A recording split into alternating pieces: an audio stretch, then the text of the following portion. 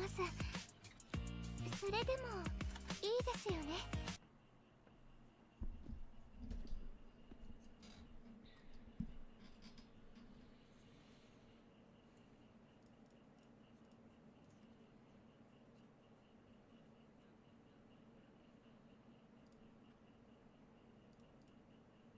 いいですよね。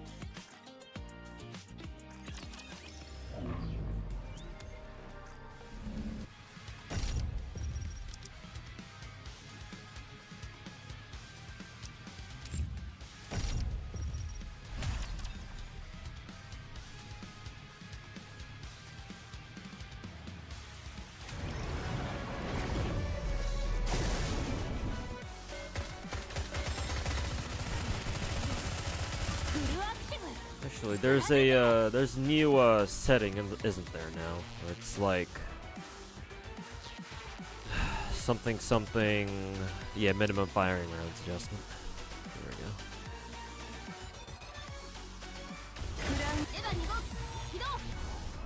Apparently, this is supposed to help increase your DPS.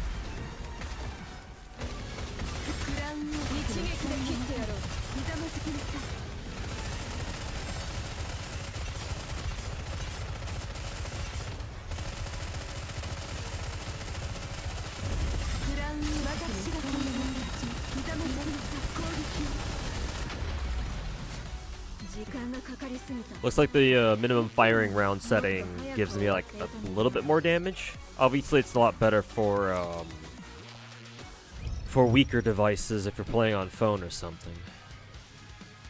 Since I'm playing on PC, it doesn't make that much of a difference, but still a little bit. Might help sometimes.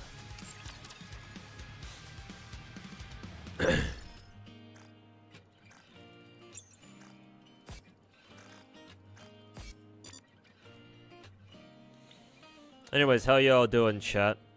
Apparently, over the week, ever since last weekend, people have been making videos. I know Techie, I know Saint, and obviously that Ein Toma retard, made videos on me.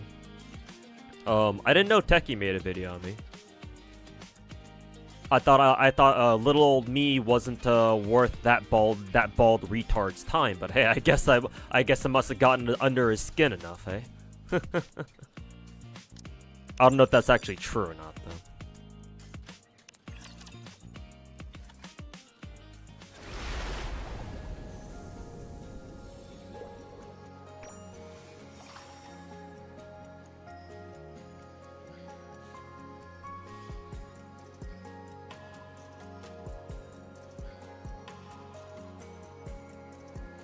New Arknights drama, Virtuosa, and Executor skins don't have English voices? Oh, that's not good.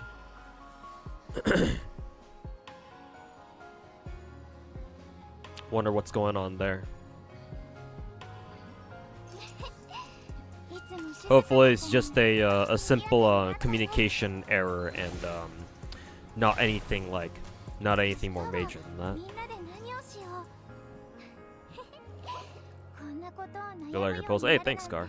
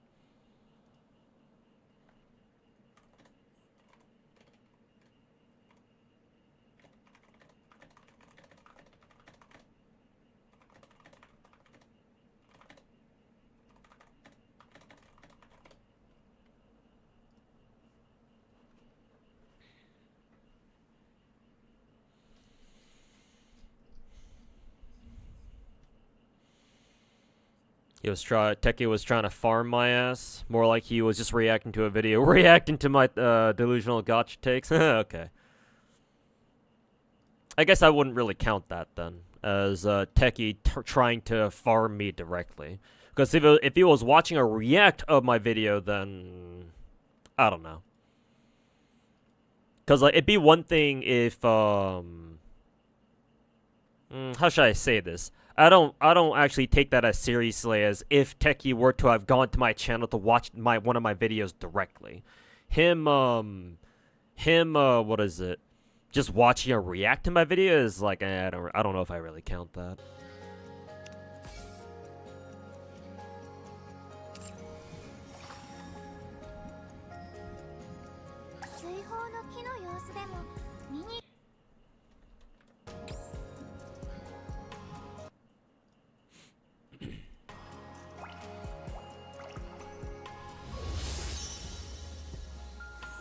It did feel strange with the things he was saying, but Voldemort does what Voldemort will do. What did he even say? I mean, I know it's not gonna really matter because most things that Baldy says doesn't fucking matter for shit. I mean, he might have some good takes about gacha, but I'm kind of curious actually to know what he said. That might, you know, that might actually affect me in some way. I don't know, man.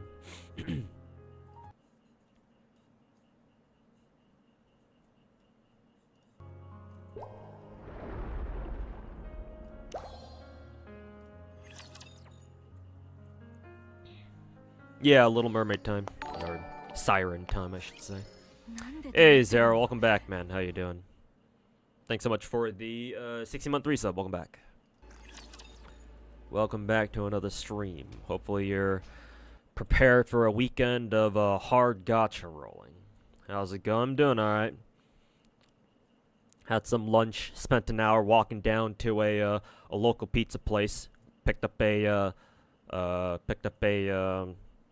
medium-sized pizza, and then ate like half of it, drank some pink lemonade, and now I'm here. Those idiots making fun of my videos wouldn't even survive FGO. They can't even survive losing their 50-50. Oh yeah, I know. Yeah, I know.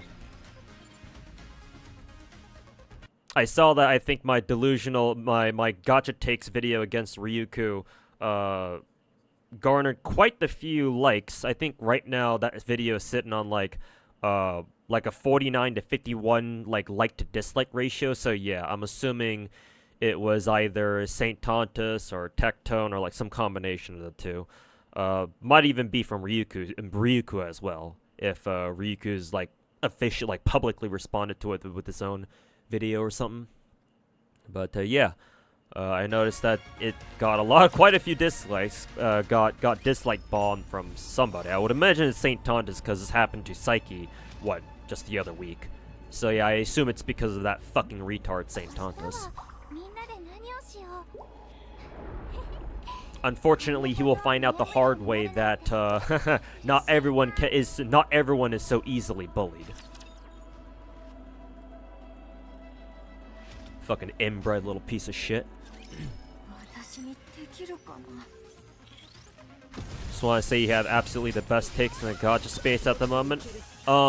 As it should be. And I'm not even saying that to like inflate my own ego. I say that because literally almost everyone else in this community is dog shit.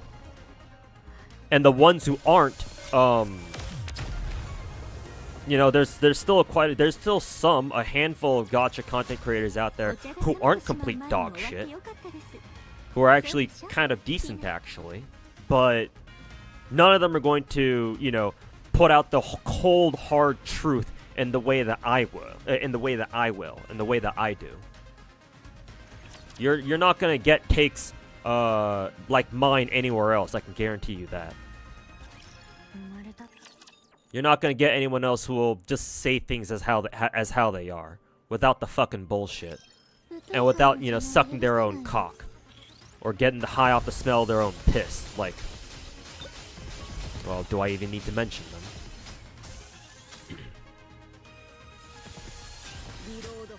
Hey, Cornithius, welcome back. People think I'm being serious with the God of Gacha. Well, I mean, you say that, you might think it's just tongue-in-cheek, but, like... Oh, I need to actually hit this thing. But here's the thing, like, I'm, like, semi-serious when I call myself the God of Gacha. Like, obviously, I'm not, like, fully serious about it. Like, I'm not, like, completely unironically thinking that I'm sort of god, some sort of fucking god or something. I mean, calling yourself a God of Gacha is basically saying you're the god of trash. Because gacha games are trash, let's be honest. But,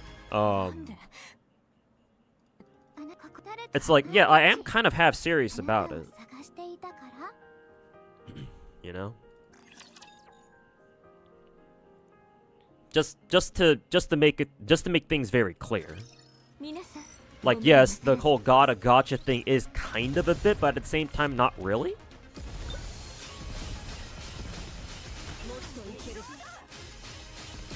Like, the more accurate title to give myself would be like the Gacha Guru or something, or like the Gacha Sage even. I don't know. But first of all, I have an acquaintance who also does YouTube content named Chaldea Gurus. Some of you will know him as Musaki. So if I were to call myself like the gacha guru, that might be like overlapping with his name a little bit. And plus the guru sage is like I don't know, it doesn't like pop, you know? It doesn't grab your attention as well. God of Gacha, however, does. And besides, nobody else has the balls to call themselves like the God of Gacha either, except for me. So I figured, hey, why not? Might as well. I'm not the type of person to call myself who would normally call himself the God of anything. But in this day and age, with how content creation is done these days, might as well. Yeah, Rare Thursday stream, Sinark. Bonus stream, if you want to call it that.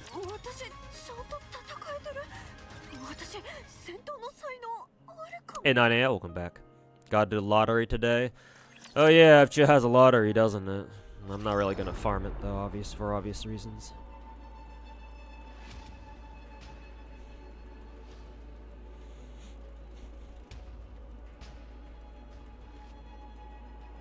Don't want to get called out again for standing still for 2 hours. I don't get the context behind that. Did somebody try to like roast my ass for standing still for 2 hours?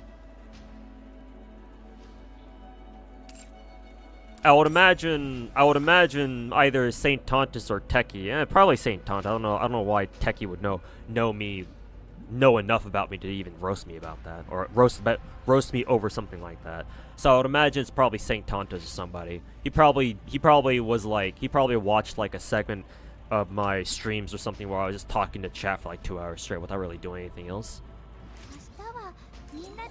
That would be my best guess. What drama did you miss? Oh, nothing really. Nothing important anyway. Just some fucking inbred losers trying to thinking that they can actually do anything to roast me.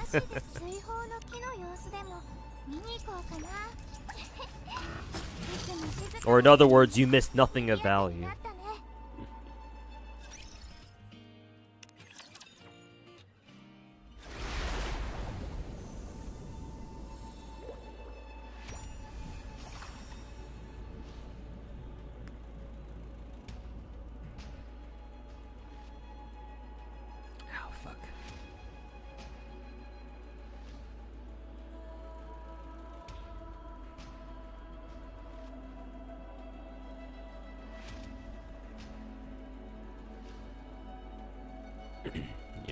Feel like Arknights and Nikke are some of the most free-to-play friendly, not gonna lie.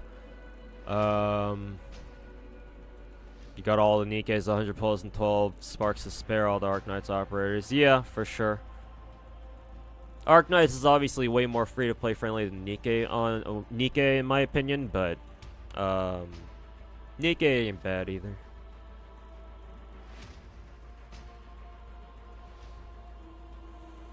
People acting like Saints community is and downvoting everyone. I would assume that's where those dislikes on my Ryuku video came from, which is hilarious because I believe Ryuku and Saint Tontus had a run-in at some point.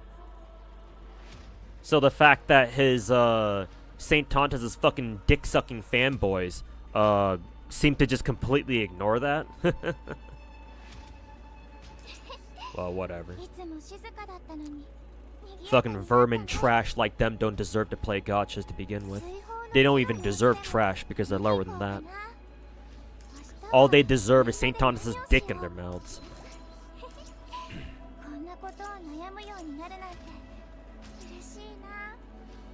Found all the map drops.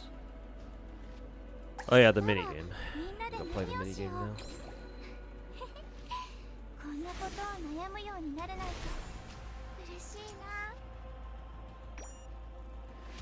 Techie seems to not want to interact with me. Really? Really? He's scared of little old me. Hey, I mean, I guess I gotta give it to him. I guess he's smart enough to know that, he's at least smart enough to know that, if he tries to, like, debate anything gacha related with me, he's gonna fucking lose. So, at least he's got the decency, or he at least has the minimum level requirement of intelligence to understand that. Can't really say the same about St. Tontus, though.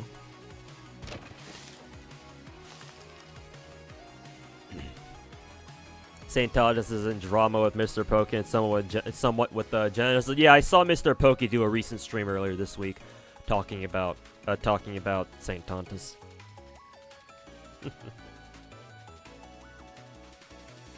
I mean, hey, I encourage St. Tontus to keep it the fuck up. Maybe the more people you piss off, the more chances you'll have of farming more dick-sucking followers. Keep it up, bitch. I dare ya.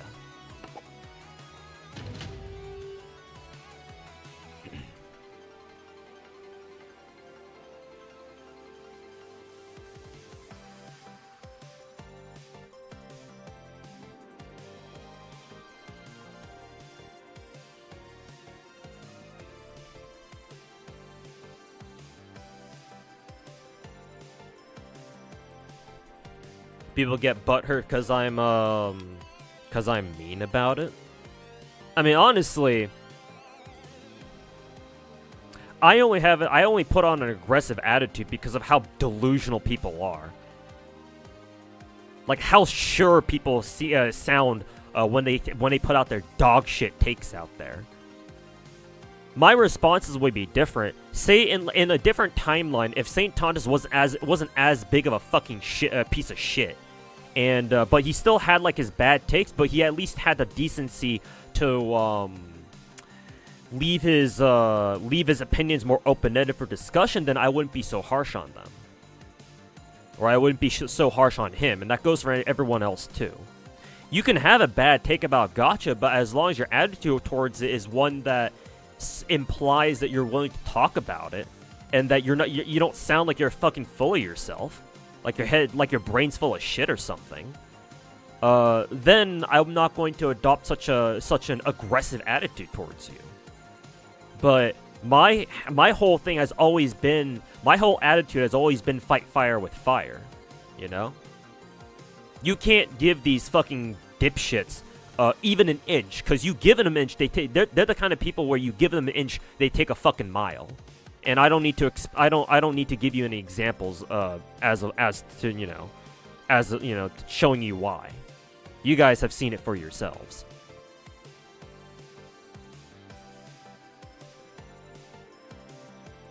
No one had any issues with MTash calling himself the free-to-play king. Yeah, because people like content creators who are relatable. Or at least, the plebeians do. That's why people liked Enviosity. That's why Envy fucking rose to popularity back in the day.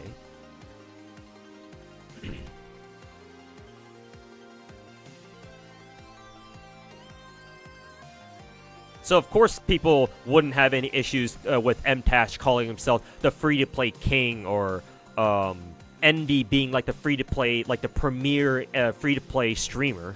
Premier free-to-play? Oxymoron. The Gacha God title is kind of cringe. Yeah, like I said earlier, normally I'm not the type of person to call himself the god of anything, like I said. I think that anyone, including myself, calling themselves a god at anything is pretty cringe too. But I can at least I can at least justify to myself, if nobody else, calling myself something like the god of gacha, because literally no one else can touch me. Or at least I haven't seen anyone yet. At least not out here in the West. Ryuku claims that, oh, I've been playing gacha games longer than you have, but the way he talks and behaves suggests none of that. So,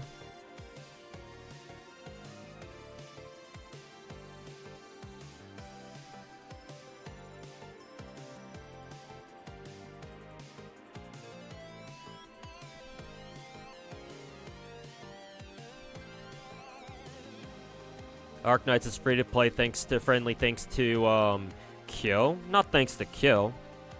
I mean, Kyo and everyone else, Kyo, EchoGen, and any other free-to-play, free-to-play strategy Arknights tuber,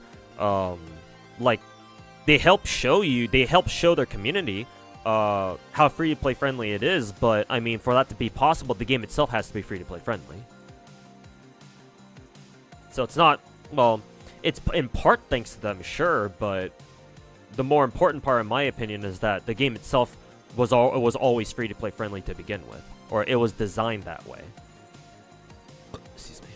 Because even if it wasn't Kill, somebody else would have come along and done their job, right? If Kilston never became a content creator, for example, somebody else would have.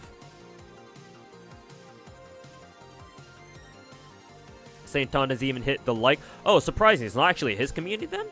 Interesting. If it's not him, then yeah, I suppose it must have been either Ryuku or Teki then, not Saint Tontus. Surprising, considering what happened to Psyche's video. But maybe I'm targeting the wrong community here. Not that that would make any difference, but...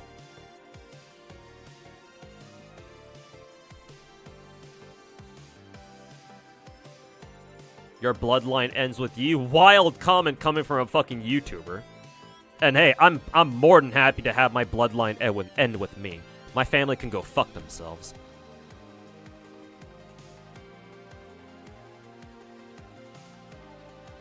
And hey, let me tell you this much. If Saint Tontus and I are any indication, we Koreans are fucking messed up. So, yeah. When we Koreans are gone from the face of the earth, nothing of value will be lost. That's already gonna happen anyway. Just wait like, I don't know, 50, 60 years and there's barely gonna be any of us left.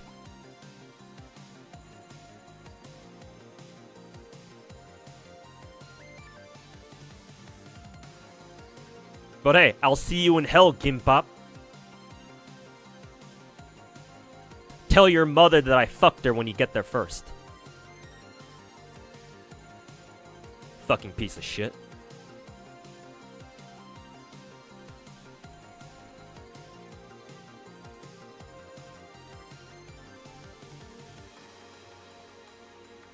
The guy who made the video about me was just insulting, but was it Aitoma or was it somebody else? Because I'm aware of, I know that Aitoma made a video about me. I didn't even know about the guy until like fucking last weekend. But unless it was somebody else. Could be somebody else, I don't know. I don't pay attention to people who try to roast me. Waste my fucking time.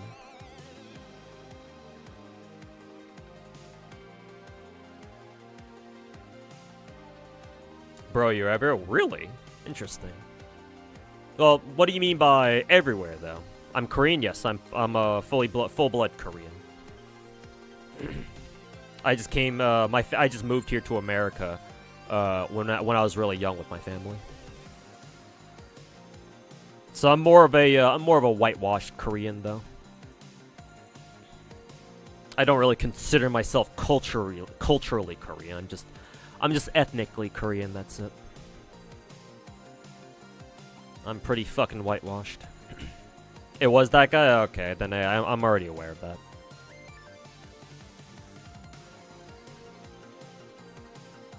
Imagine coming to a gacha stream to tell them that their bloodline should end with them. I mean, that's YouTube chat. I expect comments like that to come from YouTube chat. Usually Twitch chat is a lot more chill than that.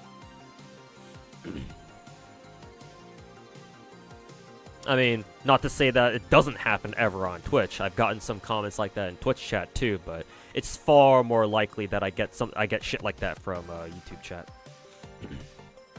So, having dual streamed to both YouTube and Twitch for like the past like fucking 6-7 years, I'm pretty used to it.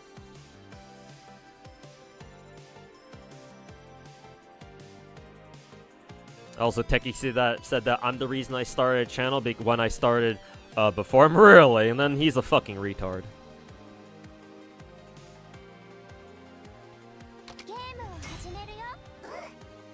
Never mind, Teki. That bald retard is still fucking still has a few extra chromosomes, I guess.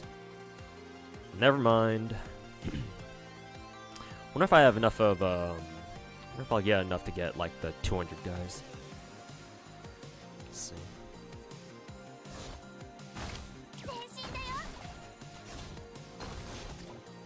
Go, my gunners. Wait a minute, where's my, medic?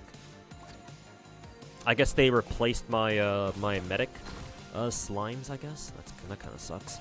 I'll have to go back and, I'll have to go back and, put in some medics again. Or put back my, my medic slimes.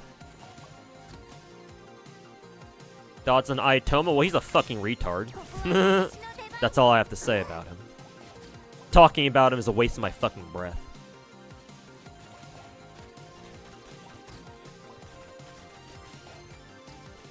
Is the new Nikke game? Yeah, it's a new minigame that came with the with 2.5 anniversary.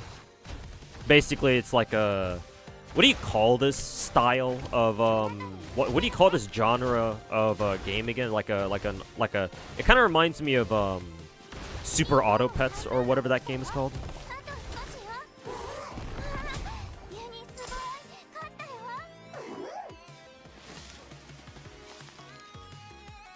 Not exactly tower defense, but maybe, like, I'm assuming it's just like an auto battler or something. But when I think of auto battle, I usually think of stuff like, you know, TFT, obviously. I don't know if it's the same thing though. Hero attack increase.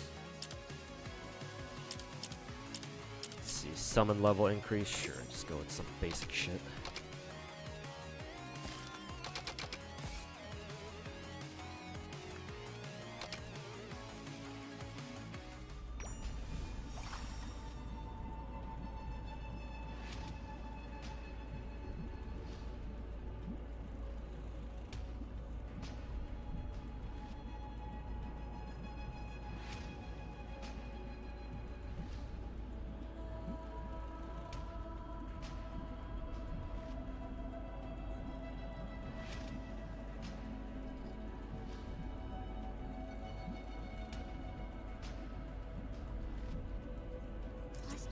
A lot more people would struggle to clear. Let's be honest. Yeah, sure. But then again, that too was always gonna happen anyway, because, you know, gacha players are fucking retarded. But like I said before, even if Kyostin or our current like roster of Arknights YouTubers and content creators, even if we didn't get them, as long as the game itself was the same, we would get other content creators who would come up and, you know, do their jobs for them. If we didn't get Kyostin, then we would have gotten somebody else. So in my opinion, it's more important that the game itself is free to play friendly, because people will step up to become content creators if they like a game enough. It's just that even if Kyostin never, even in the case that Kyostin's stream or channel never blew up, somebody else's would have. So.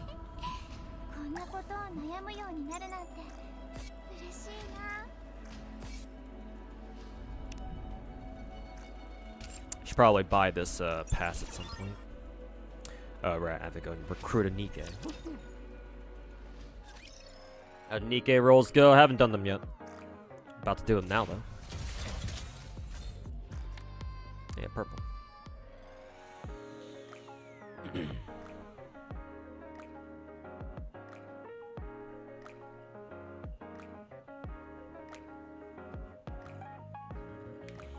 YouTube chat, people are a lot younger usually and dumber. No, age doesn't have much to do with it. It's simply numbers. YouTube is a far more popular platform just in general for entertainment, just general entertainment, like online video entertainment, than Twitch is.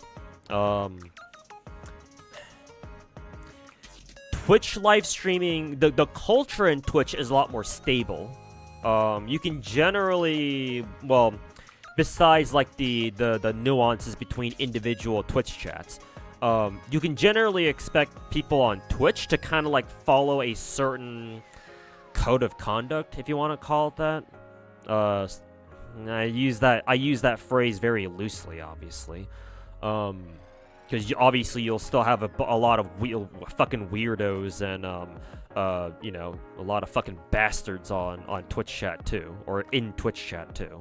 But YouTube is simply just way bigger, and not only that, but YouTube live streaming is not nearly as mature as or hasn't been around as long as like Twitch chat, for example, or like, you know, hasn't been around as long as like a live stream platform.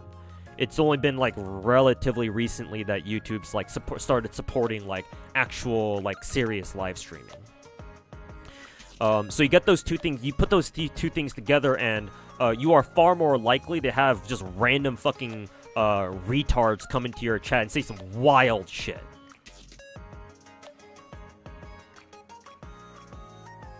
So, in my opinion, it's not really about age, though it could play a factor. It's just more than age, though. It's just simple numbers. Well, that and the fact that YouTube live streaming hasn't been around for as long. Ryukyu did do a stream responding to my video. A few other talk shit too. Yeah, I'm aware. Should you start Genshin as a free-to-play? As a free-to-play, sure, if you're not spending any money.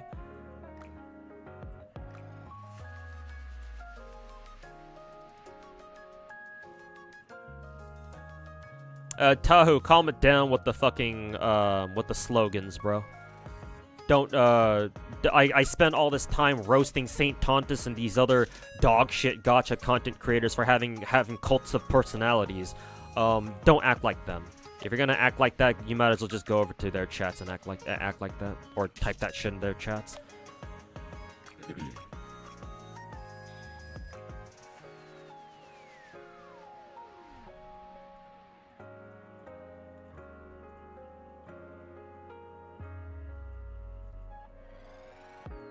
Playing the new Arknights anniversary? Well, it's not an anniversary per se, it's just a festival banner, but I think it'd be probably hard if you had to rely mostly on 4 to 5 stars. Well, I mean, that's why it's a gacha. Also, throwing a dozen 6 stars at a level works 9 out of 10 times. Yeah, I mean, that's the whole point of gacha. Or at least the good ones, anyway.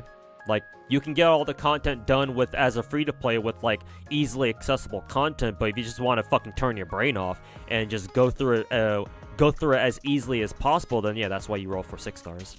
Or that's why you roll for high rarity. Ban on Twitch is worse than a ban on YouTube. Technically, yeah, because I don't think if you ban somebody on YouTube, their entire chat goes away too, because that's what happens if you get banned in Twitch chat. I think if you get banned in Twitch chat, you lose access to the entire rest of chat, I believe. So, yeah, a little more punishing getting your ass banned in a Twitch chat than it is to get banned in like a YouTube chat, for example. Can't believe being loud and stupid is rewarded nowadays, bro. That's the absolute state of social media for like the past like fucking 4, 5, 6 years. Like ever since the pandemic, bro. That's how social media, just media in general, has always been. Or that's how it's been, like, where you've been for the past 4 or 5 years. Whoever's the loudest and the fucking dumbest, those are the people who get the most attention. I mean, fucking look at the bald guy Tectone. So hey, people all of a sudden have a problem with me getting all loud and shit? Is it because they see me as a threat? They know that I'm smarter than them? Gee, I wonder why that could be.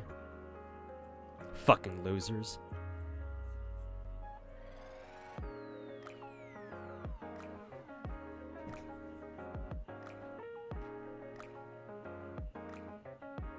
I think Yishuen from Zenless now has the biggest titty size? Maybe.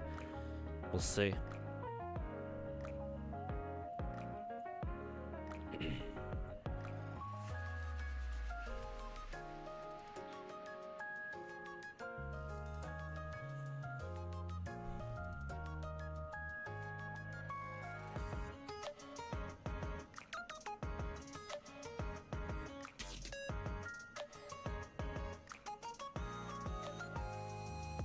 trying to balance out playing 4 different gachas at the moment. You're looking to pick up an Enfield and Vermilion in the future. Any advice how to manage playing a large number of games?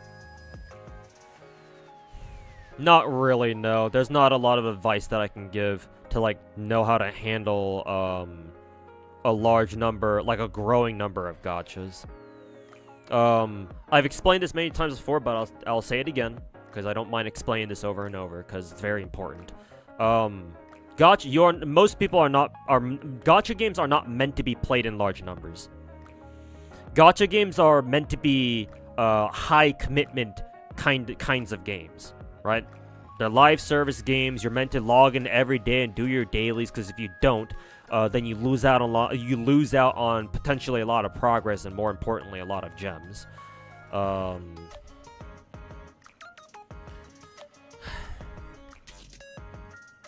So in order for you to be able to maintain a whole lot of gacha games at once, like me or other people do, you sort of had to be built different.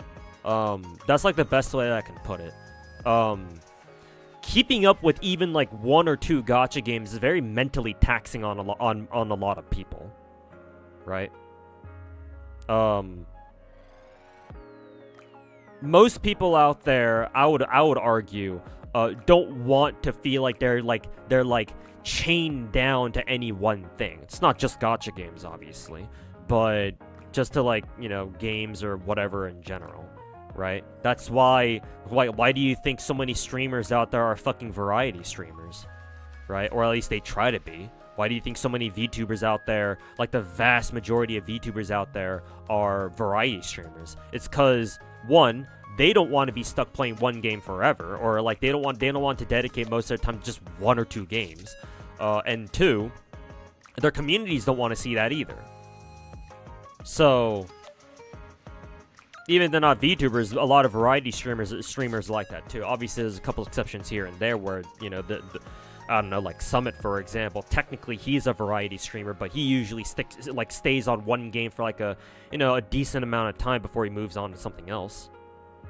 He doesn't exactly flip-flop games every other fucking day, for example. And other, like, you know, other flesh tubers like him too, if we're gonna use that term. But anyways, back to gacha. Gacha games, there's not really much you can say to prepare people to, like, fucking play a whole bunch of them at once. Again, each individual gacha game is very mentally taxing. The best way to keep up with a lot of gacha games is to learn how to efficiently clear dailies in all of them, if they have dailies even, as best you can. But in order to do that, you need to actually fucking play the game enough to know, like, how to efficiently clear dailies in the first place. So you have to put in the time to learn how each gacha game works to begin with, before you can get to the point where, oh, I know exactly what to do. Like, oh, these are the dailies I need to get through. Boom, boom, boom. All right, we're done. We're good, right? And a lot of gacha games require a degree of, like, stabilization. That's what I like to call it, gacha stabilization. Like, you're stabilizing your account before you can get to the point where it's like, okay, now I can efficiently clear dailies, and I don't really have to spend a lot of, like, brain power on this. Just like, it just becomes muscle memory. Because anytime you start a new gacha game, you have a ton of things that you have to do right off the bat. Right, for like the first, you know, depending on the gacha game, for like the first, like, 2, 3, 4 weeks or so. Newer gacha games, I would argue, it's a lot easier to stabilize your accounts for these days. Like, I picked up Magia Exedra like 4 weeks ago at this point, like about a month ago, and I got my account pretty stabilized within, like, I don't know, 2 weeks, maybe 3.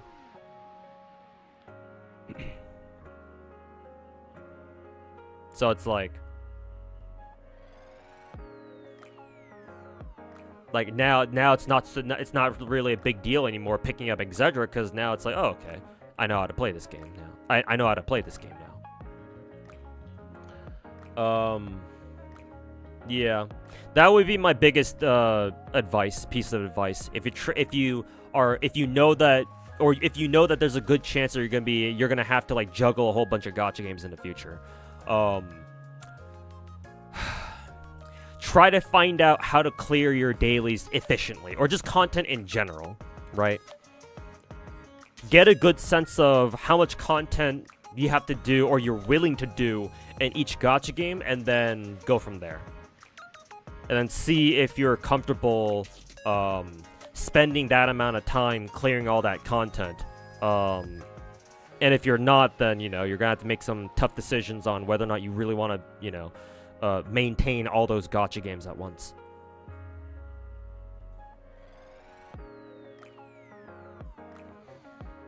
And everybody has a limit when it comes to how many gacha games they play too. You can't just play every single gacha game. That's impossible. You have to pick and choose which ones you want to keep up with. There are some fucking chronically insane people like me who will go into the double digits, and we're still doing just fine for the most part, but that's not most people. Everybody's got a hard limit at some point. It's just, you know, for everyone it's a little bit different. Not just, well, not little. It's quite different. Varies from person to person. Depends on a bunch of other factors too. As for example, how much spare time do you have in a day? How much do you even like gacha games to begin with? You know, so on and so forth.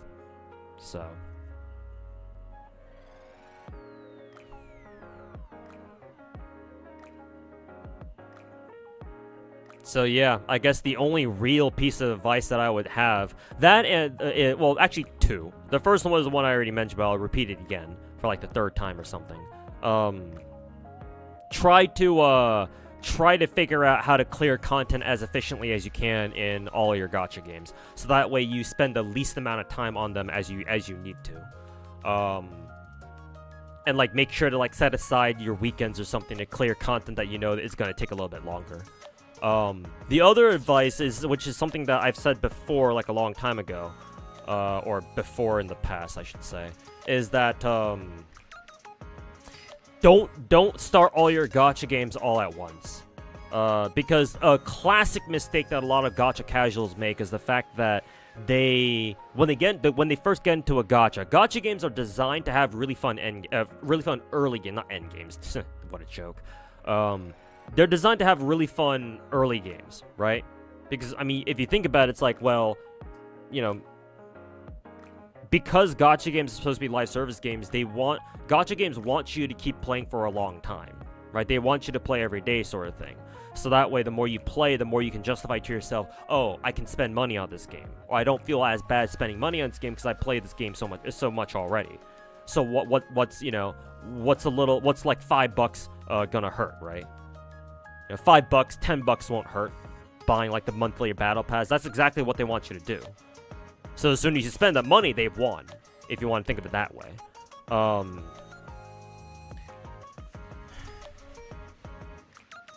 So typically gacha early games are really good in order to like hook people, right, to get them to play. But eventually, for all gacha games, you will eventually hit the point where you are gated in some way. Progress gated, content gated, whatever the time gated, whatever the fuck kind of, you know, progress gate that is, or whatever kind of gate a gacha game has. But across all gacha games, it's the exact same thing, or that kind of thing happens all the time. And usually it's not enough content, or a lot of the time, the amount of content that is an early game for a lot of gachas isn't quite enough to satisfy the people who, you know, jumped into them, right? So what do? They're like, well, shit, I can't do anything else, but I still want that early gacha, like, early game experience. What's another gacha game that I can play? And so they stop jumping into other gacha games. They pick up a second gacha game. They pick up a third one, a fourth one.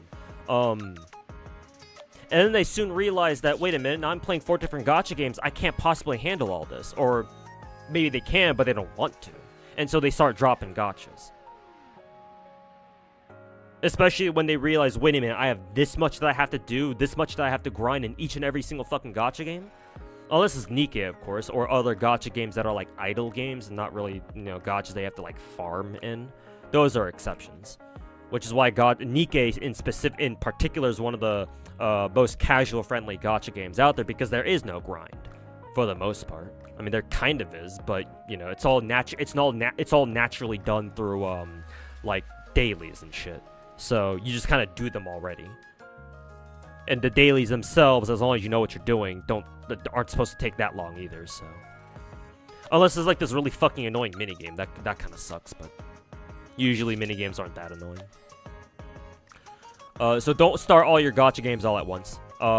Ideally, what you should do is pick up gacha games one at a time, and spend enough time on them individually before picking up another one, to the point where you're like, okay, I'm comfortable with this gacha game now. I kind of know what's going on here, and I've got units, I've got characters that can clear content for me pretty reliably, right, for the most part. Obviously, you're probably not going to get all the stuff done, like endgame stuff done, after only like a couple of weeks, but you should be able to get like, most of the easier content done, like the essential stuff. So yeah, stabilize, that's what I call stabilizing your account. Getting your gacha accounts to the point where you're mostly comfortable with the content that you're expected to clear, like events and dailies and shit. Again, with the exception of endgame content, because obviously you're not going to get there in just 4 weeks. And then once you are confident that you've stabilized your account in one gacha game, or confident enough anyway, then you can pick up another gacha game and do the same thing all over again. Like over the past 7-8 years that I've been playing gacha, I've never started like. I'm pretty sure I've never started like more than one gacha at once, at one time anyway. Every gacha game that I've ever picked up, like they've had at least like a couple of months for me to play them and like put a lot of my focus on them to figure out, okay, how does this gacha work? How does what can I do to stabilize my account efficiently and quickly? And every single time I've had enough time to allocate to every one of my gacha games, to the point where that whenever the next gacha game shows up, it's like, all right, cool, give me the next one, I'm ready for it. So I don't know how good those pieces of advice are. Again, those two pieces of advice in regards to like, oh, how do you handle a lot of gacha games all at once, those kind of pale in comparison to the sheer fact that normal people are not meant to play fucking 6, 7, 8, 9, 10, 11, 12 gacha games at once. Most people are not capable of handling that, whether it's because they want to or they're physically incapable of doing so. Like they got like a real life job or something, so they can't possibly physically play that many gachas at once. Whatever it is, most people can't play that many gachas. Some say they do, but they gotta show me proof. They gotta prove it to me. I ain't gonna believe it. They can't prove it like I can. So, but yeah, hopefully that helps. That's all I can really say.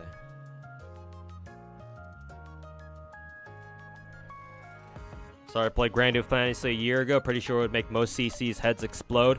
Any old school gacha game that came out before like circa 2020 or 2019, yeah, most gacha content creators will not be able to handle it, or be able to handle them anyway. Yeah. Like, just for the sheer entertainment value, I would love to see people like Tectone, Saint Tontus, even Ryuku go back and play a game like FGO. I know Ryuku's mentioned FGO a few times, so he's aware of that game. I just kind of wonder if he's ever played it. If he's ever played it. Maybe he actually does have an account. I don't know.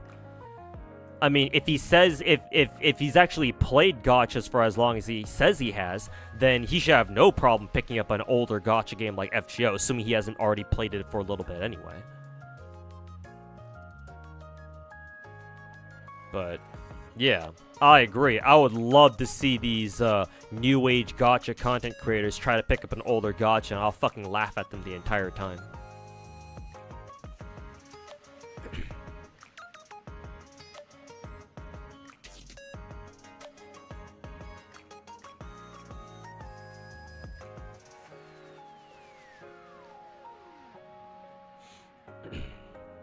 Macro or gacha? I mean, hey, if that's what it comes down to, then yeah, sure.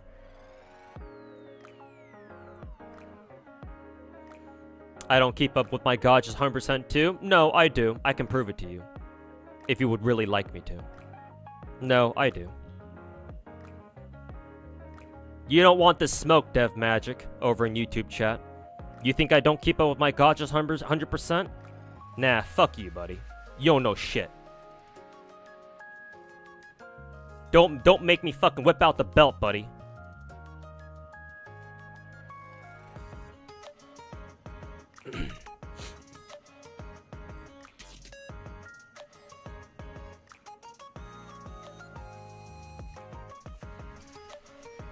I fucking dare you. Anyways, while I'm waiting for that dipshit to answer, let's do some siren pulls.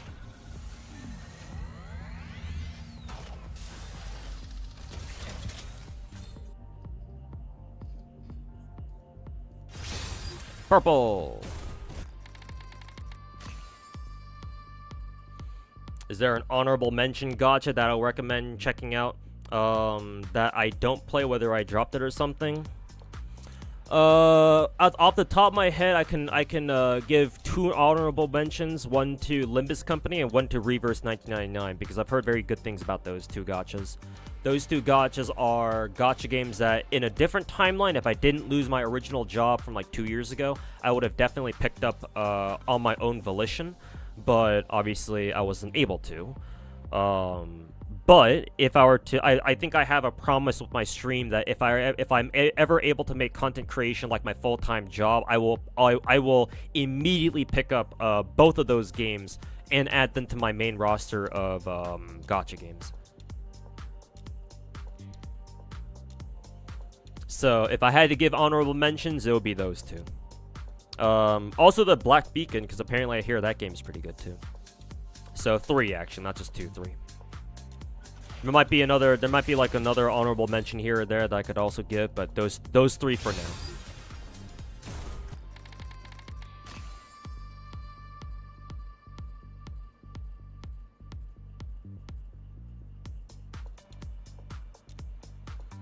Everything I said about how you handle an increasing number of gachas is basically the advice you follow yourself. Yeah, exactly. Yeah. I'm glad you also do the same thing for the most part.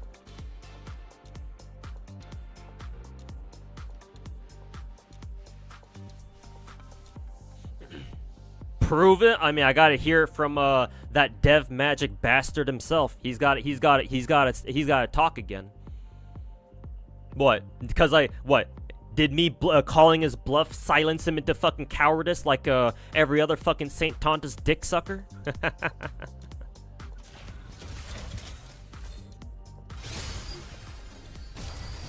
What, I pick up BD2? Sure, just for the fucking memes, I guess. I mean, I am a fan of Gunnar gachas myself, and while I'm pretty satisfied with Azure Lane for the most part, and my other gacha games that I play, of course. Sure, I'll pick up Brown Dust too. Anyways, 1, 2, 3, 4, 5, 6, probably here somewhere. Next one. What the hell? That's the YouTube. Oh, I see. I know what it is. Oh yeah. I had a video premiere up on one of my tabs because Street Fighter 6 is about to drop an Elena gameplay trailer. So I kind of want to watch it live. Anyway, sorry about that. I totally forgot about that. Anyways, who did I get? Oh, this bitch. 1% rate up, by the way.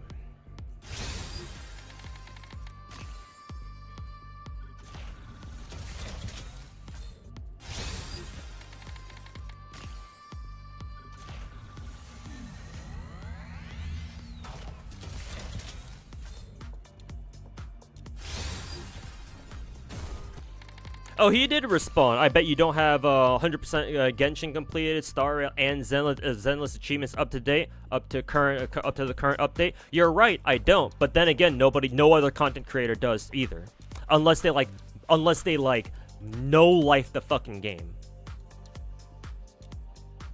But hey, all these other bigger content creators kind of, well, I was gonna say like me, but they're all bigger than me, to be fair. But all these other bigger content creators, they don't have the game fucking 100% either, so what the fuck are you talking about? What the fuck is your point, bro?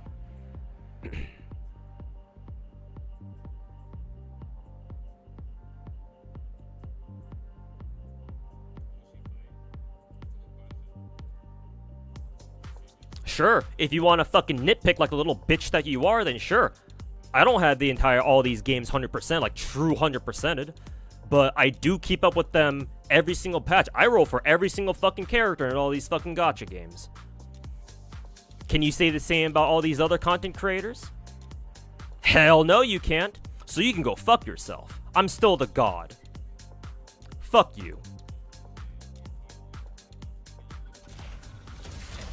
Let me know when Saint Tonda's 100% Wuwa.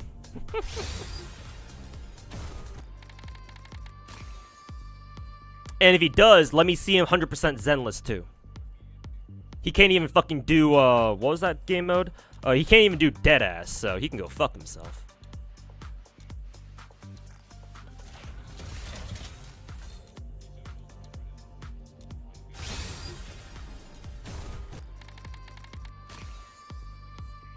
Who does, though? I mean, some people out there, I'm sure, but yeah, they're probably not a fucking content creator.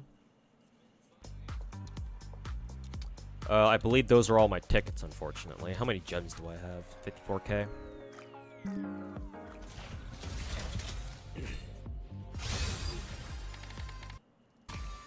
Nikke, luck not doing so hot.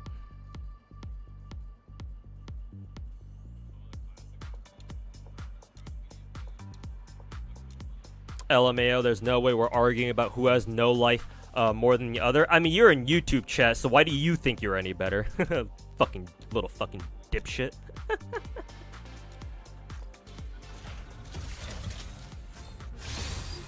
Retard alert!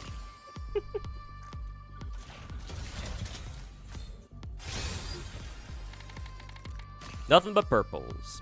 Ever played Tower of Fantasy? No, I've heard about it. Obviously, I've seen streamers and VTubers like Sweetily do sponsored streams for them, but I've never actually played it myself. Oh, excuse me.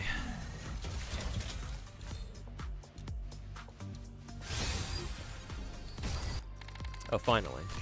I did get a pilgrim, but it wasn't who is it? It wasn't Siren. That's funny. Hey, I'll take a fucking Cinderella though.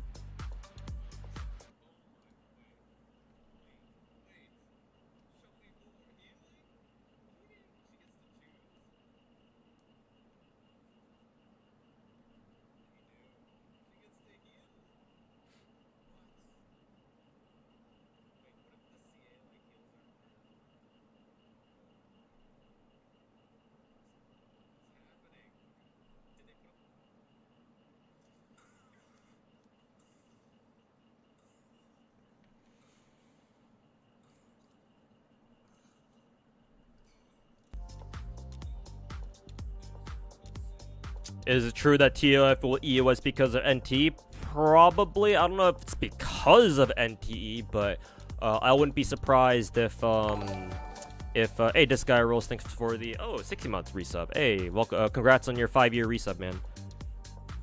Thanks so much, my dude. Welcome back. But I wouldn't be surprised if Hot to Studio wants to shut down TOF so they can concentrate everything they got on NTE.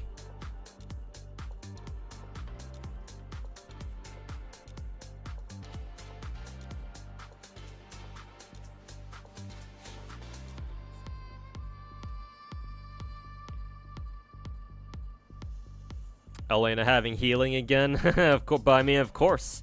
Did we expect anything different? She had it back in Third Strike. She had it in USF 4, and now she has it again.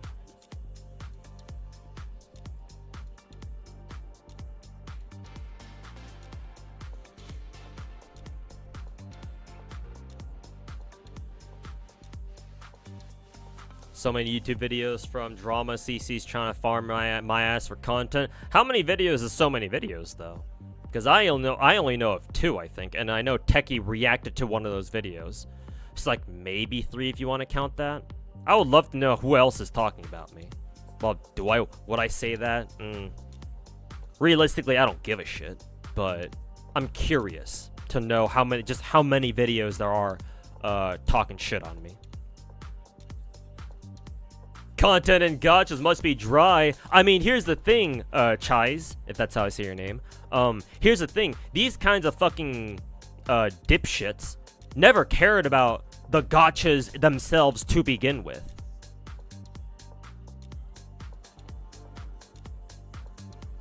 No, this is how they've always been like, my dude. These fucking drama farming pieces of shit.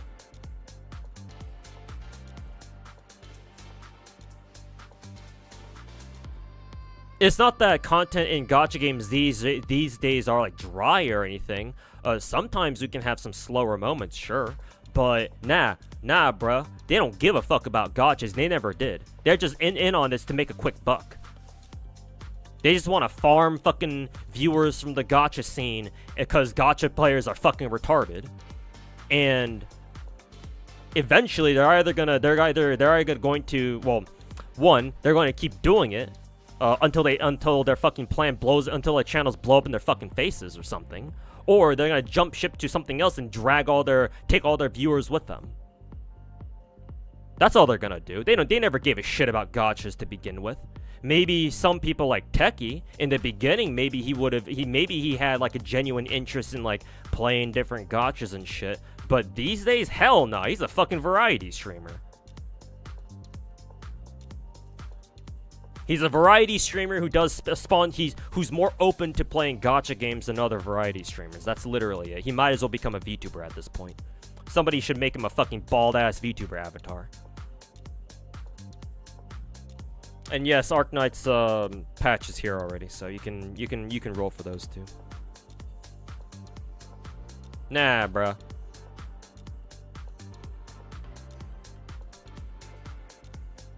You're kind of farming too with my Delusional Take series. Yeah, I'm not gonna lie. That series I designed that series to like kind of do the same thing too. So technically, you know, I'm doing the same thing. You're not wrong, but hey. I do it because I actually care about these fucking gacha games. That's much more than you can say about everyone else who does this fucking drama shit. And besides, I said at the beginning of the stream earlier today, like an hour ago, that I'm the type of person who fights fire with fire. Because again, you can't give these fucking losers an inch.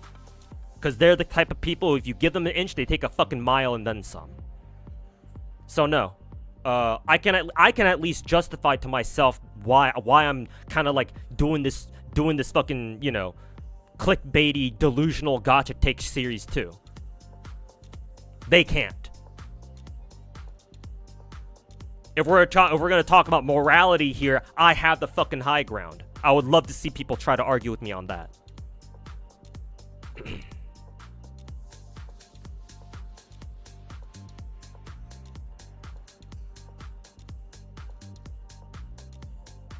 He did have an eggy VTuber. Oh yeah, he did, didn't he? Yeah, I think I vaguely remember him having something like that. Gold, good.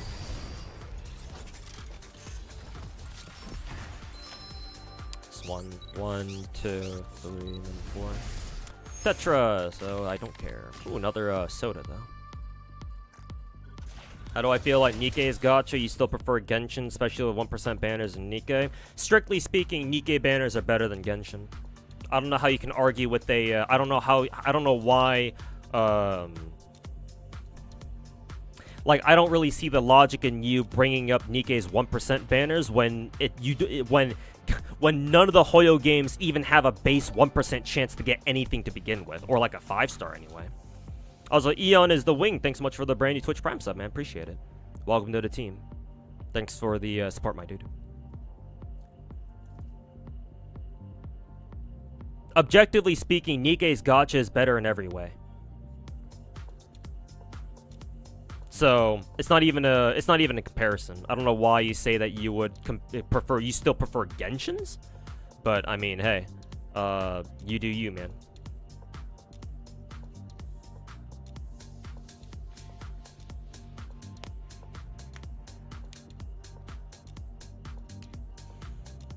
At least it's supposed you should complete all quests. You should learn some fucking English, is what you should do. Explore all map that's expected from God of Gacha. Just keeping it with temporary content is what even tourists can. No, tourists can't even do that, you fucking idiot. What kind of tourists do you think are out there, my dude? Do you even fucking play Gacha? Stupid little piece of shit.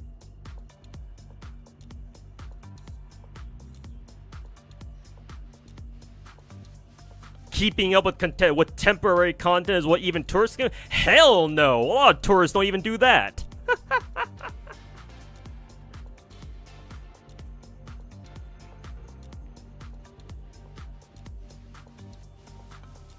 Did you get her? Not yet. Still trying, man.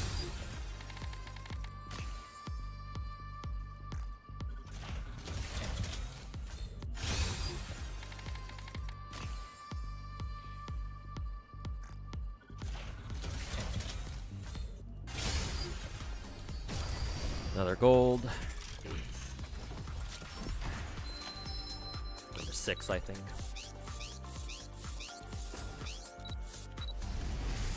Another Missilus, another Spook. Senti this time. How many gems do I have left? 27, so like 9 multis.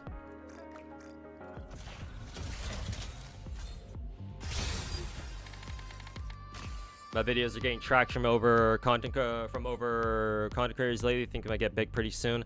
I'm not gonna hold my breath though. I mean, it's nice that for how big of a content creator that I am right now, any publicity is good publicity. Good publicity, but we'll see. We'll see.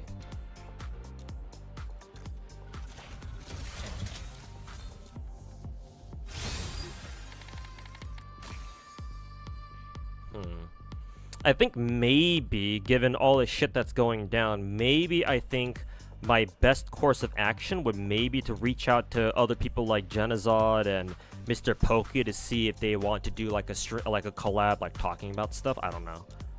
Not even sure if they'll even fucking respond to my DMs at all or not, but I could give that a try at least.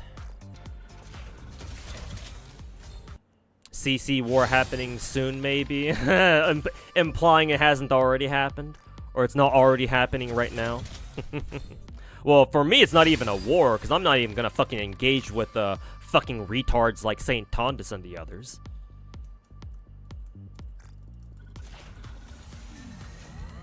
But we'll see.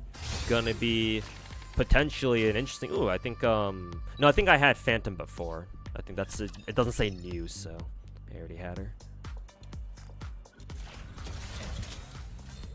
Might be risky for them, given the reputation been given by the other CCs. Well, here's the thing: Genazod and both Genazod and Mr. Pokey have talked about Saint Tontas too. So they probably already know what these bastards are really like. Genazod also knows me too. He's been in my channel before. Mr. Pokey, I don't know so much. I have to break out Wallet Kun? Yeah, maybe. Running out of pulls here. Didn't expect Siren to mistreat me this badly. Guess we'll see. Is Zia drama with Maggie? I've heard, yeah. Apparently she was a Wuthering Waves content creator, like she was a VTuber or something who was content creation program thing, except initially how it was told to me was that, oh, she got unfairly banned from the program, but then later on somebody corrected that, or like somebody else clarified that she actually like leaked like Zanny stuff or other like future content and try to pass it off as like, hey, oh, just speculation or something, when like she was like saying like the exact same shit as they had announced with for Zanny or something. I don't know.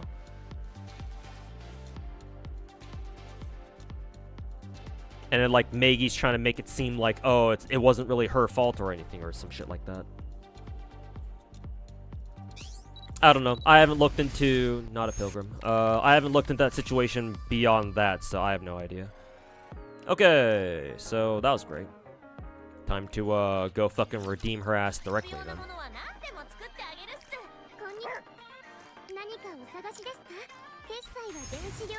Stupid bitch. Not even gonna watch your fucking intro. Go fuck yourself.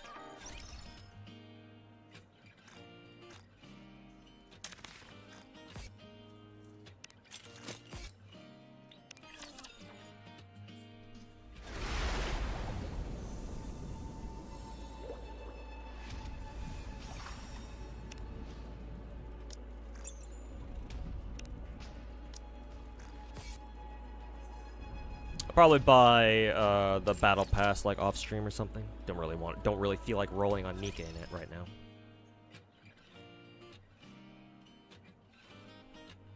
now. Don't think Maggie was unfairly banned. She was unfairly harassed by the community though. Dare I ask what they ended up doing to her then? Cause like depending on what they did, I might be able to sort of understand this harassment, but I wouldn't condone harassment of any kind in the first place, but I'd have to know what they did first.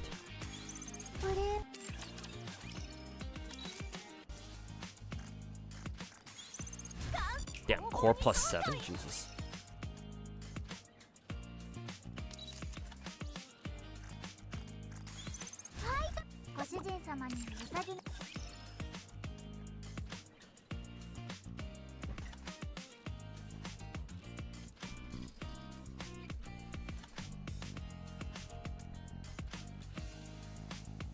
Nikke is 1%, might as well be 0.2. No, you haven't. If you've actually played a gacha that has less than a 1% rate, then you know, you should know that's not true.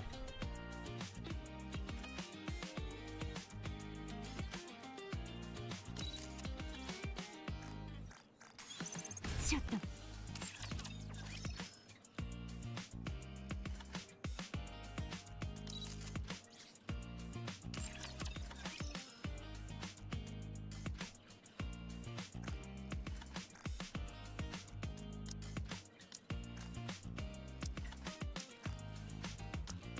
Well, we'll see how good Siren is, cause at the moment I'm in no mood to level up her dumb bitch ass. So,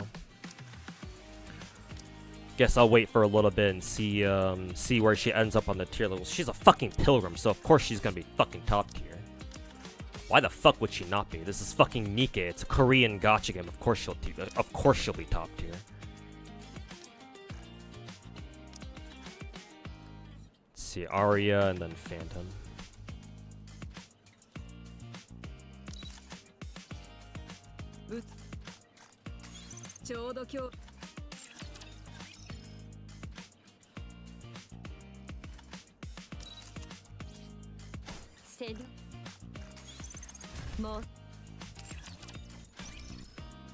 Think the Zenless milk calculators can calculate sodas at Mount? Yeah, sure.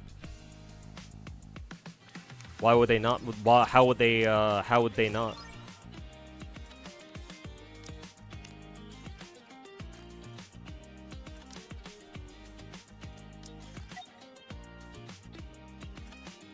What's the last thing I need to do? Yeah, this dumb bitch. Oh yeah, I guess I could get some standard pulls done real quick. Fuck it. Not like my main rolls did any good, so why would my normal rolls do any better?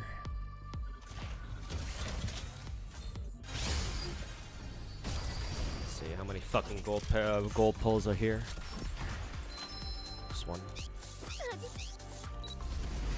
Let's see. Am I expecting anybody from Elysian? No.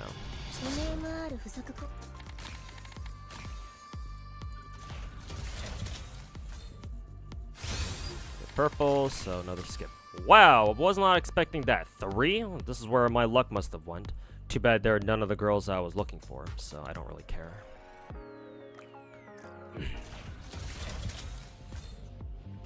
Hey, too bad I couldn't get that sort of luck on fucking Siren's banner. That would have been nice.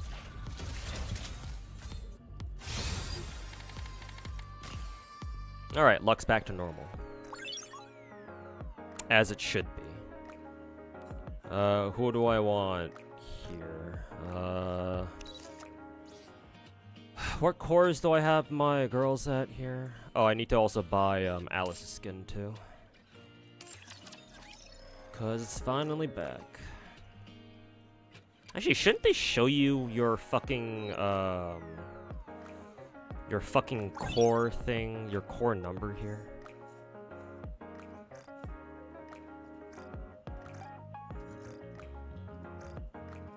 I know I got a lot of Nagas last time.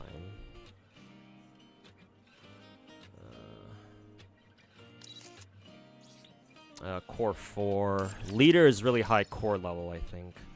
No, she's also 4 too. Okay. What about Alice? She's at 6. All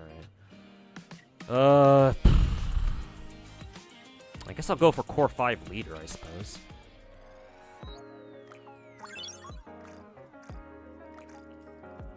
Sure, why not? All right. +1 Noir.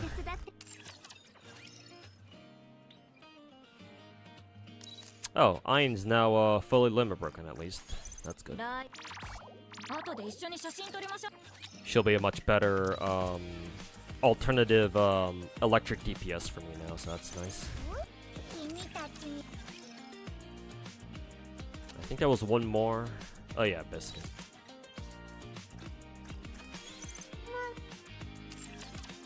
Okay, I think that's about it. Yeah. What is this lobby bullshit?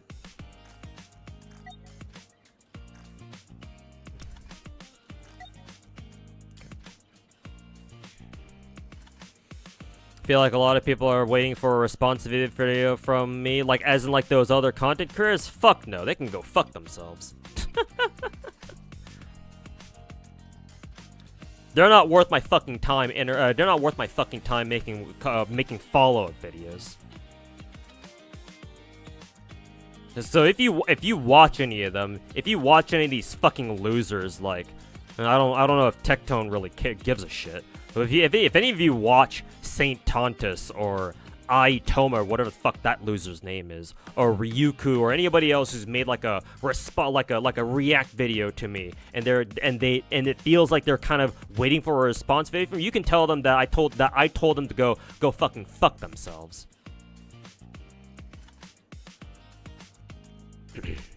They can all go shove Kuro's fat black cock up their fucking ass for all I care.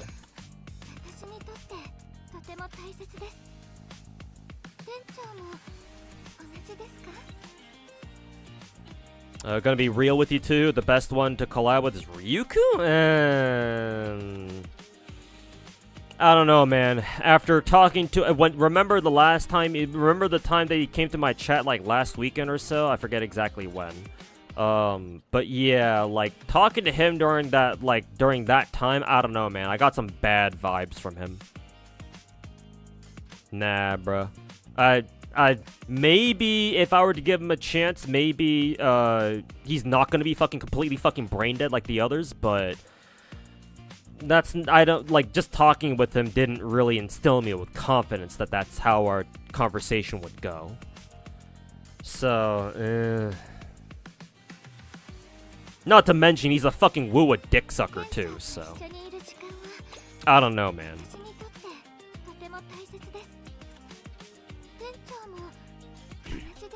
Have I talked with Genazod before? Briefly, yeah. He knows who I am. We're not like friends or anything, right? Not in the same way that Genazod is friends with Techie.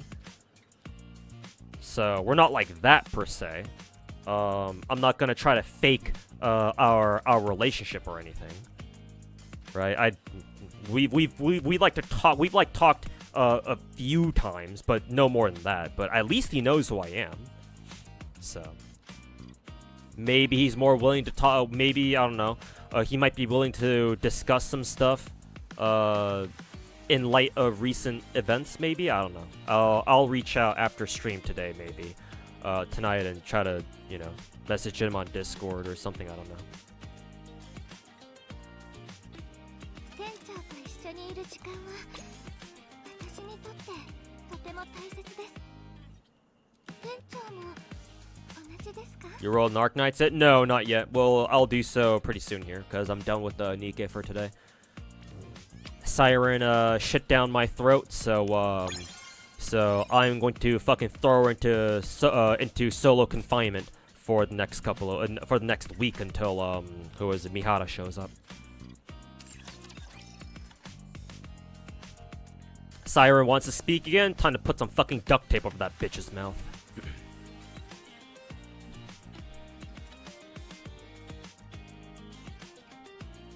Maggie did mess up, but her apology was legit. I guess if she apologized properly, then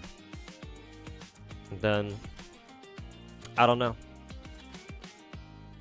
That's something to consider, I guess.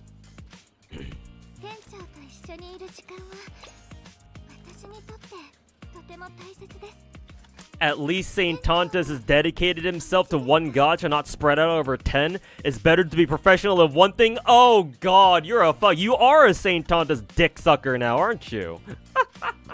I knew something was sus about you. Nah, bro, I can't take you seriously anymore. Get the fuck out of my chat before I do it for you. It makes perfect sense that the dude who can't speak English properly is a fucking Saint Tontas follower. Can't speak enough English because you got his fucking cum stuck in your fucking throat or something? Fucking loser. Get the fuck out of my chat.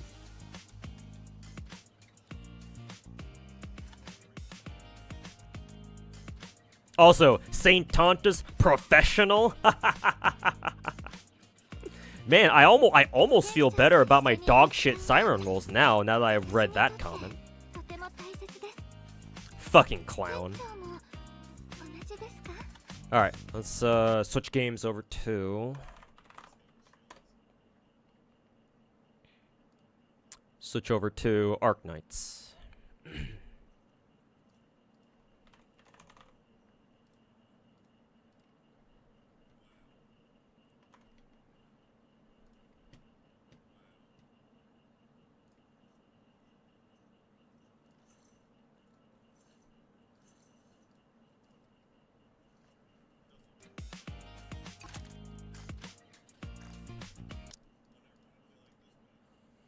Hey, I say keep trying, buddy.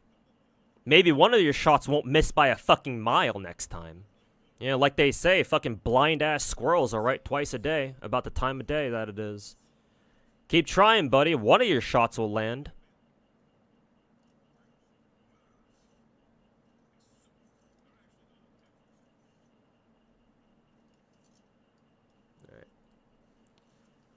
Alright. Arkweebs.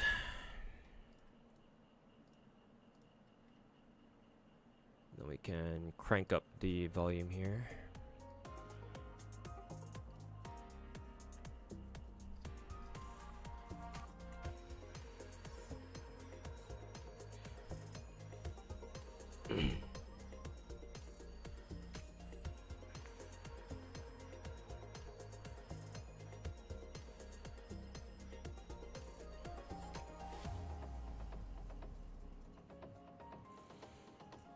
Do I have a history of Saint Tontas? Not really. I just don't like what he says, and the more I hear about him and the more I learn about what he does in this space, the less I like him as an actual fucking person.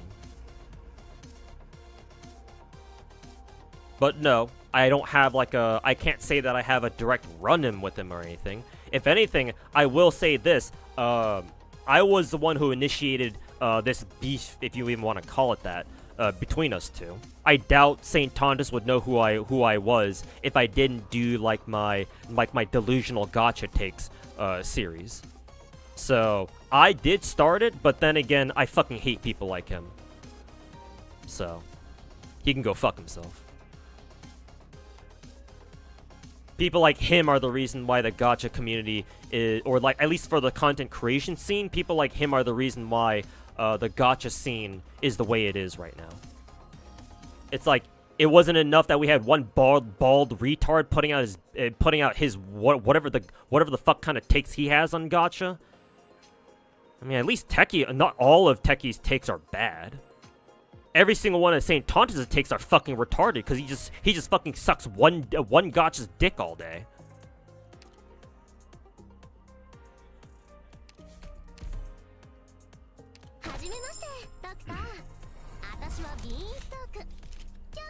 Surely Arknights will treat us better? Well, let's hope so.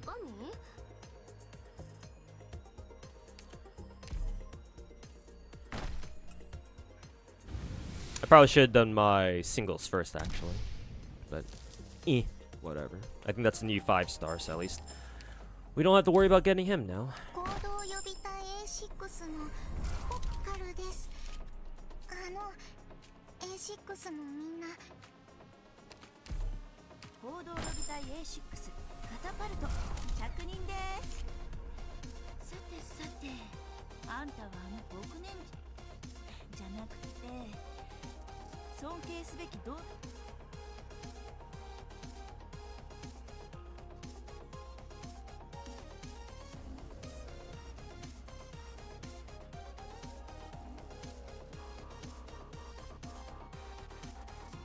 St. Tontus says you have to wear protection in order to wear my content. Has he looked at himself at a fucking mirror? I can't even look at him without wanting to buy condoms for my fucking eyes, bro.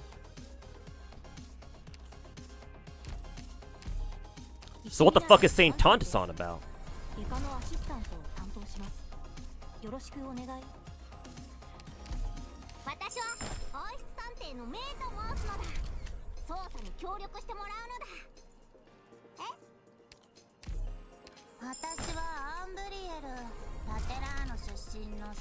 Hey Naruto, welcome back. Stream is tomorrow. Oh, is it? I didn't notice. Tomorrow. Technically, wouldn't that be tonight? Yeah, it would be tonight.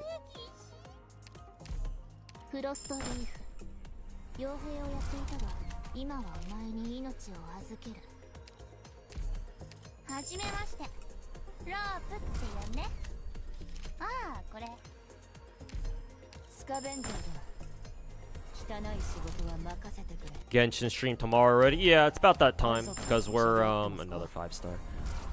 We're about what, a week into our second half banner, so yeah, makes sense.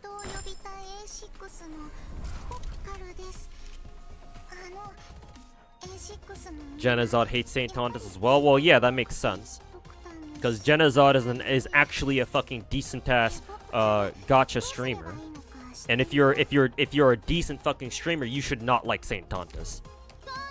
I mean, anybody who has a fucking brain and a half, or like a brain cell and a fucking half, should take one look at St. Tontus and his content and immediately figure out he's a fucking asshole. So yeah. I mean, I expected as such from Jenna, but I mean, it's nice to hear. It's nice to, you know, actually know that for real. Oh, I didn't mean to skip that, but didn't really get anything anyway.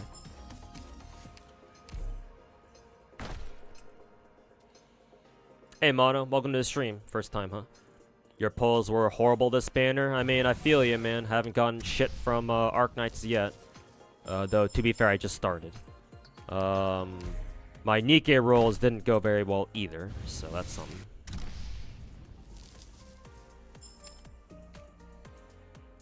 A lot of popular CCs in the gacha space appear to be charismatic narcissists, because that's the social media. That's the social media meta these days. It has been for the past like 4, 5, 6 years. I think I was just complaining about it too. That like not too long ago, like maybe 20, 30 minutes ago, where it's more important to be like loud and fucking stupid than it is to be anything else. Nobody cares, especially in the gacha space, like the popular gacha space, if you're a fan of the big 4 gachas, right? And those are all the gachas you ever play. Yeah, because a lot of people out there don't know a whole lot about gacha to begin with, they don't know any better. They just go for whoever is like the most charismatic and, you know, fucking flaps their lips the most. That's it. Fucking nymph. It's a good thing I skipped that shit. Gonna keep skipping these fucking multis because I know I'm not gonna get shit for the next 2 or 3 fucking multis anyway.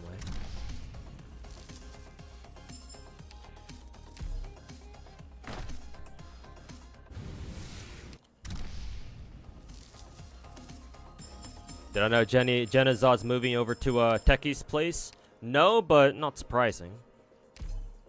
Good for him though, because I know apparently I think I'm aware that Jenna Zod's has had like issues with his internet before, so yeah. So good on him to you know, move somewhere where we might get some better internet at least. But no, I actually didn't know. But hey, props to him if he's making the move. I think I saw 2. All right, Lappy first.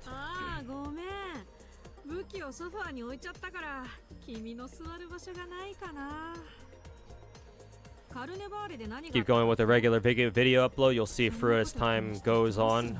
Watched every one of it. Thanks, man. And I sure hope so too. But we'll see. Sorry I'm late.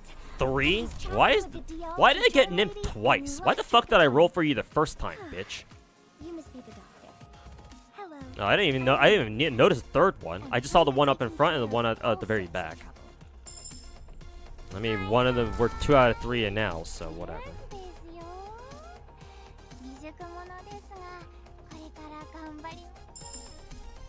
Sorry, you are the gacha god? No. Just because you're lucky in a gacha doesn't make you a god. If that were the case, then technically anybody who gets lucky on gacha once is a god, and obviously I don't agree with that. Nah, bro. Also, I've actually pulled 3 6-star operators from Arknights before. This has happened. I've seen it happen before. Once before, but it has happened. And the first time it happened, I consider that to be a much luckier time because I already got spooked once here, so.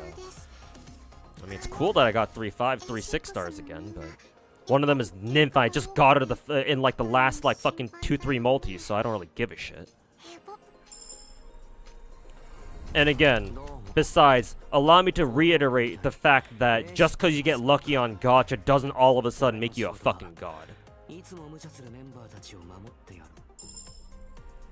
Like, you're bound to get lucky on a gacha at some point if you play for long enough. Does that make you a god? No, it doesn't. You didn't do shit. All you did was get lucky. Some people out here acting like, I'm not saying it's you in particular, but I've had people come to my channel and be like, but rolling gacha is a skill. Fucking retards. Let's see what this is. Hey, it's not fucking, you know. It's not the fucking mom. I'm gonna just skip it again, because again, no 6-stars for the next like 2 or 3 multis.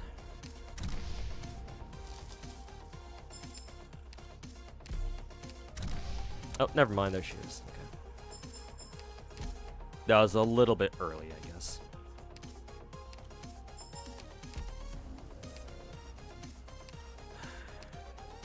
Oh, you're here finally.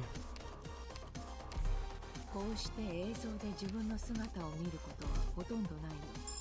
think I need more chips, I think. No, I think I have. Do I have enough chips? The catalyst things that you buy with red certs. Let's see if I do, because I think I should have 4 right now. Yeah, just 4. I need 12 actually, because fucking Crown Slayer, god damn it.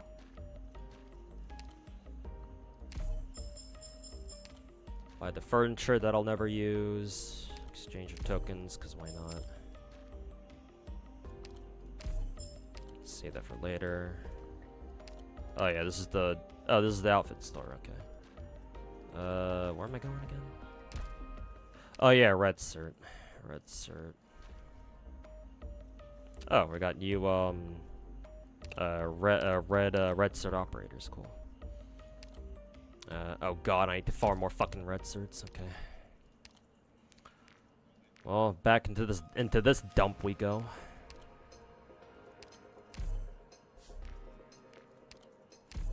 Whee! You think the upcoming gacha games can steal a spot from the top 4 at the moment? Not sure. I mean, they've got potential to, but I'd have to play them first to see how much I enjoy them. Azure Permilia might have a good shot.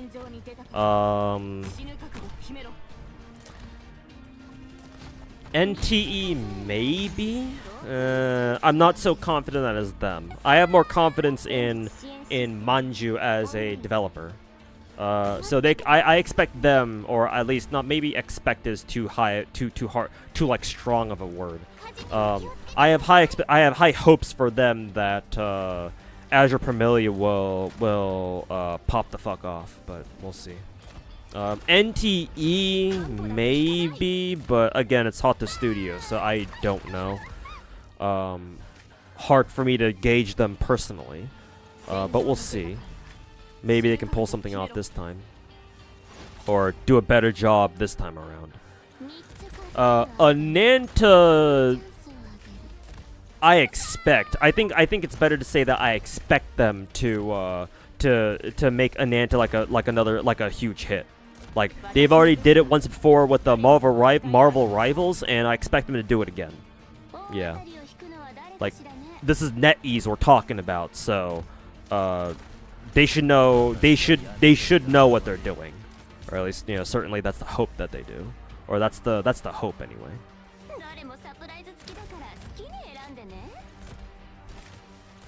And then Enfield, I wish it will break into my top 3 at least. But we'll see. Enfield is definitely like the weirdest gacha technically. Out of the 4, because like all the other gachas are kind of like familiar, right? They're all open world, and they're all like single character, like action combat style RPG shit. Like sure, they all come with their like unique twists and flavors and shit, right? They all do their thing that's slightly a little bit differently from all the other gacha games that we've had so far, and from each other, of course. Enfield is the one that's the really weird one for me personally, or at least in my opinion. Like, it's just so different from the others, just based off the fact that your entire it's an action combat RPG game, but your entire team is out on the field, and that changes gameplay significantly. It's not like just having one character out at a time. It's a lot different. If me playing Ether Gazer at all is any indication. So I don't know. I truly don't know what to expect out of Enfield. That, and I've never played one of its betas either, so I really don't know. I hope it's good. It's just, we'll have to see.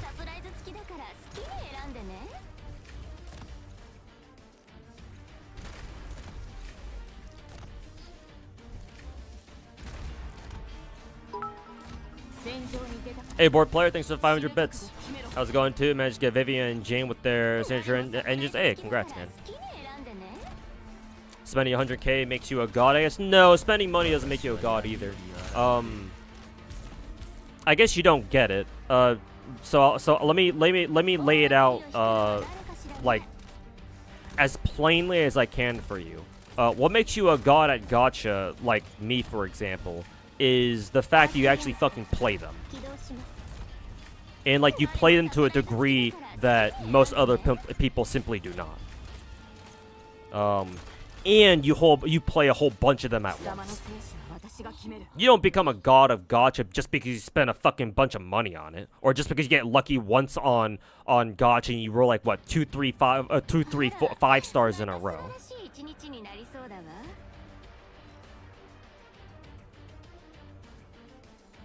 So no, get that notion out of your head that, oh, you have to spend money to become a god.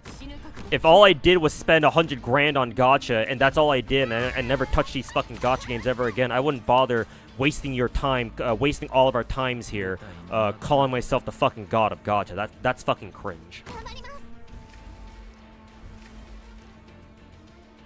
I mean, calling yourself the god of anything is fucking cringe, to be honest, but for me personally, I can at least excuse myself at least a little bit because I actually play these fucking games.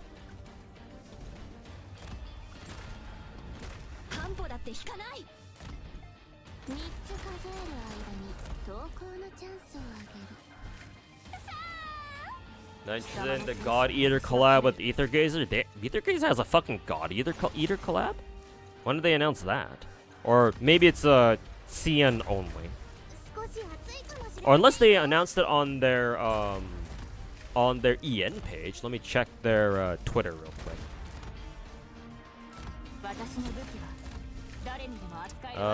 No, I don't see it.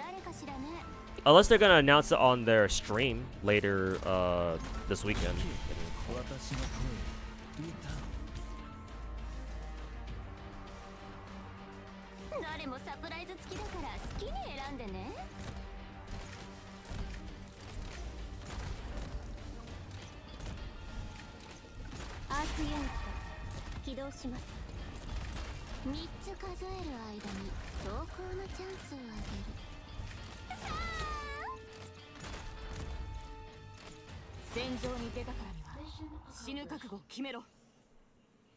Okay, wrong number.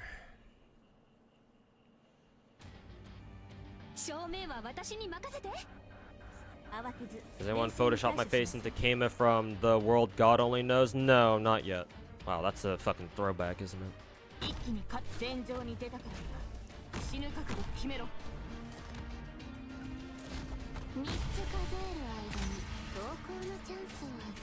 Like when we get that collab with Woowa instead of fucking Edge Runners? I don't know. I feel like the Edge Runners collab is still pretty cool.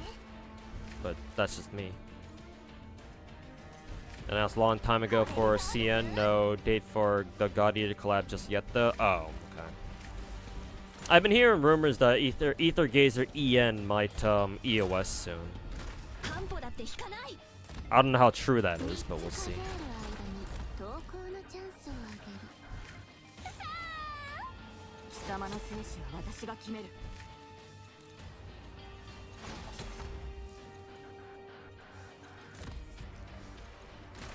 I think you should be more humble when speaking about others. More popular CC. They give you some attention and popularity. Be grateful. Oh, we have another fucking loser in YouTube chat.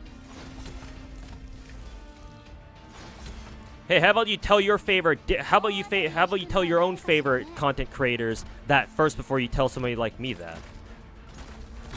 Piece of fucking shit. How about you suck their dicks a little bit more, you fucking whore?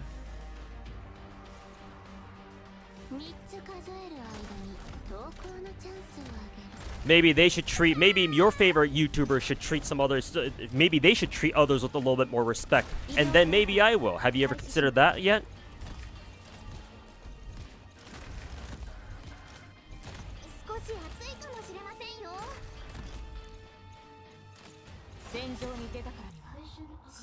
Because it's rude. Oh, you're calling me rude, huh? Oh, are you butthurt that I insulted your favorite content creator?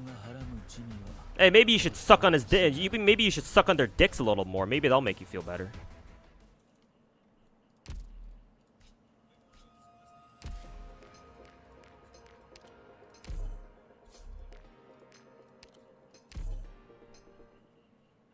Why are people coming here to say shit like that? Well, it's YouTube chat, first of all. And second of all, in light of a lot of those fucking losers trying to fucking farm me for content. Yeah, of course some of their fucking fanboys would make their way over to my channel. It's happened before already, so I kind of knew this was gonna happen. We're only gonna see more of them as time goes on, by the way.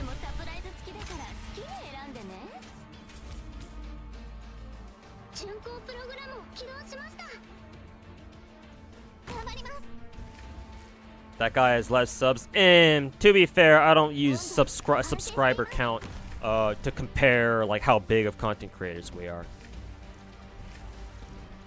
Like a lot of my subs are dead subs, because I've been making content for like over a decade, like 12, 13 years at this point. A lot of those subs are like dead subs that used to watch me for other content. So my own sub count is pretty misleading.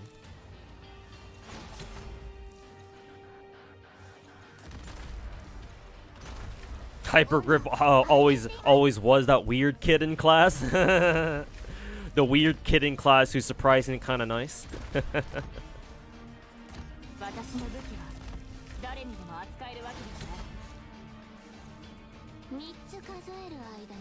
Hell no, you're not EOS. You're about to get that Thoth Gacha skin. Oh fuck, she has a Gacha skin? Ugh. Gacha skins cost like a fucking $100, don't they? Like $90 or something. War in chat, something going on? Nah, not war, just a massacre.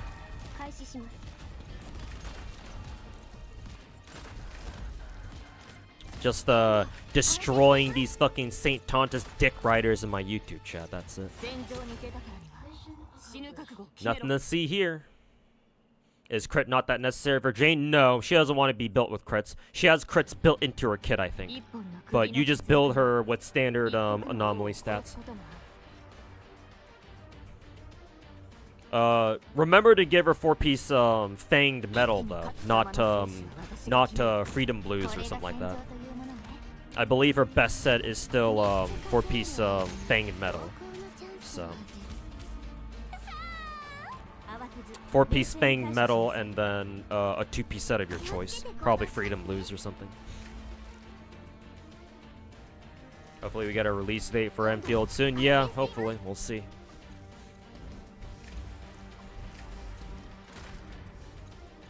Let's hear for the first one, another one show. I think we've had like 2? I think 2 so far, yeah.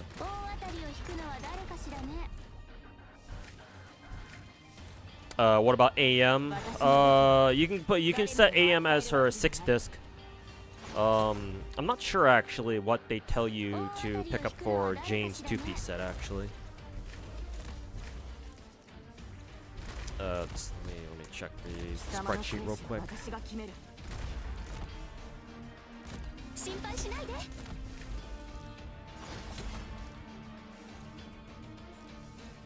Yeah, AM main stat 6th disc.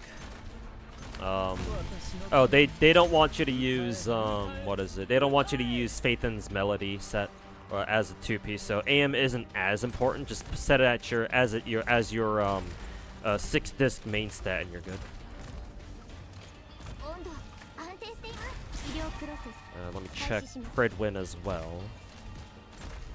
Watch past synergies update. Oh, their spreadsheet or Pridwin isn't updated for 1.7 yet. We'll see if they recommend 2-piece Phaethon's Melody, because I believe 2-piece Phaethon's Melody buffs AM instead of AP. But for now, until they update, until Pridwin updates, you can just take Freedom Blues, 2-piece Freedom Blues.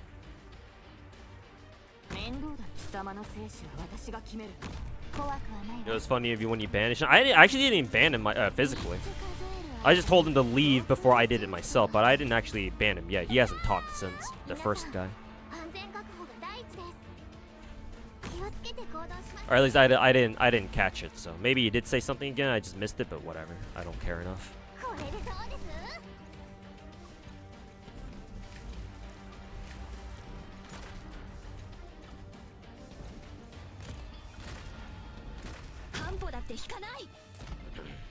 You can actually run Phaethon's set 4-piece if you have 420 AP or over. Nice, blaze it.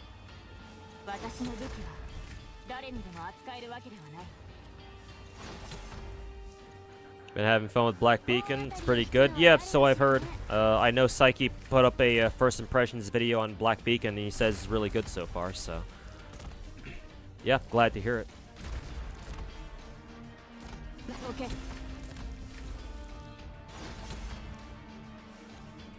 Heard Zenless would be something similar, having multiple characters on field. You mean? Well, I've got to see it to believe it, because for now, Zenless is a one character on field type of game, with like exceptions like Astra and like maybe Trigger, or like the coordinated attack characters like Trigger and Pulchra. But I don't really count that as like, oh, you truly do have multiple characters on the field, because they eventually go away after some time, after they do all their attacks and shit. Am I farming? Red certs. So yeah, AP5. I need I forgot to pre-farm red certs for chips or chip catalysts beforehand, so I only have 4 at the moment. Still need like 8 more.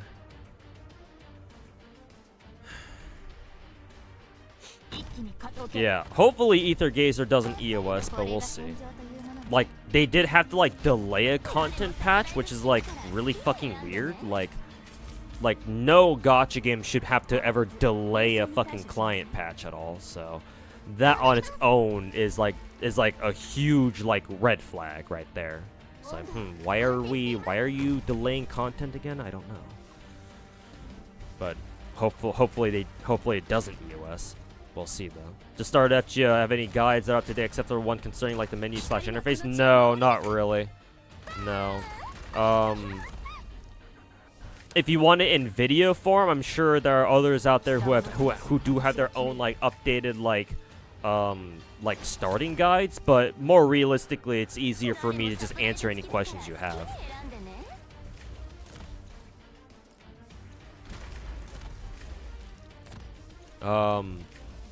I guess just to start you off, if you just started FGO, remember that the game allows you to pick 1 free 5-star at some point. I forget exactly when, but at some point the game should allow you to pick your own free 5-star at some point.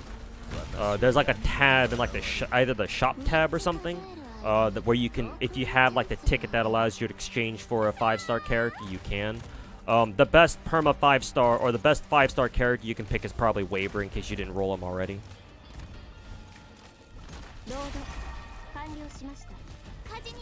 Main reason for that is because in FGO is kind of like Stall Rail, where support characters are the most broken characters in the game for the most part. Star Rail took that shit from FGO, if I'm being honest. So, yeah. If you don't care about waifus or shit like that, and you just want to roll meta, then roll, who is it? Roll,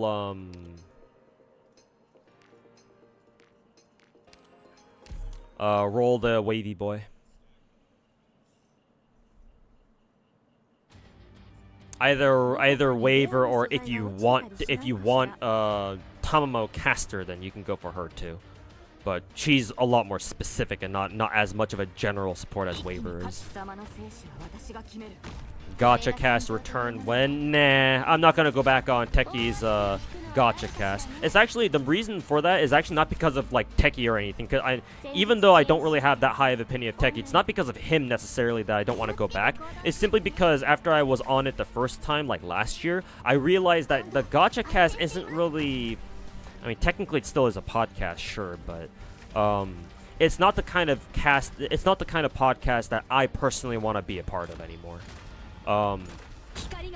Mainly because those podcasts have way too many fucking people. What? Every single time Techie does a gacha cast, there's at least like 6, 7, 8 people all at once. So it's not so much like when I want to talk about gacha with other people, right? I want to have an actual fucking discussion where we go back and forth, like, oh, I say this, and the other guy's like, oh, but what about this and this? I'm like, oh, in that case, this, and this, right? I care about having an actual fucking discussion with people who also care about gacha games, and they also want to learn about gacha games too. The gacha cast wasn't so much a discussion as it was just, oh, a round table of like everybody says one thing and we move on to the next topic. It's like, that's not a discussion, bruh. Far from it. It's literally just like an opinion poll, and that's it. So I'm not very interested in going back on gacha cast again, even if Techie were willing to get me back on again.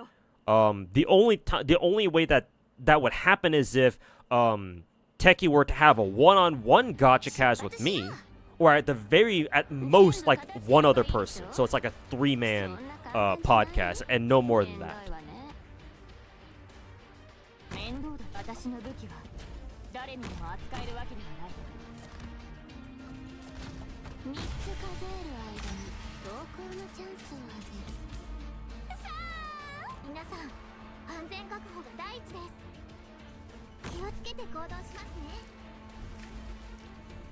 Have I considered following the St. Tonta's Guide Maker to Drama CC pipeline? Well, technically I'm already doing that, except unlike St. Tonta's, I'm actually a decent person.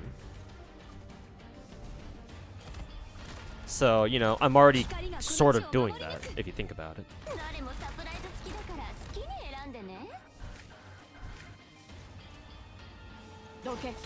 Ether Gazer has been out for 3 years on a Chinese server, and they just had the 3rd anniversary, and even then you're still concerned? Yeah. Like, I don't know how popular Ether Gazer is even in China. It's definitely not that popular here in EN. But I guess we'll see. Time will tell. More like a hangout? Yeah, it's more like a hangout. I guess the one time that the Gacha cast was actually a little bit more serious was when, like, maybe Techie invited all those voice actors at one time, but even then. Have I considered reviving the FGO podcast? Damn, that's a throwback. I think we only did that like once or twice, I think. But nah, not really. If I were to do a podcast, I don't know how many of you guys still remember this from back when I was doing my subathon, like last like November/December.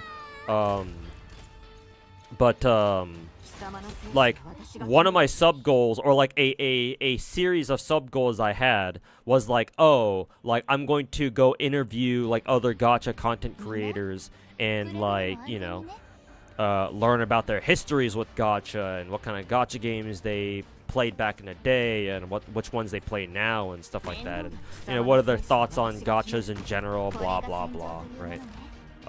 So like, if anything, that would be the closest to like an actual podcast, probably.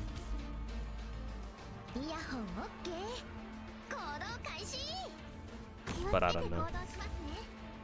Latest gacha cast had like 8 people on it. Yeah, that I don't know, man. That doesn't really interest me very much. Yeah, Kenzo, I heard. That fucking Rainbow Retirees channel made a fucking video on that. So.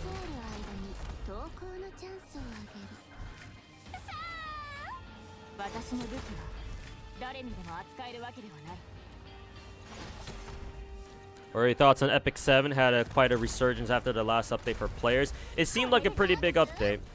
Some Origins update or some shit. I don't know. I know Pokey did a sponsored stream. Even I'm pretty sure Sweetly did too at some point, or maybe she didn't, because I know she was away from streaming for a while before this week, something like that. Genazod's played Epic 7 before, so obviously it makes sense that he would go back.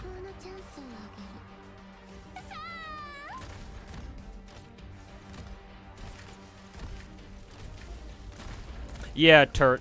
Somebody in Twitch chat can corroborate that. Yeah, try to go for 420 AP first and like a high enough attack stat before running AM or Faithin's Melody set.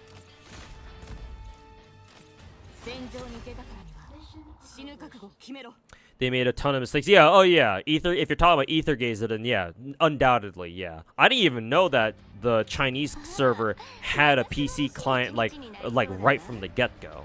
So yeah, then gatekeeping the PC client for like half a year or so, yeah, that wasn't great. Yeah. Also, Ether Gazer not spending as much money on their advertisement budget as they should have. That certainly didn't help. Have I checked the Internet Network website yet? No, not yet, but maybe one day. I just checked the I just check websites like Pridwin, and I have like a spreadsheet.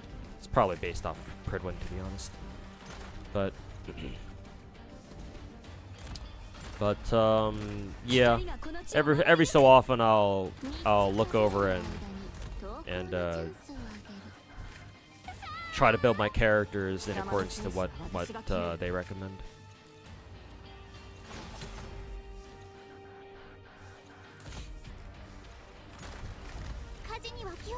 Recommend Lartoria because she becomes busted in 2 years. Oh yeah, I heard she got a really good buff recently. I think I saw K-Draw talking about that briefly.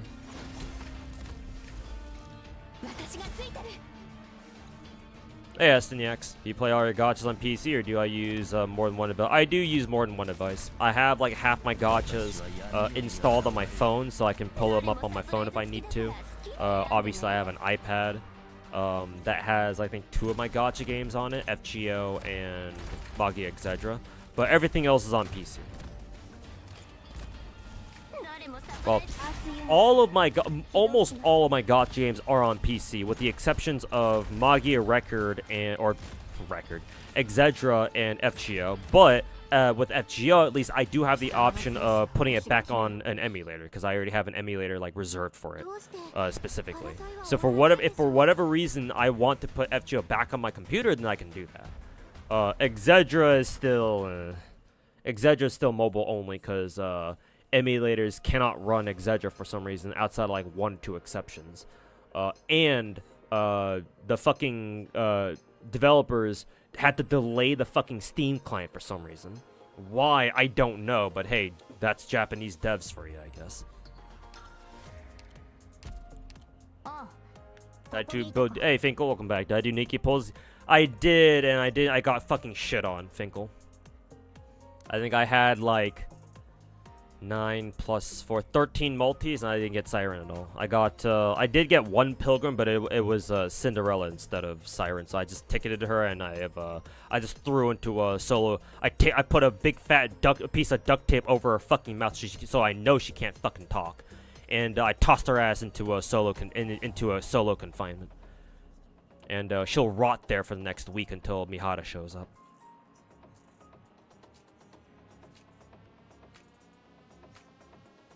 It's after you finish the prologue? Okay, gotcha. So it shouldn't take him too long.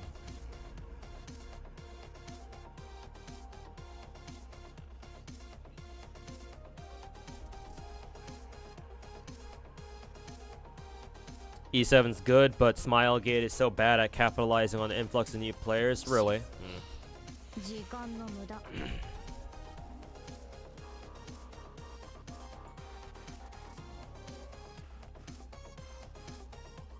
Well, what beggars are quiet nowadays? It seems like the free polls did their job. Yeah, I don't think I've been seeing as much bitching since they announced the new free polls. How about Vivian polls go? Haven't done them yet. We're about to find out. I hope they're not as dog shit as the other 2 games to get today, but we'll see. We shall see. There's another 4. Questo mi ricorda le giornate a Lungmen. È tutto così tranquillo.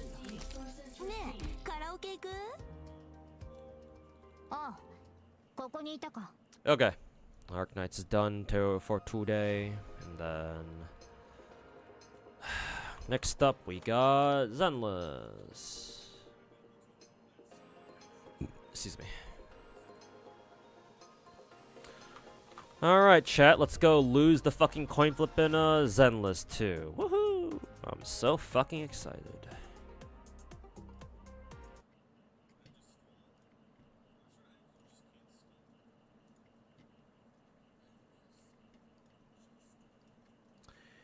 This is gonna be great.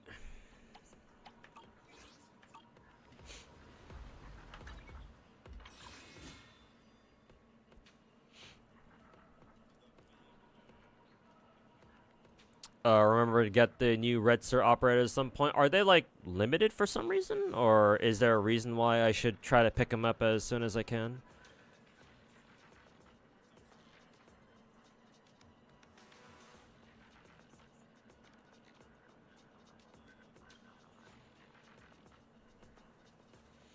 Saw quite a few Vivian triple polls. I think they're all the same poll, but people are just retweeting the same exact poll. But I think I saw one screenshot of somebody getting a triple Vivian roll on Twitter earlier today. Nah, we Windows? Yeah, you're right. Gotta have confidence, right? Yeah, we Windows. We'll pull Vivian.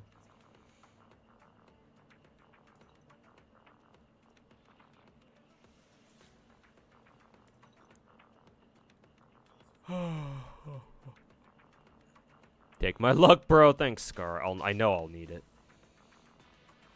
Not really. Just like you just like getting them as soon as possible. Okay. Yeah, I'll probably pick up at least the first copy of them soon, or whenever I can. That is.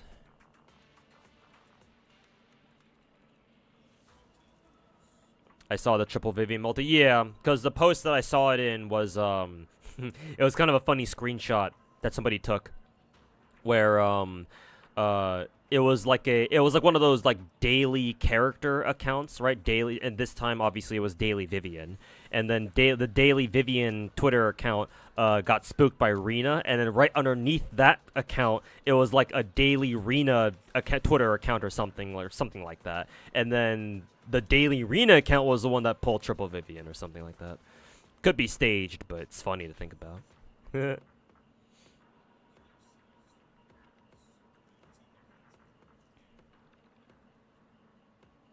What are my thoughts on all the CC's reactions to my recent video? They can go fuck themselves.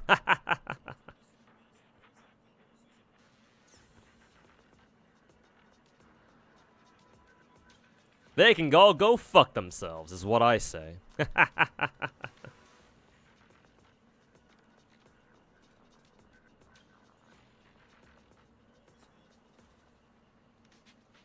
Like, I don't think any of them had anything meaningful to say in response to, like, all my, delusional gotcha takes videos and shit. All they can do is resort to fucking personal insults and have their fucking dick-sucking fanboys still with their fucking cum in their mouths, come to that one Ryuku video, that video I made on Ryuku, and dislike bomb it, because that's all they know how to do. Hey, they might have been able to bully Psyche. They're gonna find out the hard way that don't apply to me. So, they can go fuck themselves. Pieces of fucking shit. When's the next Delusional Gotcha video coming out? Probably over the weekend. I probably won't stream for that long tonight. I'll probably take some time to start working on the next one. The next one actually won't be as harsh because, should I tell you guys what's gonna be about? Sure, why not? It's not like you guys will see it eventually anyway. My next Delusional Gotcha takes video actually will be on a couple of like Hoyo videos I've seen like in the past like several months or so. There's this the most recent example was there's this one Hoyo YouTuber who glazes Hoyo games, obviously. Not as much as like say Saint Tontus, for mind you. This is like typical glaze. So like, you know, like that's fine, I guess. At the very least, like, you know, they weren't like trying to like they were just showing how good Hoyo games are. They weren't like trying to put down anybody else like fucking Saint Tontus does. But anyways, one of this one creator or this one YouTuber's videos was like, you know, oh, this is why Zenless Zone Zero is the hardest gacha game or some shit like that. And that got me to thinking, like, damn, I've seen like some of these like Hoyo glaze and Hoyo shill videos too. They're not as egregious as the Wuo ones, obviously, but like they have been on my mind a little bit, because I think another video that I saw that I've seen in the past was like somebody who made a video talking about how they thought Genshin like raised the standards, like they elevated the standards for like music in gacha games, and that's not true. It's like, bruh, have you played any other gacha game that came out before Genshin? Genshin wasn't the only one. Genshin has good music, don't get me wrong.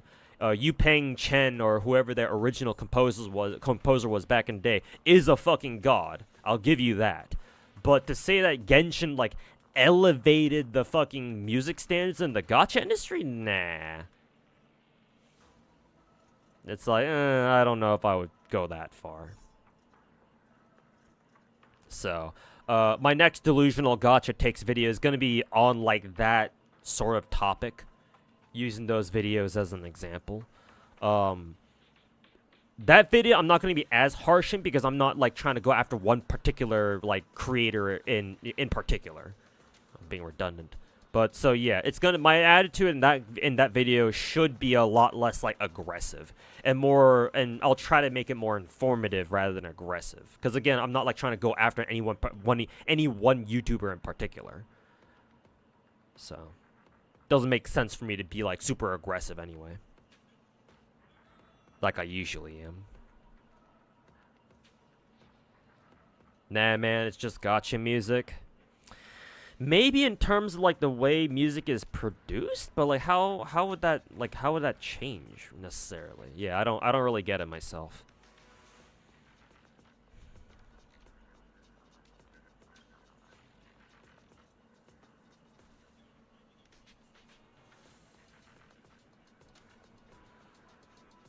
Did you see after the dislike bomb, etc., from St. Tonda's community, why Psyche backpedaled and even apologized? Maybe he's more sensitive after your own experience with recruitment. Here's the thing, student. That's happened to me, like, several times before. I'm used to it by now.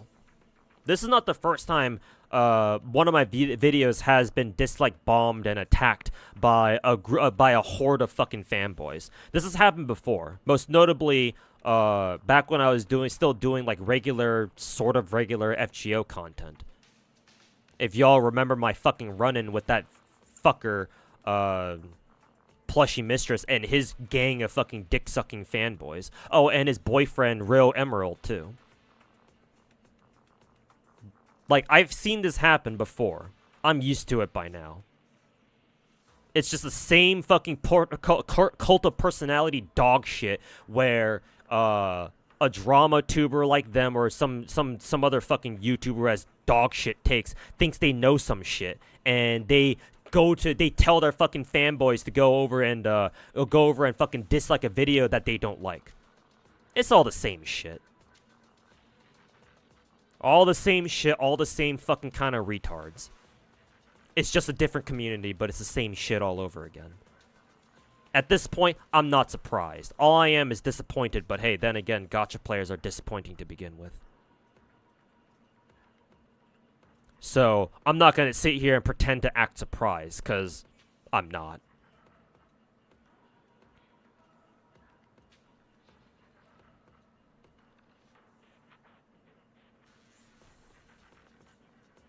They all just say, yeah, exactly. They can't say anything. They can't say, they don't have enough brain cells to fucking formulate a proper fucking response to anything that I have to say. Because if they try to, they'll realize they can't. So they have to resort to insults and fucking, you know, throw in their fucking dick-sucking fanboys over to my channel in order to try to bring my ass down. They're not going to. But that's all they can do. So again, allow me to repeat myself, what the fuck do I care?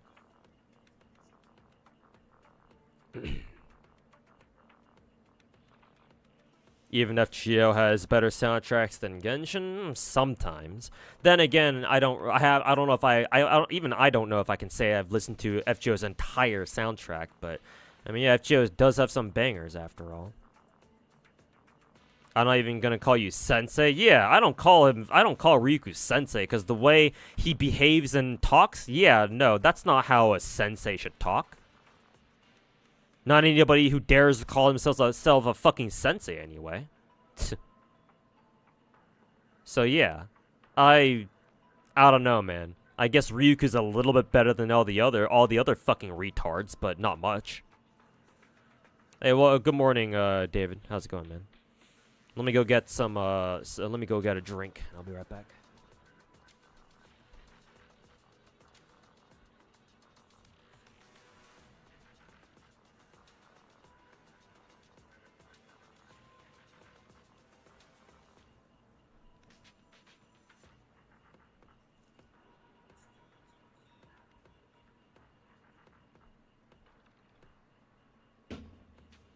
Alright, we're back.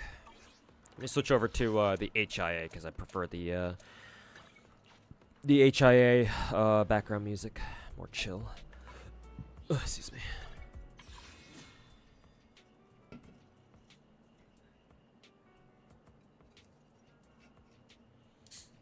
Why are gacha players so dumb? Gacha games are designed to be is designed for casual players. That's the simplest reason why.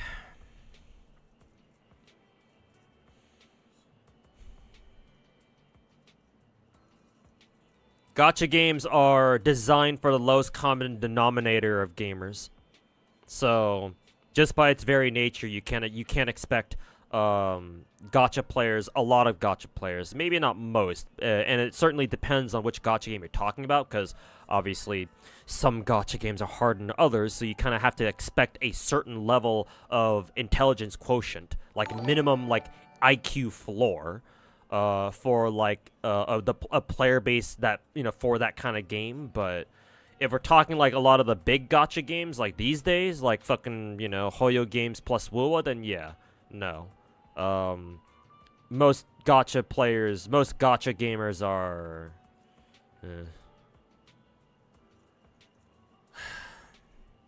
maybe calling them stupid is a step too far.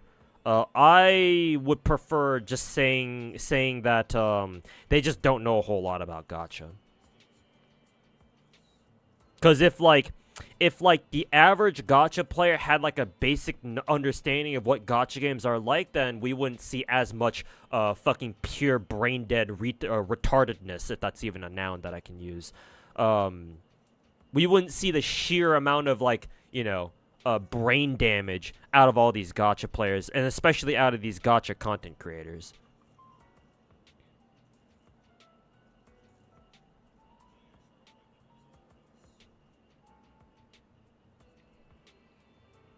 But that's not the world we live in. So.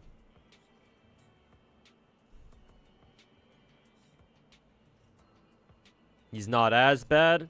Maybe not, but I don't know, man. I don't really feel inclined to get to know more about him. Like I'd much prefer you know, hanging out with like Genazod, for example.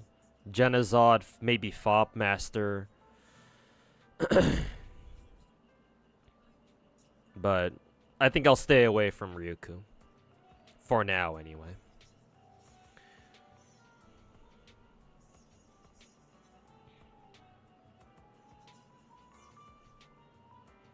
The funniest comment you saw under that shitty Itoma video was something like, well, he plays Azurely and is friends with Rexlin.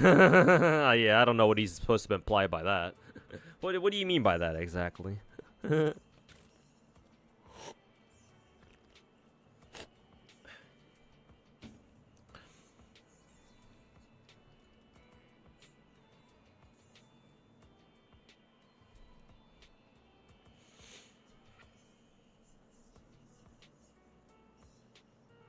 You can do a response video to Itoma's video. It's so easy to dunk on. No, I think I'll stay away from that.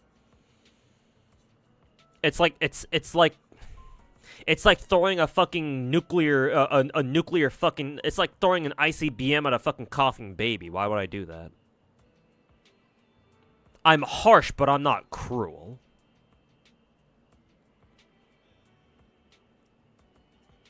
Itoma is not worth my fucking time.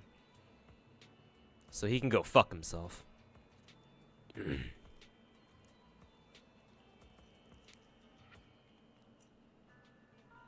Lilicor, welcome back.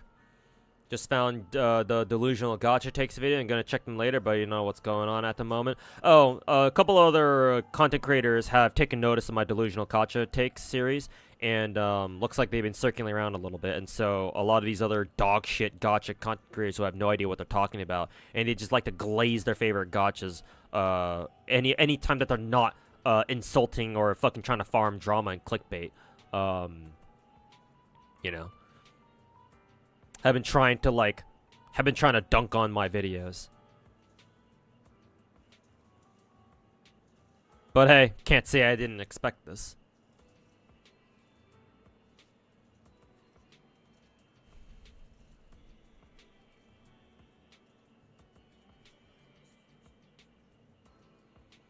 That thumbnail from Saint makes you look like a boss. Yeah, I'm kind of surprised he decided to use that that one. I feel like there were yeah, I don't know. I feel like there was other shots of me that he could have used to make me look bad, but I don't know. Because like I think the thumbnail he used, because I had to go over to St. Thomas's channel to like take a screenshot of some of his thumbnails for my most recent video that I put out like yesterday, I think. And I think it was the pose where I was like doing this, like doing the neck slice gesture, where sometimes I do that whenever I say nah, so I nah like that. I think.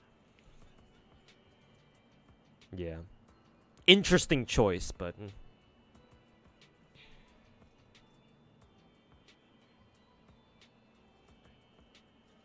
About the whole Genazod thing, apparently Techie tweeted that people were dick riding too much, referring to Jenna, so he's still somehow defending St. Tontas about Jenna PDF. Well, to be fair, knowing Techie's Twitter history, I'm pretty sure Techie's had a history with that whole fucking shtick about lollies and stuff, so I'm not exactly surprised. But it's kind of weird considering somebody told me that Genazod is planning to move into Techie's streamer house or whatever, so kind of weird that Techie would say that, but sure, whatever floats the fucking boat, I guess.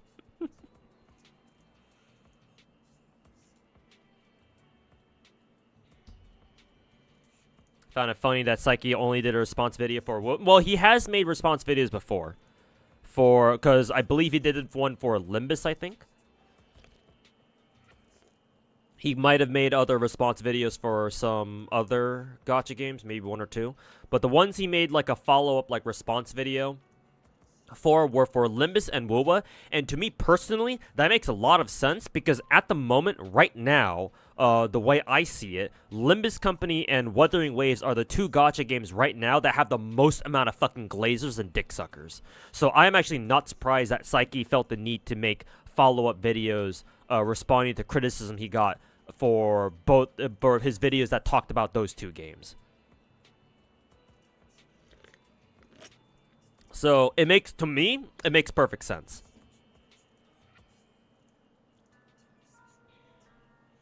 He also did one for Honkai Impact 2. Okay, so it wasn't just those two then. But the other two, it's like, yeah. It's like, yeah, thinking about it a little bit kind of makes sense.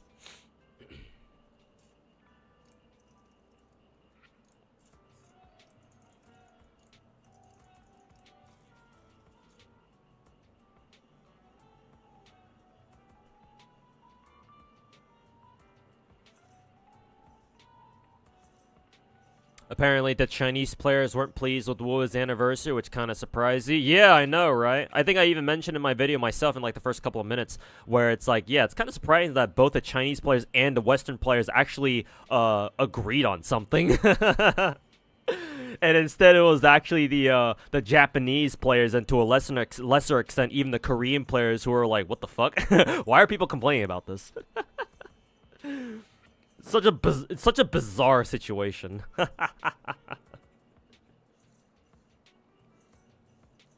I actually don't think I've ever seen something like this before, where like the Japanese and the Korean players are actually agree on one thing, and the Chinese and the Western players agree on something else. It's such a weird but interesting situation, man. Hilarious, even.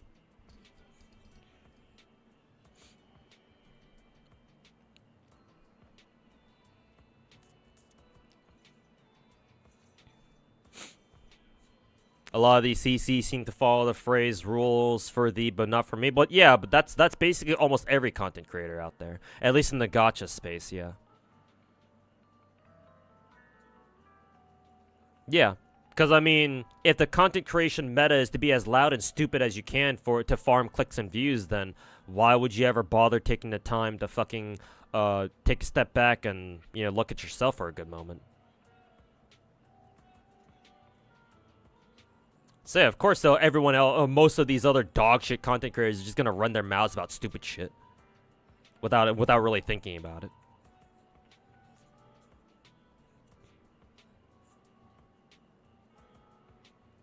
Maybe Saint is secretly a fan? Nah. Even if he was, I wouldn't want him as one of my fans to begin with. I mean, I don't even like calling you guys my fans either. Yeah. Because I fucking... let me get one thing straight, chat. I fucking hate, people, or... More accurate, I think it's more accurate for me to say that I fucking hate it when people try to, like, make shit all about them, right? I understand, when it comes to, like, creating content on the internet, right? Whether you're an influencer or you're a content creator, streamer, YouTuber, whatever the fuck you want to call yourself, that there has to be at least some sort of ego involved. Because, like, yeah, if you don't have an ego at all, why do you why do you bother, you know, turning on your fucking computer, turning on OBS or whatever the fuck you use, and you put yourself in front of the camera and talk to, like, you know, a whole bunch of people, dozens, hundreds, maybe even thousands of people, for like hours on end every day, right? For you to be able to do that, you have to at least have some kind of ego. And that applies to me too, of course. I mean, in case me calling myself the fucking god of gacha didn't make that obvious enough. But like having the ego necessary to be able to stream confidently is one thing, but then like creating a fucking cult of personality is another thing entirely. I fucking hate it when people do that. When the people try to make it basically all about themselves, or like they foster a kind of community where their community just brainlessly sucks their dick 24/7. Because what they end up doing is, as soon as their favorite content creator falls under fire, if other people start criticizing or whatever, or like maybe their creator does something wrong, or like makes a mistake that they probably should apologize for, they're gonna fucking defend them, right? Like a fucking army, like their own personal fucking, you know, social media army, right? No, he didn't do anything wrong, bro. He doesn't have to apologize for shit. Or, oh, this other content creator started talking shit on our content creator. It's war, right? It's time for war. And they start going to other people's videos and start dislike bombing that shit, and start talking mad shit in the fucking comment section. Like, I cannot fucking stand that. In part because that's kind of what's happening to my country at the moment right now too. Again, look at who we fucking elected as a fucking president. Jesus fucking Christ.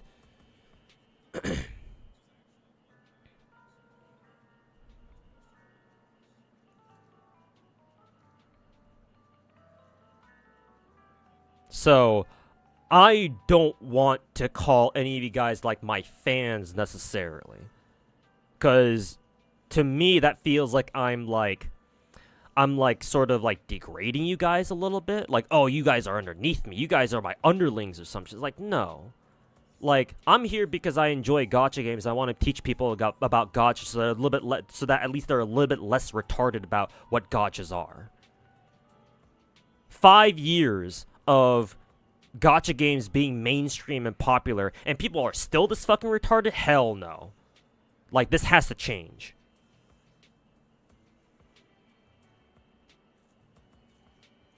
And it's a good thing that I decided to start being a little bit more serious about content creation at the time that I am. Because now we got these fucking retards like St. Tontus, Toma.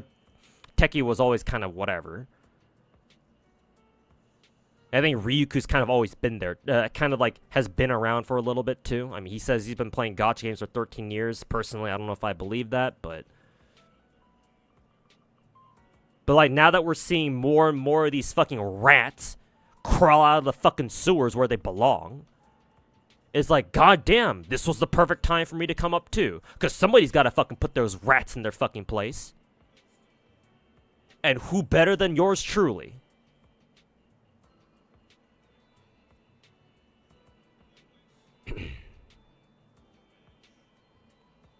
You're my fan, appreciate it, but even then, you know. Even then, I encourage you to, you know. Let me put it another way. We're all fans of gacha games here, or at least I would hope so. That's what's more important. The fact that we are all fans of gacha games in general. In this channel, on my stream anyway, that is what's more important. To me anyway. The fact that we here are all fans of gachas. More so than you guys are fans of me. Or any other content creator for that matter. That is more important to me because I actually give a fuck about gachas, unlike everyone else. Or most everyone else. Again, some people are cool. Or some other content creators are cool.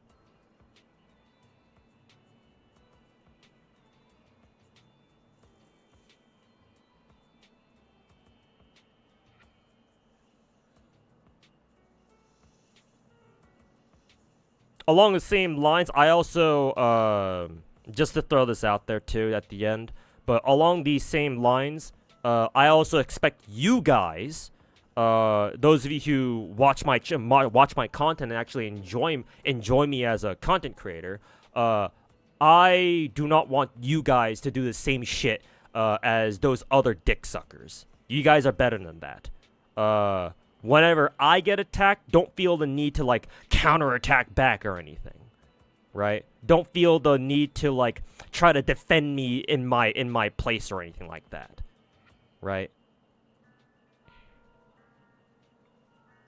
Like, I'll talk shit back at them, but I don't want you guys doing it for me.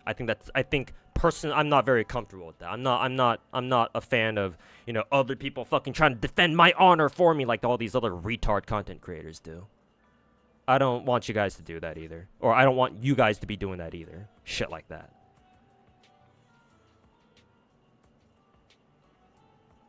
Though, of course, whenever a fucking dick sucker fanboy wanders into one of our chats while I'm streaming, then yeah, sure, we can all fucking rip him apart. But outside of that, it's like, whenever I'm not streaming or if it's on somebody else's video, it's like, yeah, nah, don't do that, cause you know, that kind of defeats the purpose of like why I'm here as a content creator to begin with.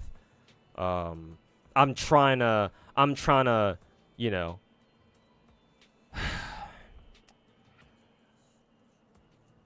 I'm trying to educate people out here. I'm trying to educate people out here, you know, to be a little bit less fucking retarded about gacha and maybe behave a little bit better on the internet, because we clearly have way too many fucking retards running amok without any fucking restraint on social media. Thanks, elongated musket, you fucking loser.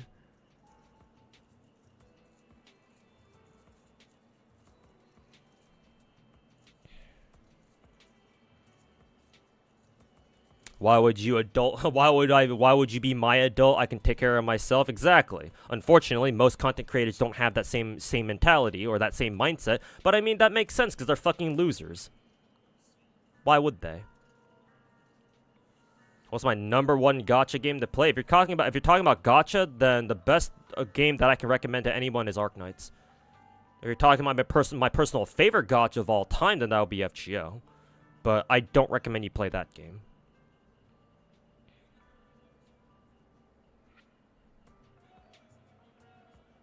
Like, attack dog? That's a good way to put it. I'm surprised Techie uses that term though, considering what he is.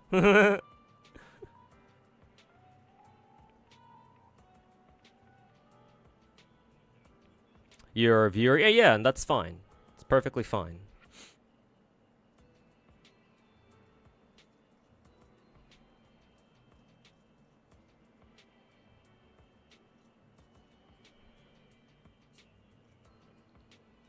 Brainlet kids joining on Discord. Oh, have they been trying to raid the Discord too? Yeah, good on you guys then for fucking laughing them out of the fucking server.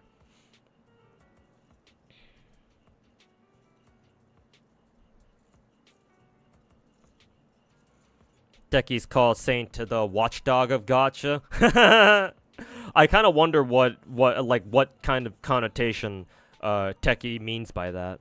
Because like I can see that being used, like I can see Techie meaning that as like either an insult or an actual compliment.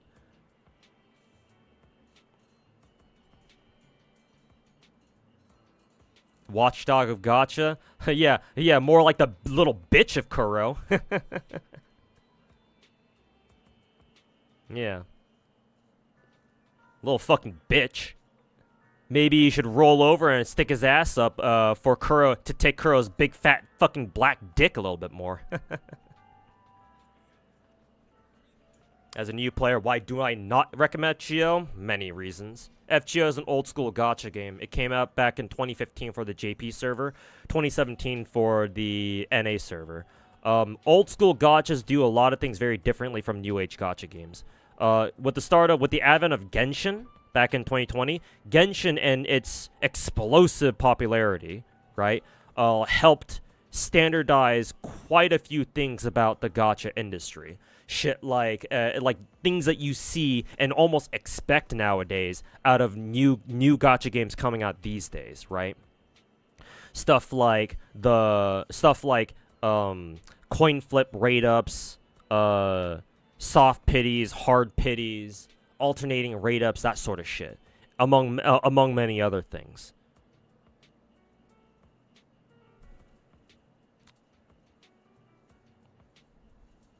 And not to mention, new age gacha games these days are typically a lot easier than older gacha games. Older gacha games are fucking wild in comparison.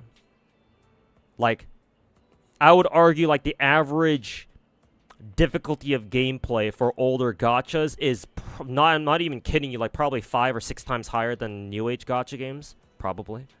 And that's probably like a conservative estimate. It's probably more like 10 times harder. Not only in just like the sheer intensity of the gameplay itself, like when you're actually playing the game, but also in terms of grind and what the game expects out of you in terms of like completing content. So now that you have that background or that context of what like older gacha games are like, FGO is very grind heavy. The grind is not friendly at all. I hear people bitching about how, oh, it's tough to grind stuff in Genshin all the time. And I'm just sitting here like, boy, you have no idea. You have no fucking clue. FGO's grind is trash. There is no auto. Technically, you can download like an auto software. It's called FGA, and that'll make your life a little bit easier. But if you don't use it, then well, you're gonna have to farm everything manually by hand, and that takes a little bit. Also, more on that grind thing. FGO, in particular, FGO is a turn-based game. It doesn't have auto like Star Rail. And in FGO, obviously ultimates are really strong, but like they're like much stronger than ultimates are in like, say for example, Star Rail. Genshin ain't hard, it's boring. Well, for some people some people apparently say it's really hard for them. So, I'm just quoting them. And hey, better to have a boring grind than a hard one. Let me tell you that much. But anyways, back to FGO. Ultimates are called Noble Phantasms in FGO, and they are 100 times more essential than ultimates are in Star Rail.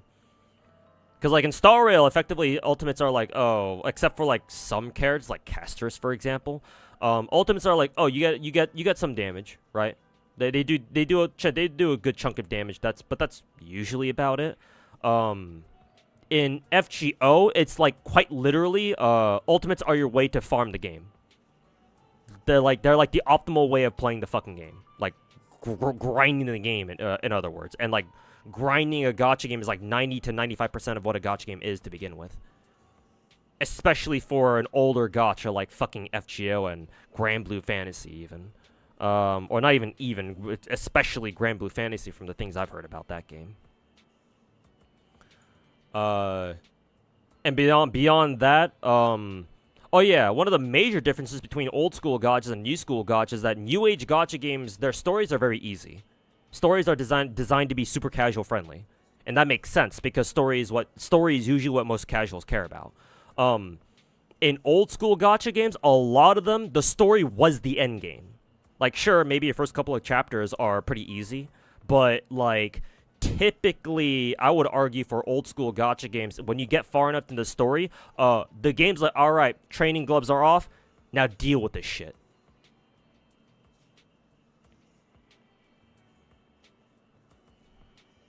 Like, imagine actually getting fucking skill issued by a gacha's main story. Like, people said that, like, the Tartaglia weekly boss fight in Genshin and that adventuring story boss fight in Star Rail were too hard. They ain't seen shit.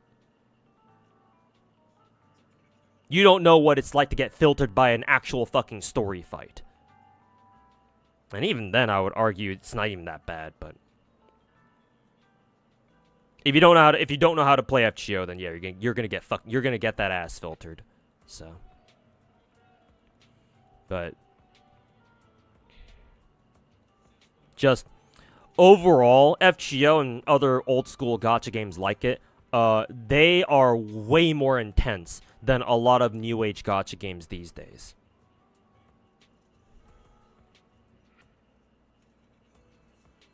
Like, it's for most people, it's going to be a totally different experience and a much worse one, and a much worse one at that. In particular, because most gacha players these days, should I say most? A lot of them at least, have started with Genshin.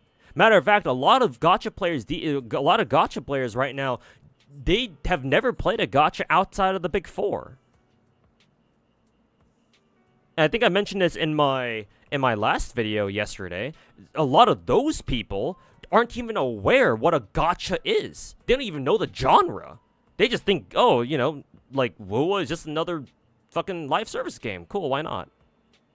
Like, they have no awareness of what a gacha is. They don't understand that when they're rolling for a character, they're rolling a gacha. It's like, no, gacha games are not regular games. They are very different, my guy.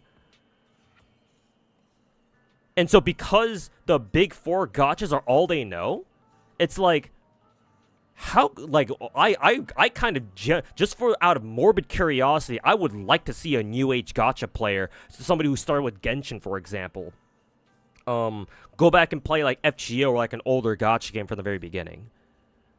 Like, that's why I have such high respect for Psyche in particular, because he started with Genshin. And yet, for some reason, he pivoted hard and went to go play FGO as his second ever gacha. Who does that? Not only that, he even played FGO for up to like a year and a half or something, like maybe 2 years or so. So it's like, wow, okay. Psyche is actually different then. He's just built different. A new age gacha player going back to fucking, to play an old school gacha? It's like, wow, that is actually something, man. Like, you don't see that every day. Unlike St. Tontus sucking Kuro's dick for the millionth time. Hey, thanks, Full Alchemist, for redeeming comfy vibes. So, I don't recommend FGO to people just in general anymore. The nature of playing that game, oh, last thing I'll rant about FGO. Knowing how to play the game properly is also beyond most people. Whenever I see the average FGO player try to play FGO, I just kind of sit there like blank face because I see them doing a lot of things wrong. Right? Like, perfect example here. I think last year or like maybe 2 years or so. I forget how long it's been since then. Probably last year. Y'all know VTubers, I assume, and y'all know Ina from Hollow Myth from EN Gen 1. We always knew that Ina, before she became a VTuber, what is it? We always knew that Ina before she joined Hololive, Like, she was a big FGO whale in her private time, in like her own time, right? We kind of always knew that. Me personally, I was like, cool. Clearly she played a lot of FGO back in the day, right? If she was gonna wail on a whole bunch of characters. And then so last year she got sponsored by Aniplex, I believe, yeah, to play through like Camelot, I think. I don't know if she actually finished Camelot on stream. She probably did. But she was sponsored to play through the Camelot chapter. And so I watched her streams because I was like, "Oh, I get to finally see Ina play FGO now. Let's see how much of the game she knows." She didn't know very much. Like she knew most of the basics, but like watching her play from like the first stream, as soon as she made one mistake or she did something that wasn't optimal, I was like, "Oh, she doesn't know how to play the game." How about GFL? Hell no. That's arguably even worse. If you're talking about the first game, hell no. Don't play GFL 1. That game can go fuck itself. GFL 2 is fine. GFL 2 is way more adjusted for the modern gacha audience, so you can play that. That game's fine. But GFL 1, hell no. Forget it.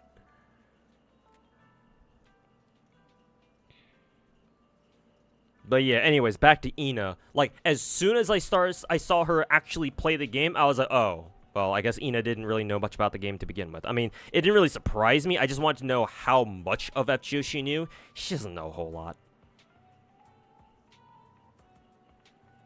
But I'm not trying to talk shit on Ina in particular. Like, a lot of people out there who play FGO don't know how to play that. You don't know how to play the game properly, and a big part of the reason for that is because the game itself does not teach you at all. And FGO's gameplay is unintuitive as fuck. Because like in most of these other new age gacha games, right? Genshin, Star Rail, you know, Zenless, Wuwa, they're like open world, or like they feel open world anyway. They're open world gacha games. And you can control your character. So like most people kind of have played like action RPGs before, right? Usually anyway. And even if they haven't, you get the hang of like these open world action RPG games pretty quickly, right? You know, you get the idea that, oh, you can control your character. You know, you press dash, right? At the right time, you can dodge an incoming attack. You spam your attack button. Your characters do like a combo string or something like that. You know, these are all things that casual players can grasp pretty easily, right? And get the hang of. Not so much with turn-based games. Usually anyway, except for Star Rail, but that's only because Star Rail is like the democratization of turn-based games, and you can play that shit on auto. So yeah, there's not really much skill involved in Star Rail. But most other turn-based games, by their very nature are not very casual friendly, because turn-based games, unlike action RPG games, are the skill you get out of turn-based games is knowledge. You have to know a lot about the game you're playing when it comes to turn-based games. Because obviously, unless you're playing a turn-based game like, say, Mario and Luigi, right, the Superstar Saga game, or like any of the other games in the Mario and Luigi series, where in those games, technically they're turn-based games, but whenever enemies attack you, you can actually counterattack them back, or at least like dodge an incoming attack. So there is a bit of skill there at the very least, right? Time your attacks properly, time your dodges right, and you take no damage. So that's those games are kind of like an exception. But for every other turn-based game where you can't, like, counterattack or dodge or something like that, right? There's no, like, major mechanic for you to be able to, like, defend yourself when it's the enemy's turn. You have to fucking take those hits, right? And so knowing the game and how it's going to play out, knowing its mechanics and shit, becomes so much more important, right? Because you can't just dodge your way to victory, which, hey, that's cool and all, but that doesn't work in turn-based games. So you have to actually learn the game and know how to play it. And FGO doesn't teach you anything. It just teaches you, oh, here are your buster cards, your arts cards, your quick cards, here's your ultimate. All right, you're good to go. Good luck. Like, that's it.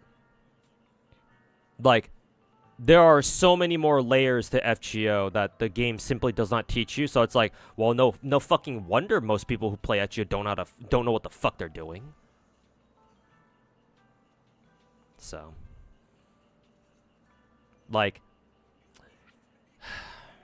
if you wanted to learn how to play FGO optimally, or like properly, not even optimally, properly, there's not, I don't know if there's even like a guide that would really show you how. Maybe there is. I'd have to go and see if anybody's made a video on like how to play FGO properly, or like a video that teaches the mechanics of FGO properly. So until somebody does, and assuming a video like that doesn't already exist, your best bet, I shit you not, of learning how to play FGO properly is to ask, or to like know people, right? You ask people like me, who actually know something about the game.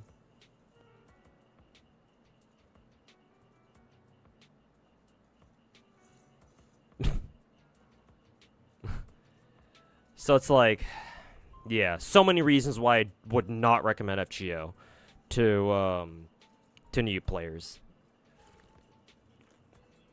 Too grindy. Game doesn't teach you. Don't teach you shit, and it's weird. Lots of weird things that old school gachas do in general. Where if you come from a new age gacha background, you look at them and be like, "What the fuck am I dealing with?" It's like, why the fuck would they do this? Anyways,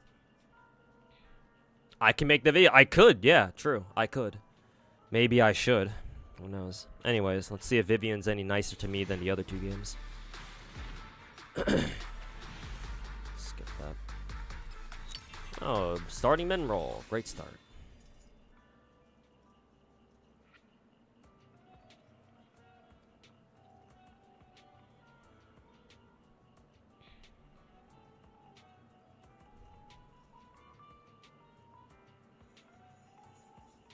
What's the most beginner-friendly gacha, in my opinion? Beginner-friendly?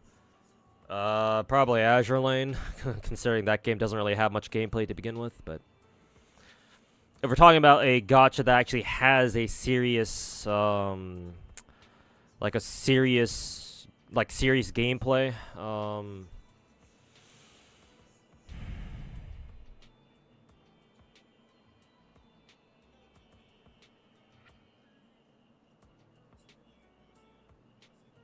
probably Nikke. Yeah, Nikke. Either Nikke or Blue Archive, but those two are pretty nice. Yeah.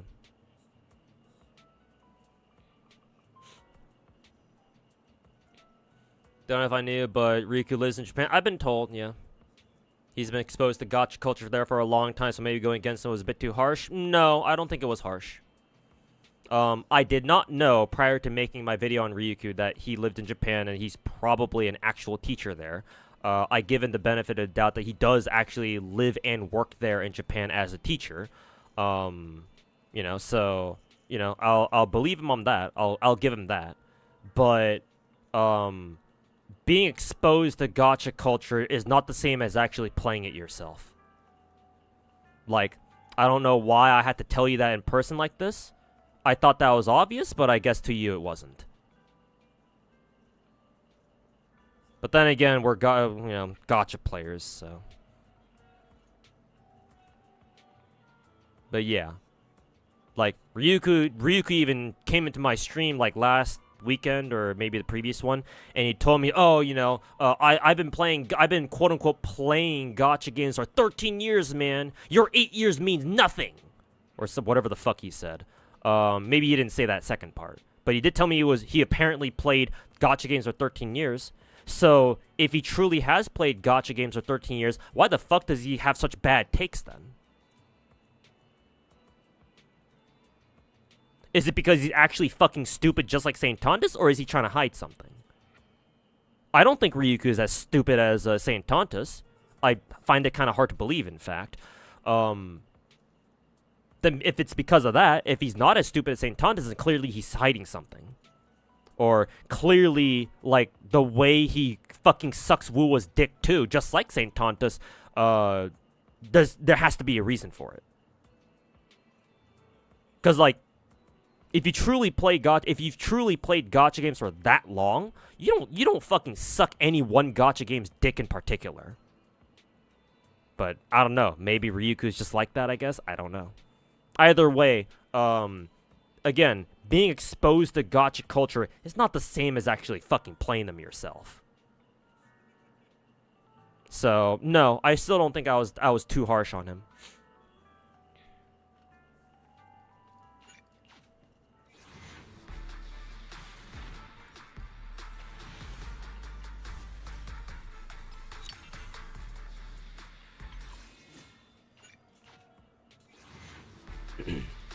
Any VPN recommendations? I believe if you look hard enough, I don't know the name, but like there should be like some very, very cheap VPNs out there that only cost like, I don't know, like $5 a month or something, depending on where you live.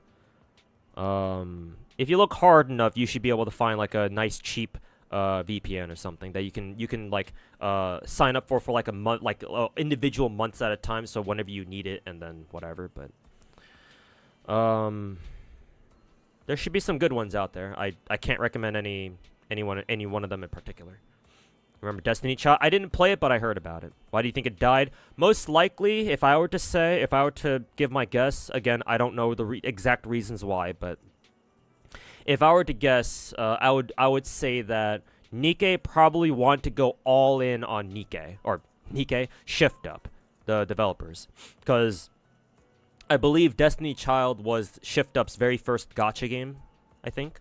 So when they came out with Nikke, I'm pretty sure Nikke succeeded, did way better than they were expecting.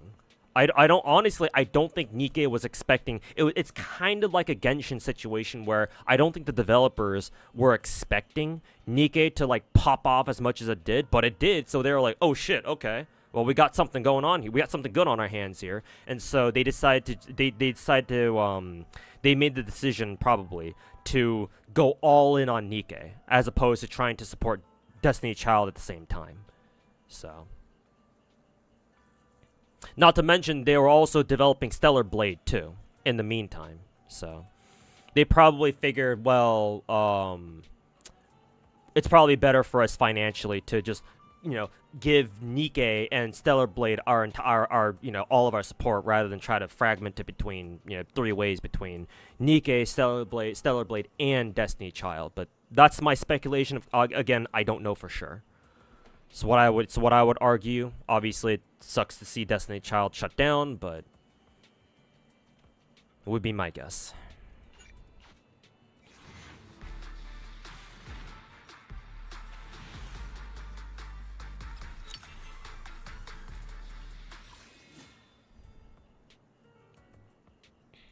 Nikke Day 1 was really broken. Performance-wise, it wasn't. Actually, maybe it was actually. Yeah, Nikke could have had a better launch, but I mean, hey, clearly it outperformed its sort of like subpar launch though. So.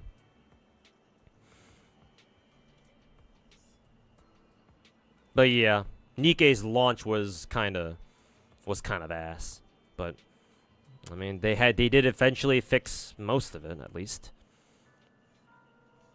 and of course the PC client came out not too long after. So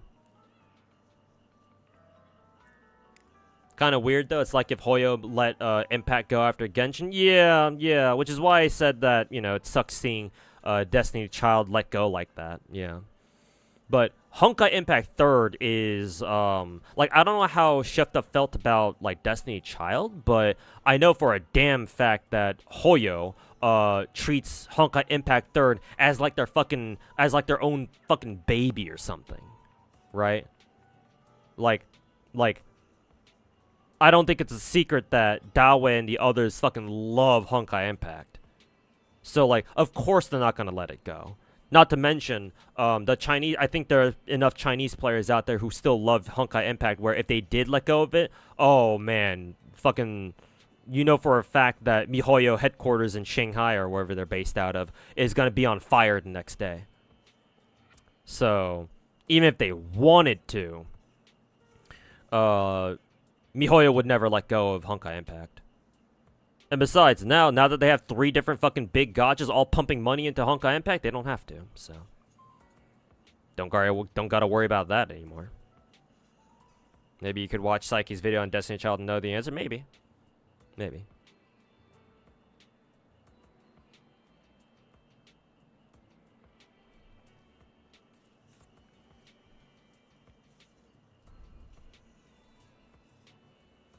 Kind of crazy how much Honkai gets when it's by far their least popular gacha. I mean, again, it's their golden child. So yeah, of course, they're gonna give Honkai Impact the most amount of treatment, or the favorite child treatment. I mean, it makes sense. So.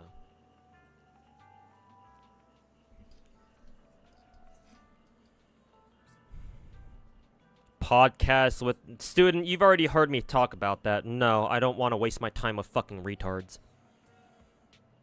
I've already said on stream that I refuse to interact with any of those kinds of dog shit losers like them directly, because that's not gonna be a conversation. That's not a discussion. That's just the two of us fucking yelling at each other for like an hour straight. What am I fucking doing with that? That's a complete fucking waste of my time. You mean about me since the FGO days? While I spawned to these fraud gacha CCs? No, they're not worth my time. They can go fuck themselves. Would you say that the Gooners in the gacha community are the most peaceful community in people? Most of the time. Most of the time. Like, obviously, Zenless is the best example that we have at the moment. But yeah, most of the time, the Gooners are pretty chill. Yeah.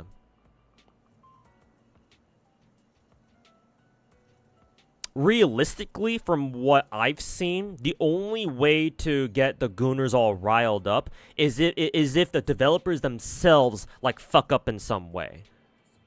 Like, I remember when Nikke had its Chainsaw Man collab 2 years ago, and people were pretty fucking upset by the fact that Makima's coat in her default outfit covered her ass. And so people are like, wait, what the fuck? Why'd you cover her ass up for? And so Nikke and then Shift, the developers, came out and said, all right, we get it. Our bad. And they gave us an alternative skin for free where you can have Makima take off the coat and you can see her ass. And it happened again more recently with Helm's gacha costume, where originally you couldn't see her panties from behind. Like, her dress wasn't see-through. And so people were like, like, it's a gacha skin. Can't you, like, make it a little bit better? And so Nikke was, all right, we get it. And so afterwards, they uncensored that skin, where now you can see her fucking panty thong through her dress, or became see-through, so you can see her fucking underwear from behind. So Gooners, in my experience, as far as gacha games go, are usually pretty chill. They're usually pretty resilient against like abuse from other communities. And usually the most reliable way to get them all riled up, right, to piss them off, is for the developers to fuck up. Like, fuck up some of the content, and they're like, wait a minute, this is what we signed up for. And they start rioting.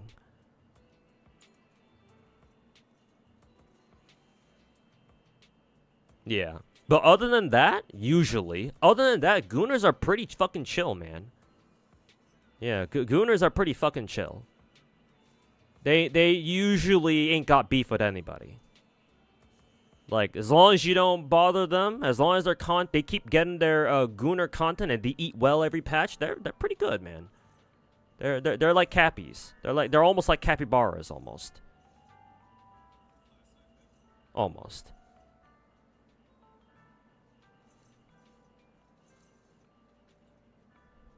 What do I think of Gacha Smack? I mean, I think his takes on Gacha are fucking retarded. If it's true that he did in fact quit Star Rail because of Caster's global accountability, well, he's fucking retarded. But hey, either way, good riddance.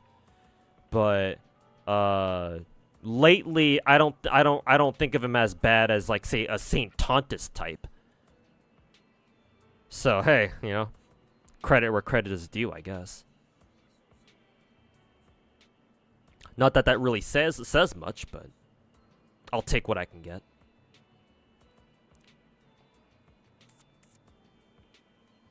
He's not really a woo shield. I don't know, man. Going through his, did you not watch my own video on him where I showed a clip of me going through like his last 10 or so posts on Twitter, and literally all of them were all fucking woo related? I don't know, man. I don't know how you can call somebody not a fucking woo shill when their last fucking 10 Twitter posts are all about woo. That if your last like 3 or 4 or so, sure, maybe. I can you know, cut you some slack, but your last 10 Twitter posts? I don't know about that one, man.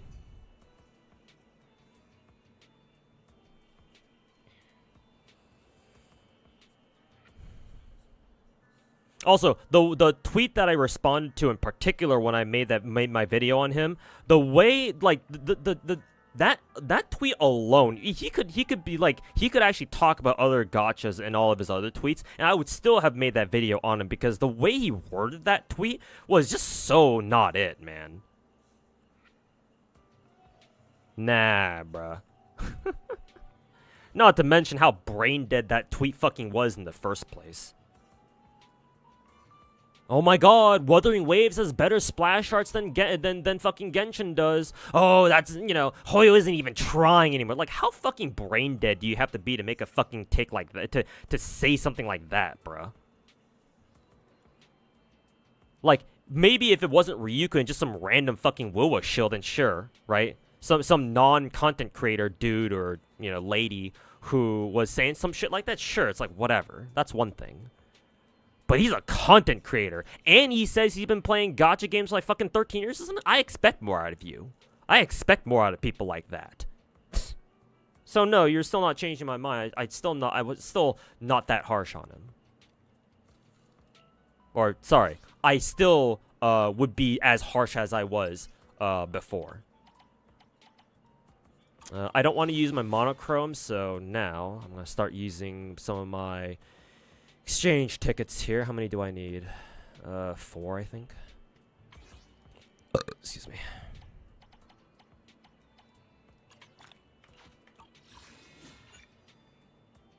Yeah.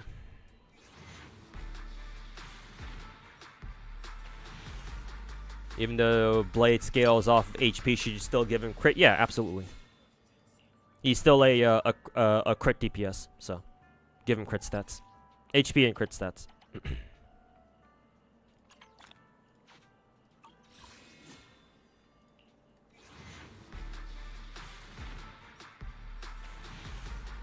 Going all the way to fucking soft pity now, aren't we? Lovely.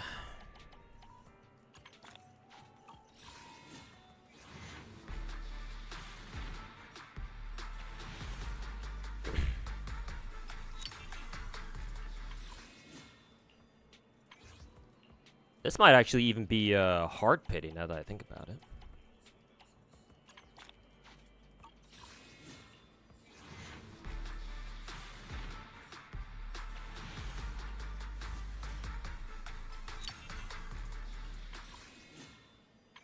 Really suffering for who is it?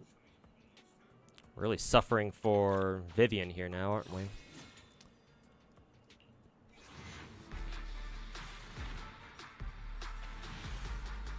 Any idea when Zenless drip marketing drops? Hopefully soon. We'll see. It was the very first one too. Alright. Here she is. Took your damn time, you little bitch. Alright. Get your ass over here.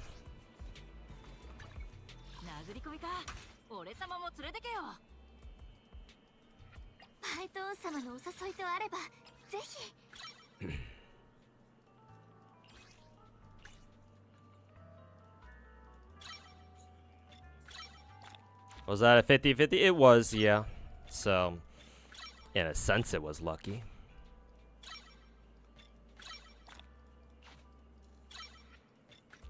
I'll check my records later, because I'm actually kind of curious to see how many rolls that took me, because that felt like it was hard pity.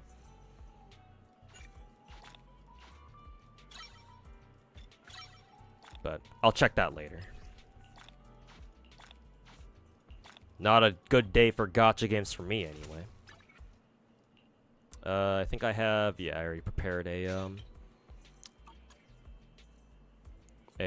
what is it? A W5,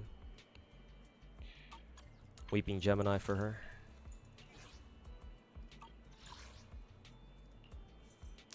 Oh yeah, I gotta unlock this first.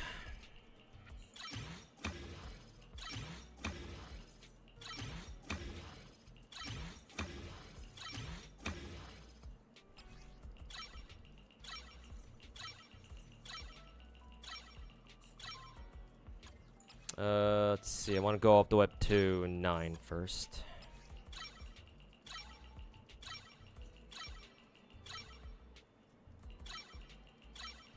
That was like 71. Oh, did you count? If that was 71... Okay, maybe it's not hard pity. Most people shouldn't be hitting hard pity in the first place anyway, because statistically speaking, hitting hard pity is actually really hard to do. Like, actual fucking hard pity. That just felt like a whole fucking lot, but maybe it was actually normal.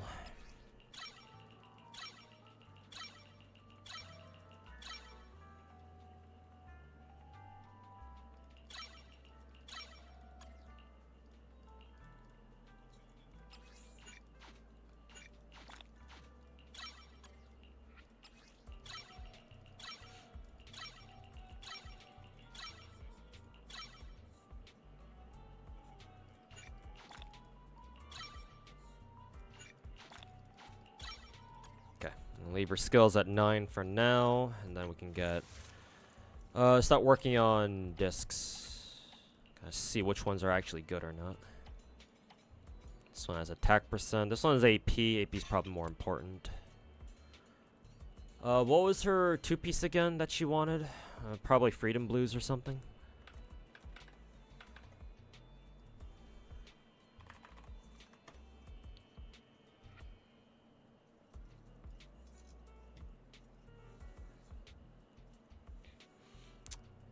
Yeah, either Chaos Jazz or Freedom Blues. Okay.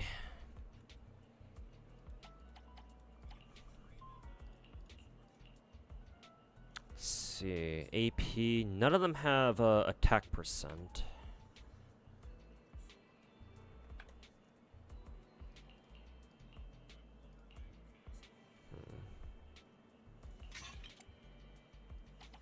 Give her that one for now. This one has AP attack percent, that's good. AP flat, not as good. Double attack, flat AP. For some reason this rolled double crit. We'll give her this one for now. Oh, yeah, this one's perfect. AP main stat, attack percent pen. Okay, now we have to look for an inset ether damage. Fucking 5 disc. Gotta check if any of these have one. No, they do not. Why do I have this one anyway? Get rid of that shit. Okay, so I think she can take either Chaos Jazz or Freedom Blues. Makes sense because they're both what is it? AP set. Let's see. This one is attack percent, fire damage. Check this one. This one's HP. I don't know why I still have that. And then 2 more spare ones. Okay, so I'm gonna have to. I'll probably have to use a tuning calibrator to get her something. And then lastly, HP. Why do I have that? Let's see, now we're looking for AM, I believe. So either Chaos Jazz or Freedom. Defense percent. Fuck that shit. Same thing. Same thing with this one too. Don't know why. Okay. So we're gonna have to get our last 2 discs here.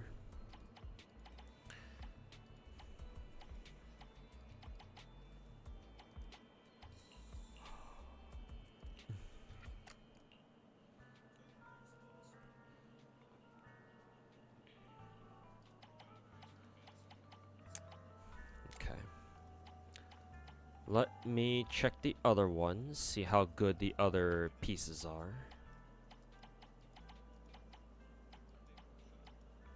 So I don't have a spare copy of Chaos Jazz there.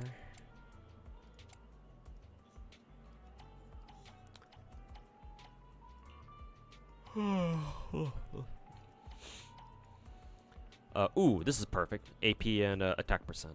Nice. Yeah. Alright, we're going with this one then. Replace. Okay, so I'm gonna have to look for one Freedom Blues 5 disc and one Freedom Blues disc and an extra Faith and Melody disc for the other two.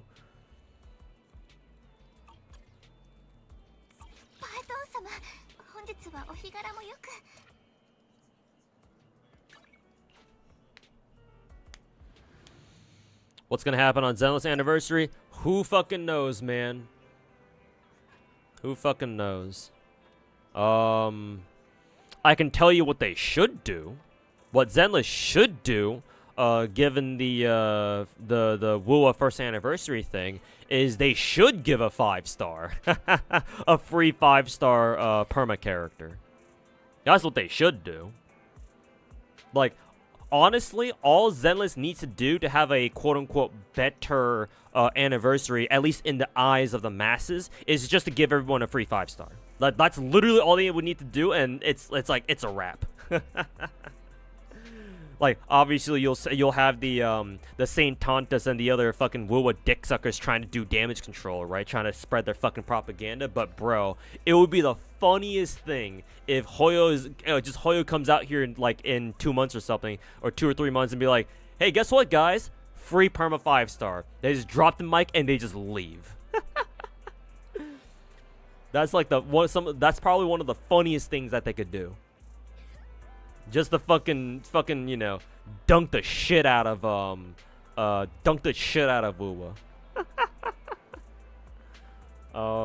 They're probably not gonna do that. Just to be clear, I don't think MiHoYo would do that. But if they did, that'd be funny. However, what they're going to do, I don't know. I'm not gonna make any like predictions or whatever. Though I think I did hear leaks about a possible Miyabi skin, I believe, so maybe we can expect that, maybe, but yeah, we'll see. Please, God, let it happen, because it would be so fucking funny. That one Timmy meme from Fairly Odd Parents.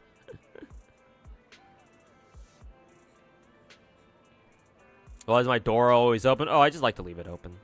Main reason for that is because my PC creates a lot of hot air, obviously, and so my room's not very big, or at least the room I'm staying in right now is not very big. So if I were to have the door closed, the heat would like get trapped in my room, obviously, and so yeah, it would very quickly raise the temperature of my room by several degrees. So yeah, I like keeping my door open, just for some better airflow.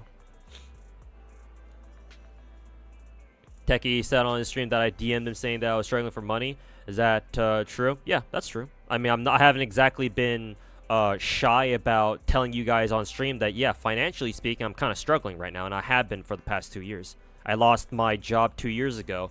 The original job that allowed me to, you know, spend so much money on gachas to begin with, and then last year I finally got another office job, but I got laid off again like 2.5 months in, before my 3-month probation period was over, because the company that hired me didn't want to fucking pay me my unemployment benefits, or like they didn't want to pay me my fucking layoff like severance package, so they let go of me before my 3-month probation was over.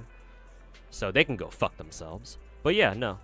What Techie said was true. I did, in fact, DM Techie at some point, because I was like, I might as well message Techie to see if there's some way of him helping me, because out of everyone out there, he's the one who's the most likely to help me out. I wasn't expecting much, but you know, I was like, oh, might as well give it a shot. You know, like they say, you miss every shot you don't take. But yeah, obviously it didn't work out, so. Was I exactly surprised? Not really. But what he said was true. I mean, I kind of would have preferred for Techie to keep that private, but it's Tectone. He's a fucking asshole anyway, so not exactly surprising that he said that on stream. But no, what he said wasn't false. I confirmed that. But again, I've been very honest with my chat that yeah, financially speaking, I haven't been doing so hot in the last 2 years. Like, I have had to significantly cut back on how much money I spend, because obviously I don't have a stable income right now.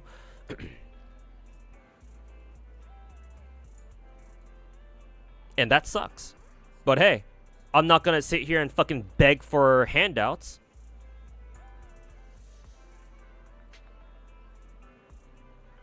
I'm just letting you guys know that that's what I'm kind of going through right now, and, you know, just so that you guys know a little bit of what's going on. I don't say that to fucking beg for shit.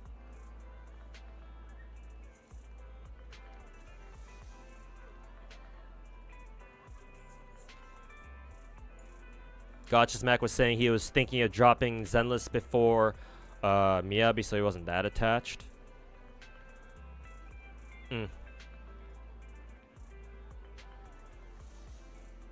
Seka Poco said he's only ever had bad experiences with the WoWa content creators. Well, with his run-in with the Saint Tontus the other week, I certainly don't fucking blame him.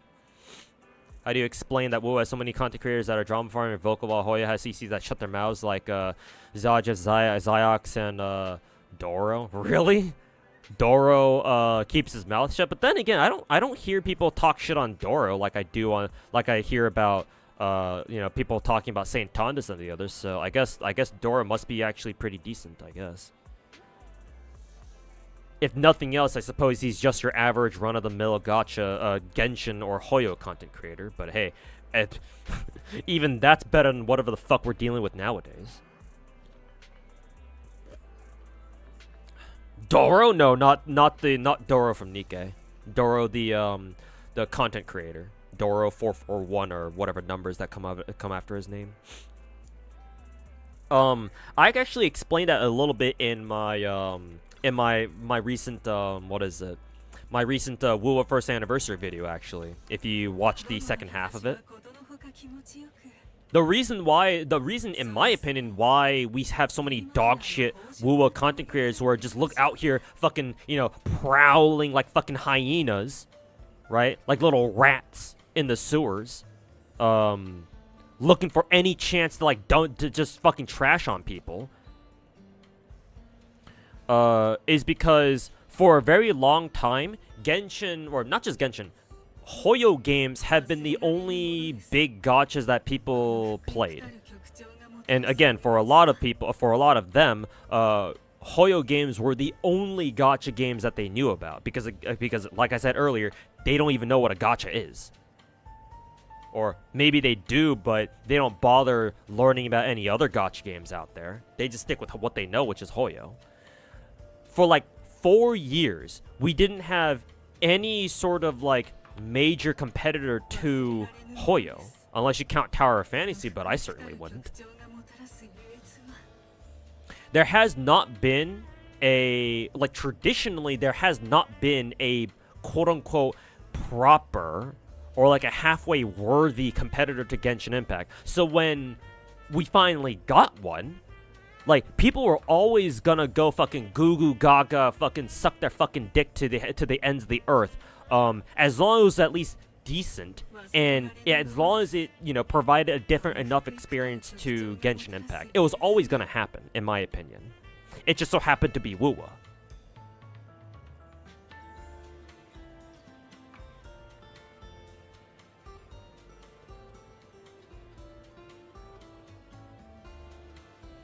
But it was always gonna happen, because people have grinded Genshin and Star Rail for so long that they're kind of sick and tired of MiHoYo, right? So they've been a lot of these people have been waiting for a different gacha game to come along and like at least stand a chance against Hoyo, to be a competitor to Hoyo. And again, it just so happened to be WoWa.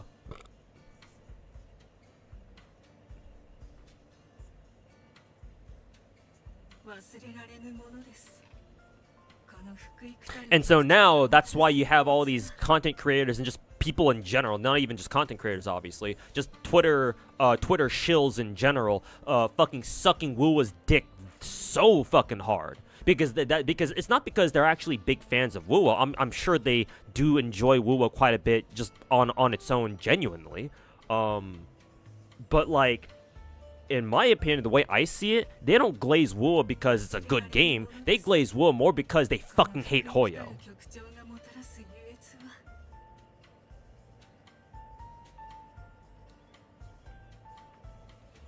Doro is just a dude. He's pretty unoffensive. Okay, I guess I can buy that because yeah, I've never heard of people talk shit on Doro, really.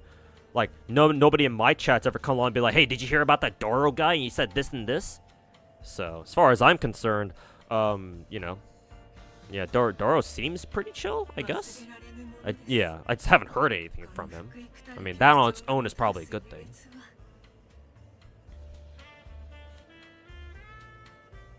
Maybe you could message. I mean, Renard, you were here and you've been in chat for a while. You should have heard me wonder out loud, like think to myself out loud. Maybe I should DM Genazod and Mr. Pokey to see if we can get like a collab going and like talk about stuff. And I'll probably do that later tonight after I get off stream.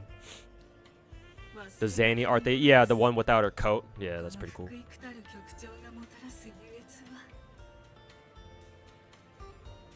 Kind of disappointed in Wuwa compared to PGR, expecting so much more, and it's just not there. I mean, remember Complex, and welcome back, by the way, so I haven't seen you in a while, unless you've just been lurking. Remember, I've said this before, and I'll say it again. Wuwa was designed to be a Genshin clone, a Genshin competitor. Wuwa is designed to capture the attention of the casuals and the normies. That's why it is the way it is. That's why you feel disappointed in Wuwa compared to PGR. Because Wuthering Waves was never meant to be as intense of a game as PGR. It never will be either. Because the big production gacha meta these days is to make your game as casual friendly as possible, so it appeals to as many people as possible, so that way the developers make as much money as possible. Very simple. It's really that simple. So unless Kuro decides to change gears drastically for Wuthering Waves, it's never going to be as good. Technically, it's never going to be as quote unquote good as Wuwa, or sorry, PGR.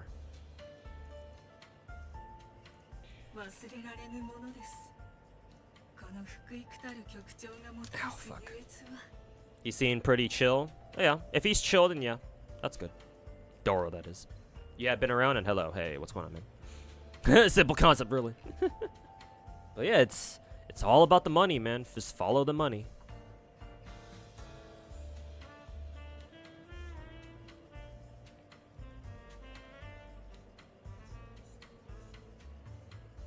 He's not shilling for the game as hard as compared to anyone else. All right, then. If you continue to insist, then you know, I'll keep that in mind. Certainly, Ryuku doesn't seem as bad as, like, say, your Saint Tontuses or whatever. I mean, the fact that Ryuku even got into an argument with Saint Tontus, apparently, from what I hear, because who was it? Ryuku didn't agree with one of the things that Saint Tontus said recently. Something like that. So the fact that those two had a run in tells me that yeah, Ryuku's probably not as big of a dick sucker as Saint Tontus is, but I still don't get great vibes from him either. It's like if you truly have played gacha games for that long, it's like you should know better. Like you should know better than just say whatever dumb shit that came out of his mouth. So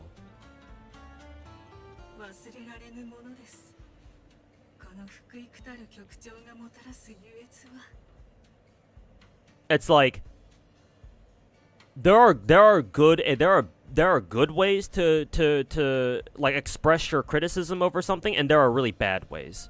Hey, you can go. I don't know if you watched my video, Graylee, on Ryuku, but I even straight up suggested things that Ryuku could have said instead of what he said.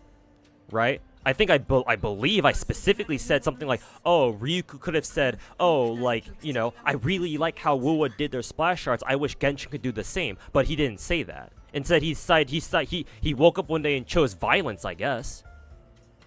And he chose the let's bash Hoyo route like he always does. Or like he usually does.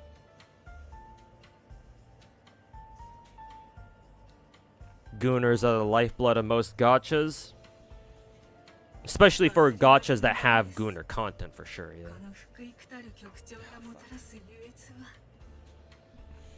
Didn't Genshin give a perma 5-star for anniversary? Yeah, last year, but, you know, Genshin's been around for like 4 or 5 years, so... Not exactly a fair comparison. Anyways, what was I looking for again? I think a, was it a 6-disc? I think I was looking for a 6-disc.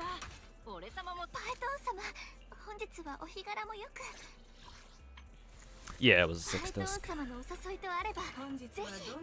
Let's see. Actually, let me go grab the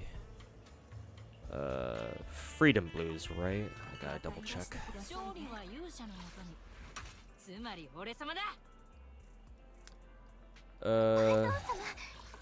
Yeah, Freedom Blues. Okay, Freedom Blues, 5-disc, ether damage.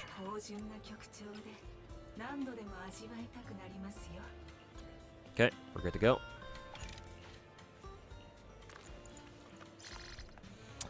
Wow, this is actually perfect. What the fuck? I think the only thing that could have made this better was if I got flat attack instead of HP, but still, this is... Well, for now it's really good. So it's almost as good as I could ask for. Now we just gotta wait for how it rolls, but we'll see. And then Faithin's Melody. We'll just roll these individually. I think what we're looking for is AM, I believe. Yeah, AM.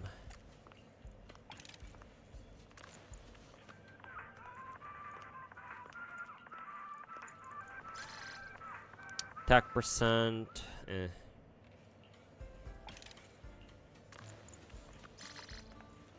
ER. That's kind of interesting. Defense percent. Fucking ew. Impact percent. What the f... Defense percent. ER again. HP.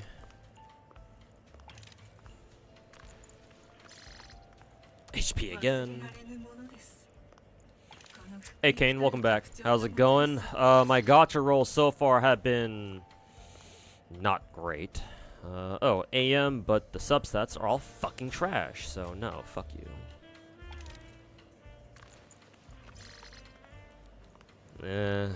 I'd have to roll this to see how good this one is. If it rolls AP, then I think I'll work with it, but if it doesn't, then we're re-rolling.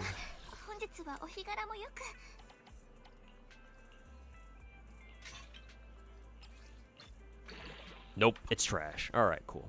Fuck you.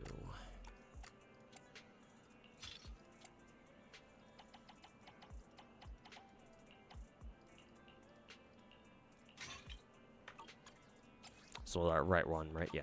Okay. Back to fishing for a 6-disc.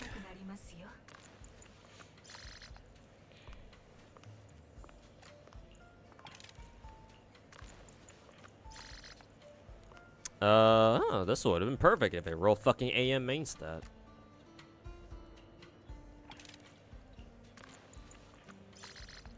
Attack percent. Not interested. Impact percent. Fuck you. She's not a stunner. Defense percent. Attack percent.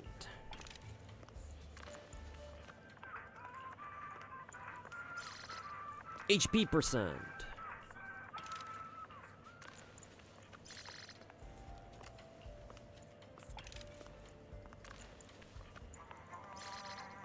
Getting relics can't be that bad? Yeah, surely it can't be.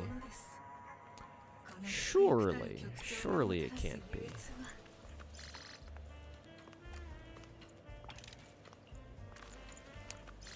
Surely it can't be. Oh, finally, we got a decent one. AM with the AP. Alright, finally. The other two substats are ass, though, but I'll fucking take it for now. I think it was this one, yeah. Okay. Alright, time to fucking roll all of these and see how terribly they roll. Let's see. Wow, these rolls are fucking trash. This has one roll into AP. How about this one? This one's okay, I guess. 2 rolls. This one's dog shit. Wow. Okay. It's too bad. I don't know. Can we give AM to Mia? Actually, I think we can, but she needs a couple of requirements for that to run Faithin's Melody, I think. So I guess I can just keep it just because. Feels weird though. Either way, dog shit. I won't delete it though, to be fair. Save it for later or something. Let's see, attack, AP, flat attack, HP. We'll roll this one instead. Sure, why not? This one rolled like trash too. Alright, we're deleting that one. Fuck you. Believe we had another one, yeah, right here. Alright, a little bit better. At least got 2 rolls in the fucking AP at least.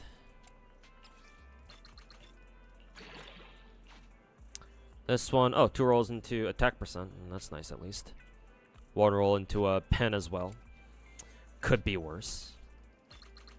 What about you? You are 1-1. It's okay, I guess. Actually, it's actually decent. Rolled twice into flat HP, but at least the other 3 rolls got 1 each, so it's alright, I guess. And last but not least, holy fuck, this is trash. Well, can't say it's trash. It did roll, what, 3 times in attack percent, but the 2 crit rate rolls are fucking dog shit. Still keep it, though, because it's still attack percent. Well, there you go, I guess. There's my Vivian for now, then. Let me just compare stats here just to see how she squares up against Pridwin. Let's see, attack percent, 2400, between 2400 and 3k. Alright, my Vivian does that. 10k HP, yes, my Vivian has 11k. Defense 800, I mean, that's whatever. What about AM? 144 to 198. Wow, my Vivian actually has a ton of AM. Or, okay. Yeah, she's got maxed out AM pretty much. Or she's got like top tier AM. What about AP though? 330 or 430 plus before combat. Mine's exactly 330. Alright, well I guess she's good enough then.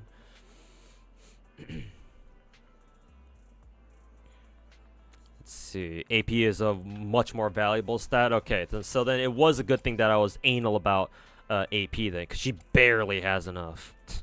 She barely has enough to fucking pass. Alright. Cool, I suppose. We'll see how much AP she's got in combat then.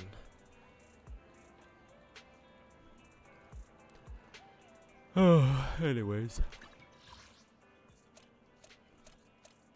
I think I need to grind some, yeah. Clear my AP a little bit, or clear my stamina a little bit. Vivian is technically good to go, actually. Let's see. I think I was still working on getting Lucy maxed out, I think. Yeah, still getting Lucy maxed out, still gotta work on her core skills, gotta get her skills up to all up to level 9 at least. I also want to work on my Grace too. Let's see, her core skills are not done yet. Skills are barely leveled up, if at all. They're not even. What about her gear? Technically, she got an okay enough disc set, but I have to check if that's even good for her or not. She does have a copy of her own copy of Confusion Compiler, so that's nice. I think I'll finish up Lucy first, though. Alright, time to farm for these things. Let's see, fire weakness. Cool. 何のご用ですの?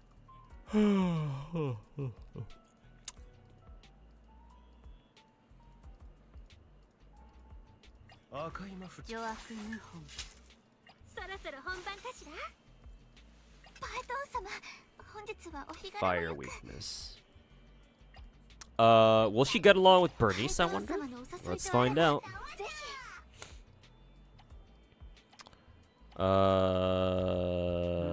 I don't know if it's a great idea to use Robin right now, but he's the new Bangbu, so I'm gonna fucking use him. Is Nikke Anniversary good enough to join the game now? If you want to start playing a gacha game, the best time to start a gacha was at the very beginning. The next best time is right the fuck now. So the answer is yes.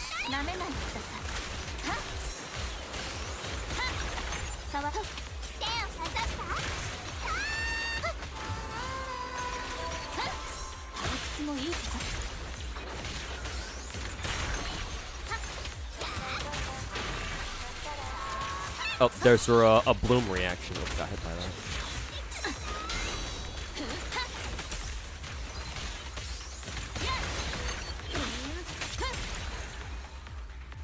Got level 80 was max characters for Zenless. No, max character level is only 60. It's always been that way.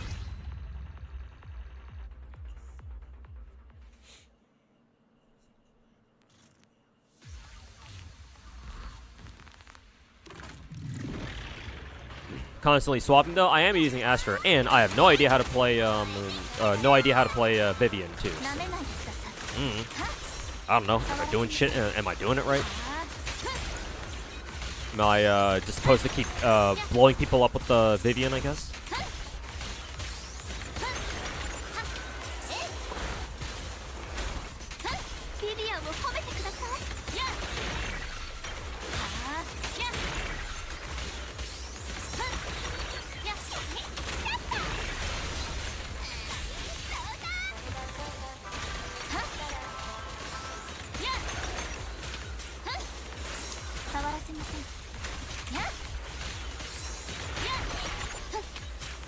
She got some insane fucking iframes, actually.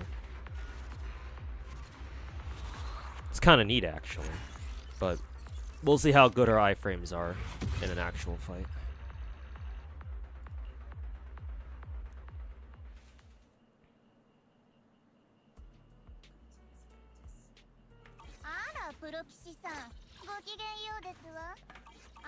Okay.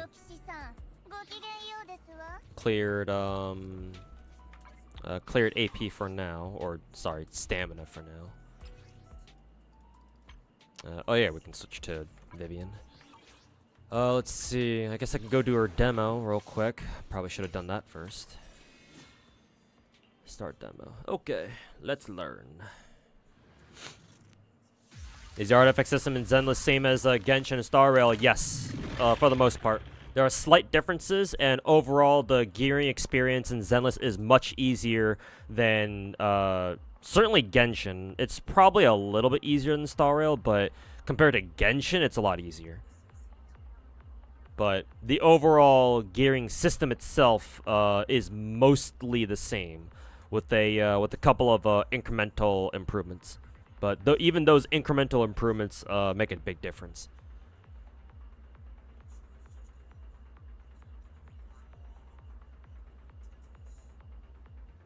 God of unemployment is crazy. Yeah, I know that some people are trying to call me that. I mean, hey, it's better than being the god of retards.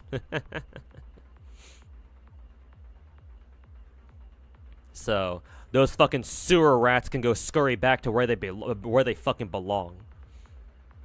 Am I rolling one at a time to save resources? What is it for gacha? No. Well, I mean, I'm gonna roll for Hugo anyway later, or at least I'll try. So. We shall see. But sometimes I roll singles, sometimes I roll multis. It just depends on what I'm feeling on that day. So, I mean, for Vivian, I don't mind going for multis because hey, maybe I get lucky and I roll 2 Vivian copies or something like that. But for Hugo, I'll probably just do singles when I feel like I'm getting close to picking up a 5-star or something. When I hit like soft pity or whatever.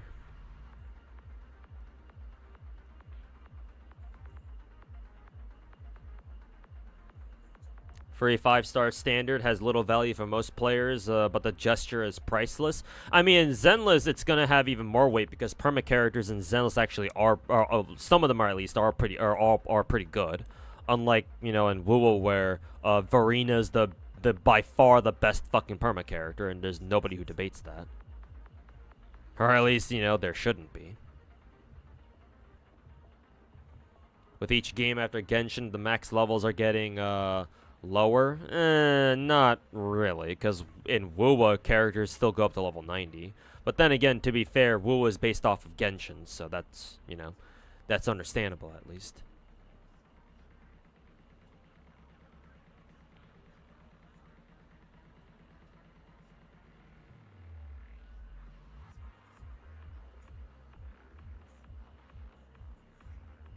Who's my favorite gacha lolly? That sounds like, you sound like a Saint Tontas fanboy baiting me into answering that question just so that Saint Tontas can fucking react to it on his stream and call me a fucking pedophile.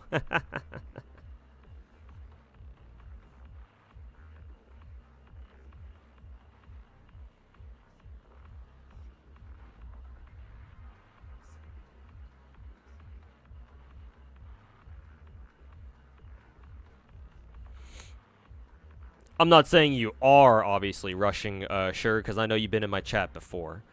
But that sounds like something a fucking Saint Tontas dick sucker would say.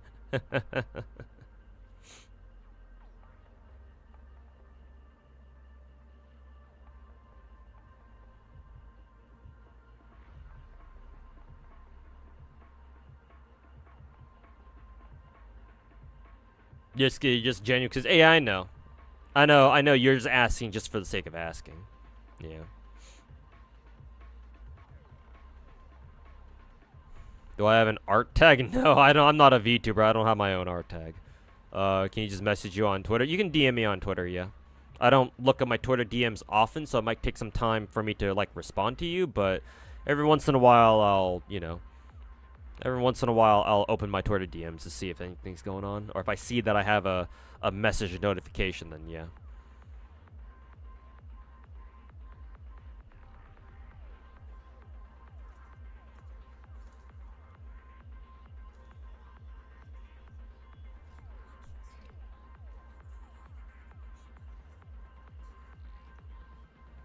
Isn't it odd how Saint Tontas reacts to kids appearing in gachas? A bit of projection, perhaps? Well, here's the thing. A lot of people who project like that about, you know, oh, why are you guys fans of little kids being part of gacha games? That's messed up. A lot of those people turn out to be pedophiles themselves. Just saying.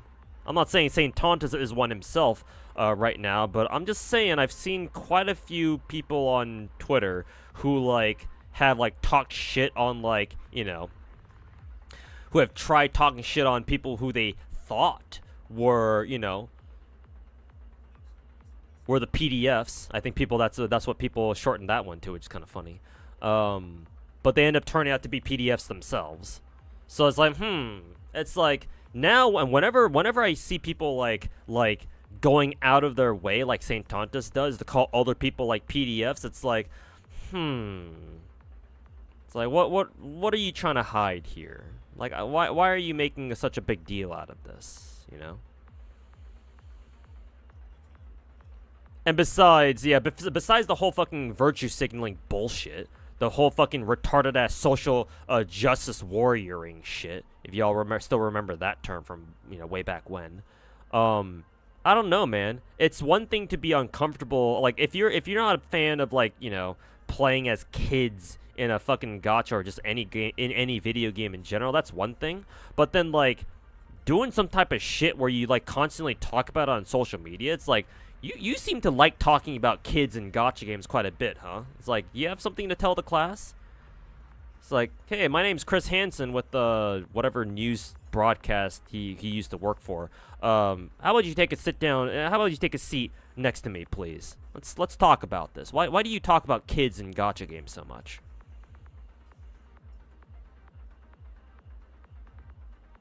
Unprompted too, mind you. Like Saint Taunt is going out of his way to fucking target Genizod, I think, is what he did recently.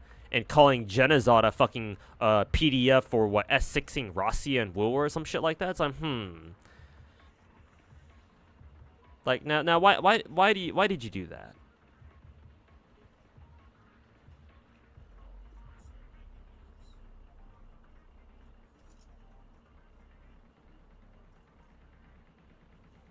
Sucks that you can't talk about cute, small, cute girl characters.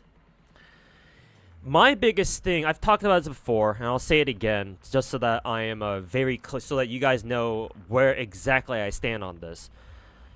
Like, I understand, again, I said this before, just now, but I understand if you're not a fan of, like, playing as kids, or even if, you know, if gacha games, like, include kids as, like, playable characters.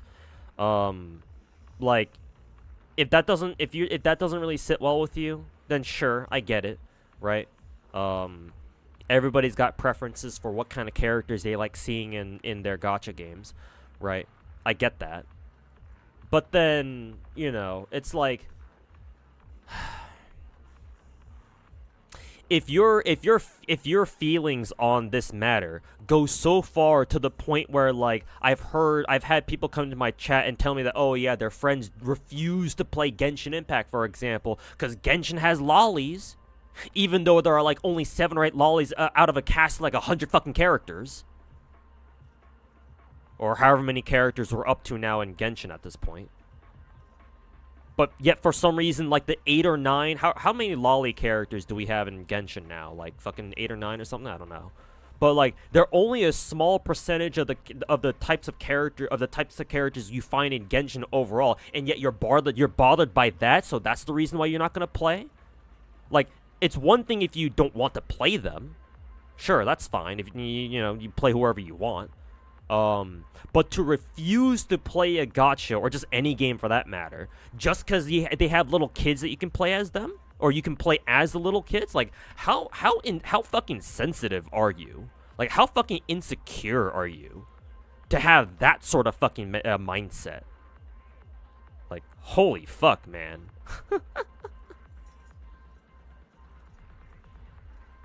And more importantly, it's like, me personally, the internet is a fucking wild place, man. One of the ways that I view the internet personally, I don't know if all you guys would share the same opinion, but one of the ways I see the internet is a place where people can go and just do whatever the fuck they want, for better or for worse. Right? As long as they're not physically hurting anybody, or, you know, I mean, on the internet, obviously you can't physically hurt anyone, but maybe you can hurt other people through other means, obviously, like cyber harassing them and shit like that. So as long as you're not harassing anybody else, you're not inconveniencing anyone else, at least not to like a major degree. If you're just trolling, then yeah, that's one thing. But as long as you're not like going out of your way to like fucking shit on somebody else, right? As long as you keep that shit to yourself for the most part, or maybe just, you know, you just goon on Twitter and, you know, your worst crime is like posting like that, you know, the fucking the crying emoji face on every fucking Blue Archive Twitter post, for example. If that's the most you do, then like that's pretty fucking tame. Like, the internet is a place where people can go to and just be themselves, for better or for worse, without having anybody else judge them IRL. Right? Like, what happens on the internet should stay on the internet. It's kind of like the whole Vegas thing, but except instead of Vegas, replace it with the internet. Right? What happens on the internet should stay on the internet. Right? The shit, and especially in the context of gacha games, what we like to talk about in terms of gacha and anime and other, you know, bullshit like that, these things aren't real. people need to understand that there needs to be a very strong boundary between what is real and what is not. You can be as creepy as you want on the internet, but if you don't do anything IRL, then it's like, okay, whatever. Because, like, as soon as that boundary is breached, and as soon as you start doing some fucked up shit IRL, that's a different story altogether. The problem is that more and more, like, as time goes on, more and more people, we are getting more and more people who who cannot see that, right? Who don't see that. Who don't acknowledge that there ought to be a boundary between what's real and what's not, or in this case, what's on the internet and what's happening IRL. For a variety of fucking reasons. So for me personally, I don't give a fuck what you're into. You can be into lollies for all I care. So long as you're not being a fucking creep about it, especially not in real life, then whatever, man. You do you. I don't care. We all got. I've said this before. We all have skeletons in our closets. So, like, accusing somebody else of, like, being a fucking, being a fucking PDF or something, or being a fucking pedophile or something, or being some other fucked up shit or whatever, like, that doesn't really mean anything anymore, because you very well could be guilty of some fucked up shit yourself too. Perhaps something even worse, maybe. That's why, in my opinion, you should never virtue signal. No matter how much of an upstanding citizen you think you are. Eventually, somebody's gonna dig up some shit on you. And they're gonna post that shit on your Twitter and be like, this you?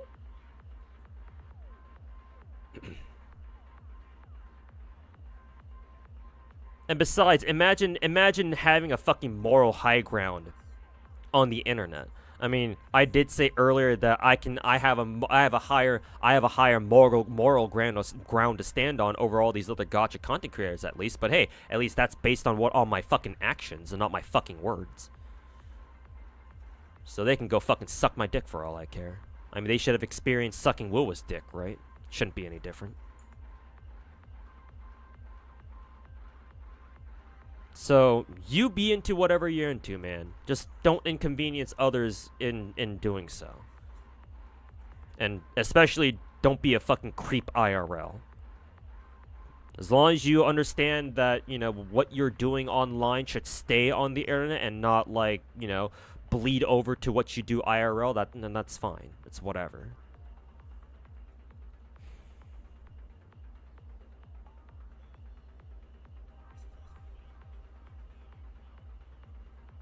You counted, there's only 10 lollies out of 97 characters. So yeah, I was pretty close on that then. I figured the numbers would look like that. But yeah, like a little over 10% of the playable characters are lollies, and you're bothered by the fact that there are lollies in the game to the point where you refuse to fucking play it. Like, that's some fucking virgin ass behavior, bro. Ironic coming from someone like me, but hey, at least I don't fucking constantly act like one of those act like a fucking virgin on social media. Like, Jesus Christ, some of these guys really need to get laid, but, at their rate, they never will, so I don't have to worry about that.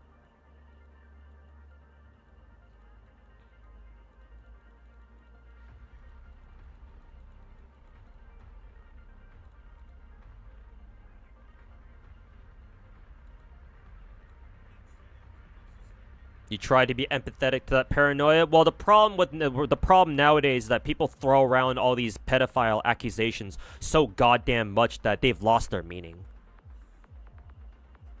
So, unfortunately, I don't share. I'm sure you have your reasons, Tayforce, but unfortunately, on my end, I am very suspicious these days of people throwing around pedophile accusations or any such, like, oh, this guy's a bad guy accusation. Like, you gotta show me some proof first. Like, some undeniable, concrete motherfucking proof. Then we'll go from there, maybe. But if it's just some random fucking Twitter asshole just throwing around accusations like that, fuck them.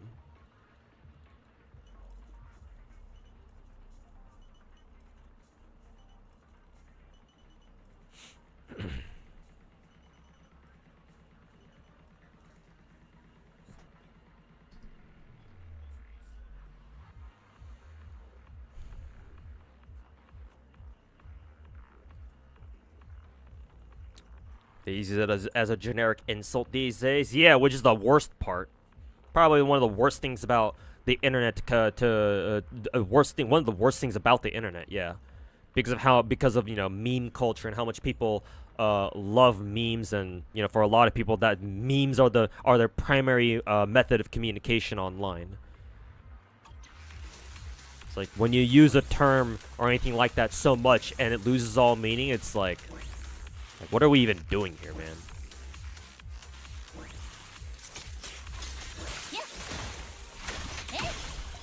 Okay. Vivian will restore flight feathers once you perform certain skills. Okay, so that's what her thingies are.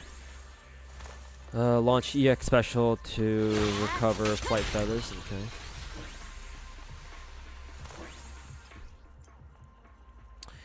After performing any move that grants feathers, she will automatically enter fluttering frock state, so her float state, I guess. At this point, pressing attack, basic attack, I think, will trigger this, blah, blah, blah, consuming all flight feathers, converting them to an equal amount of guard feathers. So flight turns into guard. When switching characters while in flight, Vivian will automatically perform, blah, blah, blah, okay, whatever.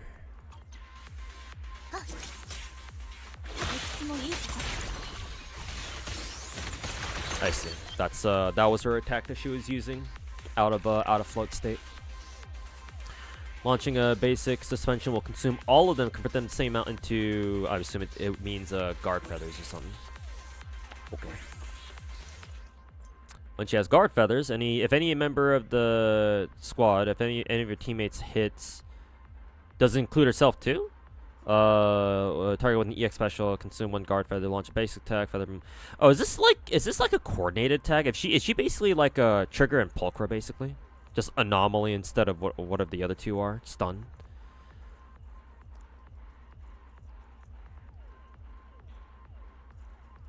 It's kind of what it seems like.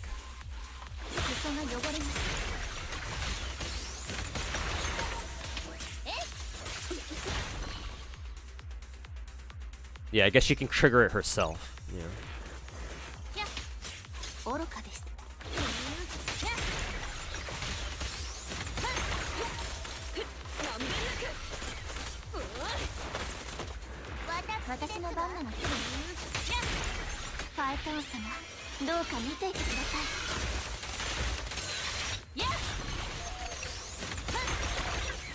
Hidden missiles.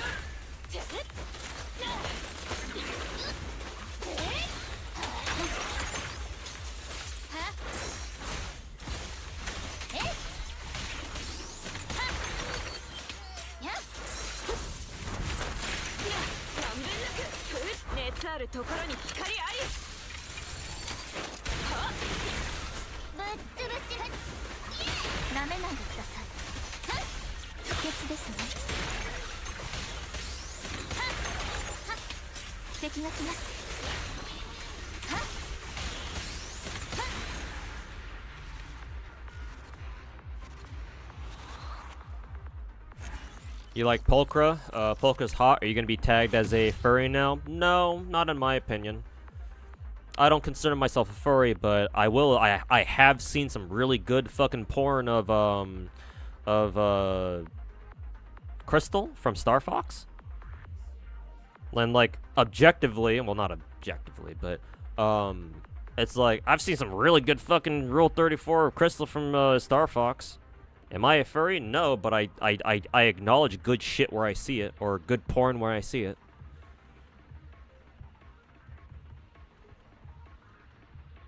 Damn, that's ancient. Unlock the core memory, perhaps.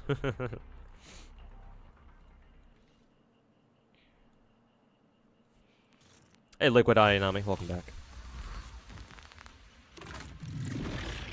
Humans are just hairless monkeys, so does likely a hairless ape make you a furry? No, but I see where you're trying to get at.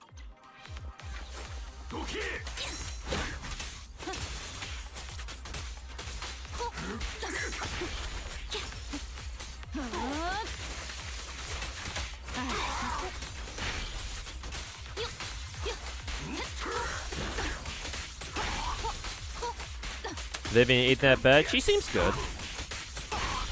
I'll have to see how good she is in combat for sure.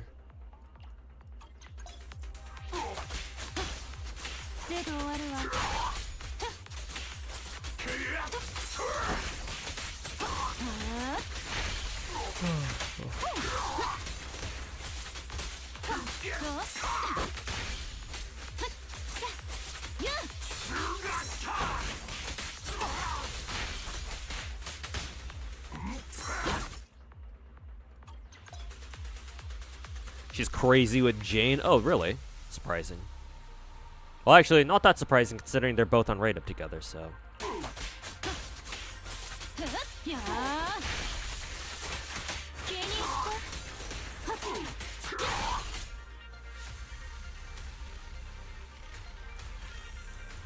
Zenless has been doing good with keeping gameplay fresh with each character. Yeah, so far so good. I do agree.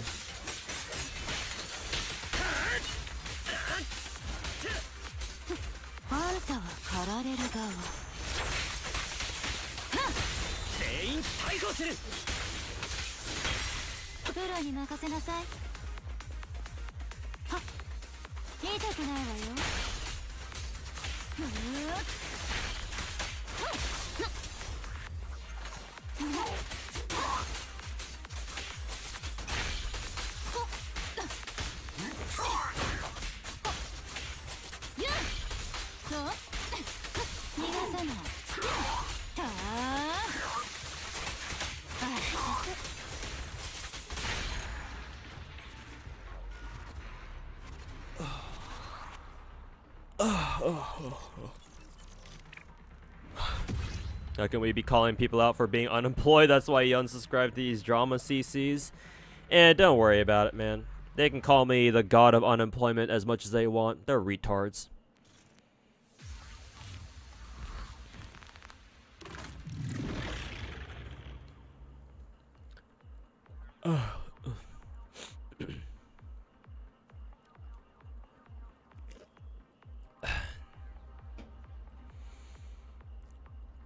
If I'm the god of unemployment, then people like Saint Tontus and Tectone are the gods of fucking retards. And hey, I'll take that trade. Oh yeah, I got a hold skill here.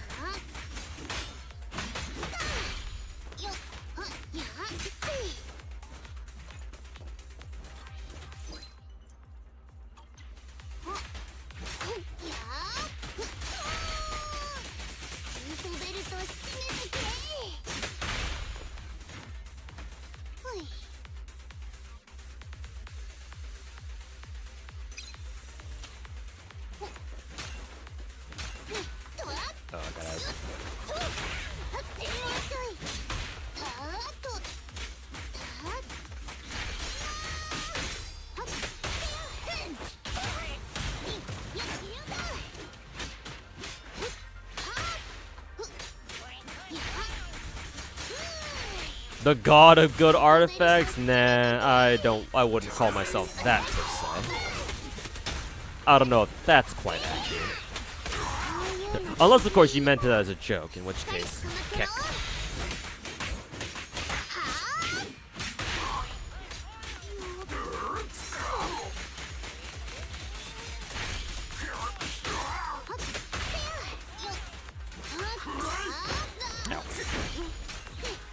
Also, is there somebody else's stream playing in my background? I don't think so.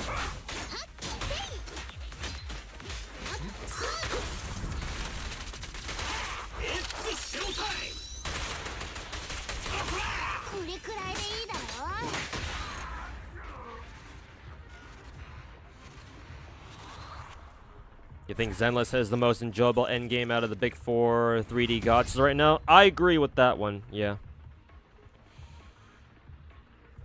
I endorse that statement.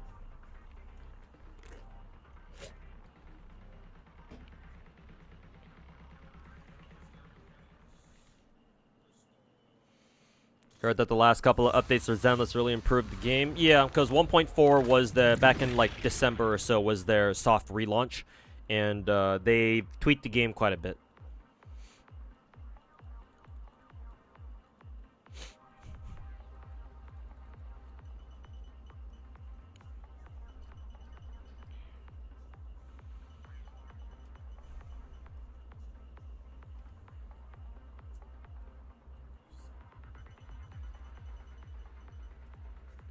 We still don't have a pink hair, big titty fox girl in Zenless yet. Maybe one day, but for now I'll be happy with Nicole.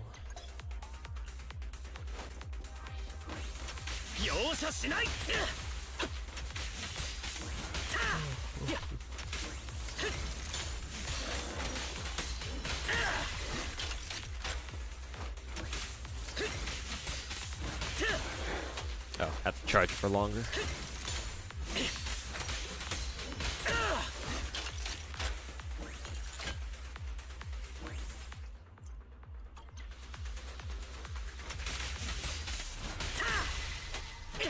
Assume resolve to launch basic attack, lightning strike, electrify.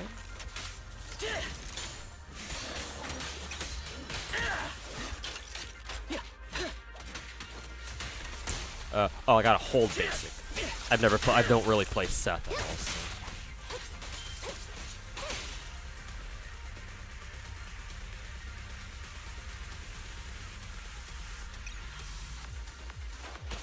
If only Yanagi had fox ears. I know there's a mod that does give her some.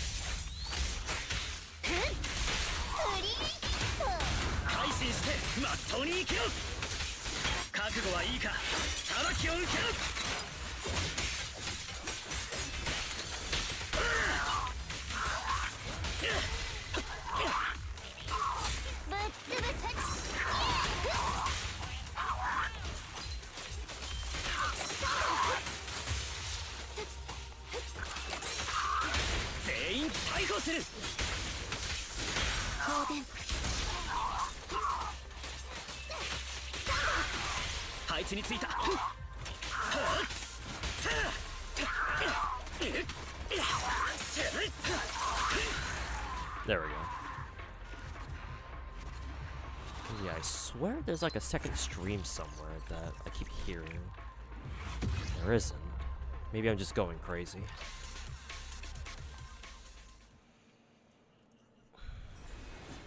You have to realize Chun-Li has the same JPVA. Yep.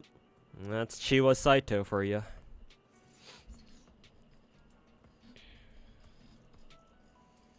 You don't keep up with the drama. What caused the discourse between me and Techie? Because you do remember a time when I was in a podcast. We were in a podcast together. Yeah, I was on Techie's Gacha Cast last year.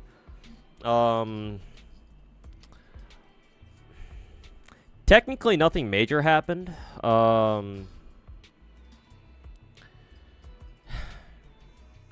Like I've always been pretty honest about Techie and how, like, you know, my views on him as a gacha content creator. They mostly haven't changed. What probably and caused this little bit of a drama. I don't really consider it to be a big drama, mind you, but like. My Discord account, I think last month, got like hijacked somehow. I don't know how. Most likely, whoever did it probably hijacked my login token, I think is what they did. And so for like, I think about 30 minutes maybe, they used my Discord account to spam like a scam Steam link where, oh, you click on this link to get like a $50 Steam code or some shit, and they spam that link to like every single one of my in every single one of my DMs. I think they went through all my DMs first, and then they tried going through all the servers that I was in. But I was able to stop them within like, I don't know, half an hour or something like that. But yeah, one of the DMs that I was in had like me, Techie, Genazod, Gotcha Smack, and a couple of others. Because I think at the time, like what, several months ago, like half a year ago at this point, Techie had gotten all of us together into like he created like a Discord like call with us, like a Discord group. With me and a handful of other content creators in it, and it was like he was planning to make some content with us, right? It was like, so, and he even asked us like, "Hey, when do y'all have time to like get together and do something?" We all gave our times. I was like, "Whenever, bro." But that never happened because I think Techie, right before we could, Techie got into some personal like legal shit, whatever the fuck he's dealing with. And so, obviously, those plans fell through. But the group never, like, we never left it. It was just kind of there. So, when my Discord account got hijacked, like, you know, a month ago or so at this point, that was one of the groups that the hijacker threw his scam Steam link into. And so, when that happened, Techie saw that, and then...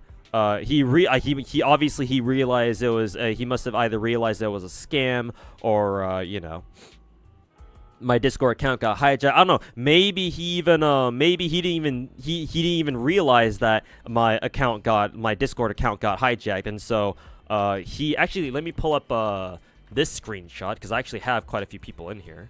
So allow me to share this gem with you all. Some of you guys know what I'm about to show. He sent me this message on Discord. A very nice message telling me to go kill myself. So, that was quite nice of him. Appreciate it, Mr. Techie. Bald retard. So, that was the last message he sent to me because of that. Before he left the group. Now, I don't know why he said that, because, like, typically, I don't know, even Techie doesn't strike me as the kind of guy who'd go around telling people to go kill themselves. That seems more like a St. Tontus thing to do. However, he said that to me, so I don't know why. I don't take it personally, obviously. But it's kind of funny that he said that, because, like, it's kind of out of character for him. I don't know, maybe he clicked on the link and he realized he got scammed or something, I don't know. It'd be kind of funny if that's what happened. I don't know if he was telling me that too, because I think somebody in one of my chats pointed out that, hey, maybe he was telling that to the hijacker, right? The dude who hijacked my Discord account, not necessarily to me personally, but even still, it's like, why would you tell people? Why would you tell me to go, you know? Why would you tell people to go kill themselves? I don't know. That's a little bit extreme of a reaction, don't you think? So yeah, no idea why he said that to me. But I screenshotted it before I too left the group, just because I didn't want to bother the rest of them in case like I couldn't get my Discord account back. So I just left the group to myself, so that the other guys wouldn't be bothered. But yeah, before I left, I did take a screenshot of that before I did. So now I have that.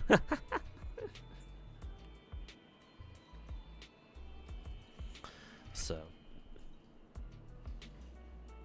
Yeah, kind of funny, kind of funny past few weeks. I'm not gonna lie. However, while I do keep that funny little Discord message around a little bit, I'm not gonna use that as like an excuse to try to, like, you know, defame Techie or anything. Because if I were to try to do that, that makes me no better than all these other fucking rats I call retarded. So, it's just. At the end of the day, it's just a funny little story that I can tell. I would like to know why Techie told me to go kill myself, but I don't want any of you guys like going into his channel like demanding that he give me an answer or anything. So, if he wants to answer that question on his own eventually, then I'll wait for his answer.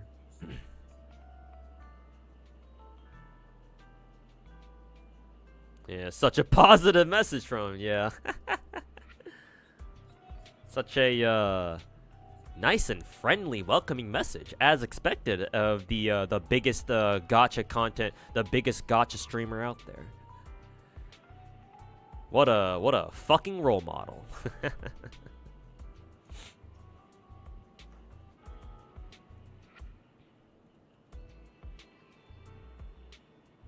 Why didn't Wua add in like a capturing radiance thingy for our anniversary? The gacha is the most important part of a gacha game, and you don't want to hear some dumb shit about gameplay over polls.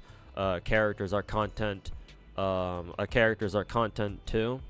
Yeah, you're not wrong. Yeah, characters are absolutely content. Though I will say, ideally, you should have some good gameplay to go along with the characters, so that way you have a complete content package. Like, don't be Genshin where all you do is release new characters and, you know, you don't touch endgame for like the first 3 years of your game's life cycle or something. You're not asking for a free character. You're not asking to lose your 50-50 because then you're just playing old characters and blah blah blah. If these characters didn't cost like on average $200. What was capturing radiance again? Are you talking about the thingy that Genshin has, where if you lose like 3 coin flips in a row, like your next one is like guaranteed or something, and that's how you get like the rainbow flash animation? I think people have been asking for like at least, you know, a guarantee rate up on like the dozen rerun banners that they're doing. So you're not the only one to ask for that size. So sometimes people do let your intrusive thoughts go. Yeah, maybe. Maybe so, man. But I mean, hey, they're intrusive for a reason, and you're supposed to keep them to yourself, right? But clearly, Techie can't do that, so.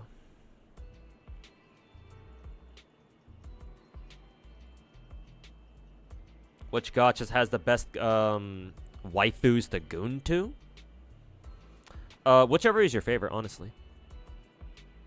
Like, you can have gacha games that aren't as gooner as other gacha games, but if you like it enough, then, you know.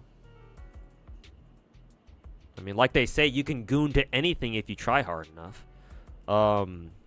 Matter of fact, there is an argument that you can make where some gacha games, even if they're not as gooner as others, they get way more fucking gooner fan art than others.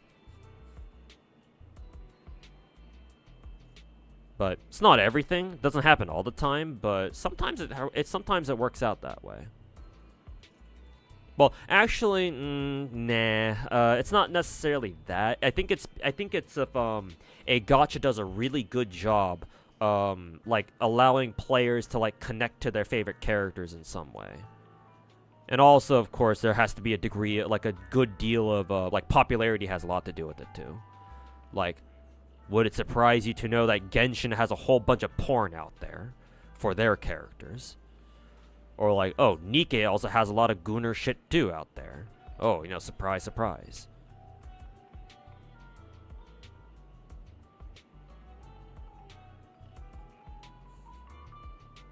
But the best gacha game that you can goon to are the ones that are the ones that have the characters you like the most.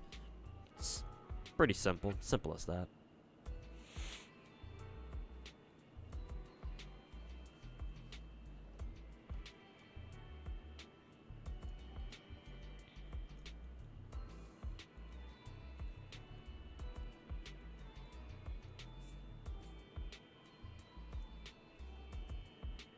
Hey, Car. Welcome back, man.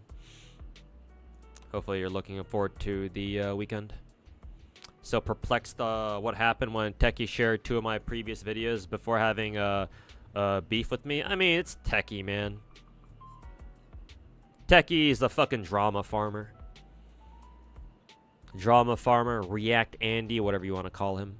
People like him, people like Techie, they don't really care to have, like, you know, actual, like, friendships. I don't even want to call it a friendship, because that sounds a little too parasocial.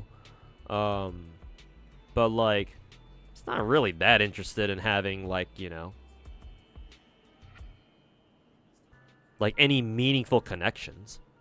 I mean, don't look at me. Look at how he supposedly had a falling out with Mr. Pokey. You know, last year Pokey was Tectone's fucking #1 protege.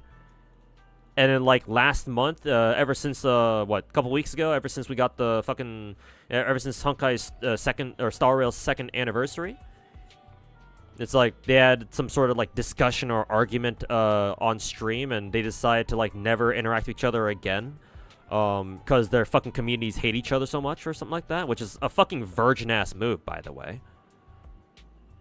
Like, if you're still friends, or at least if you claim as such, right? You're not gonna let your fucking viewers get in between you and whoever you want to hang out with. So I don't know, man.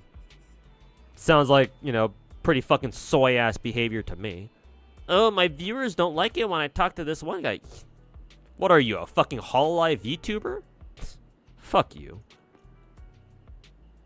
You got Vivian? Yeah, I did, Lance. I had to go all the way to fucking soft pity, so. But, you know, that's what happens sometimes, I guess. At least I didn't lose the fucking coin flip.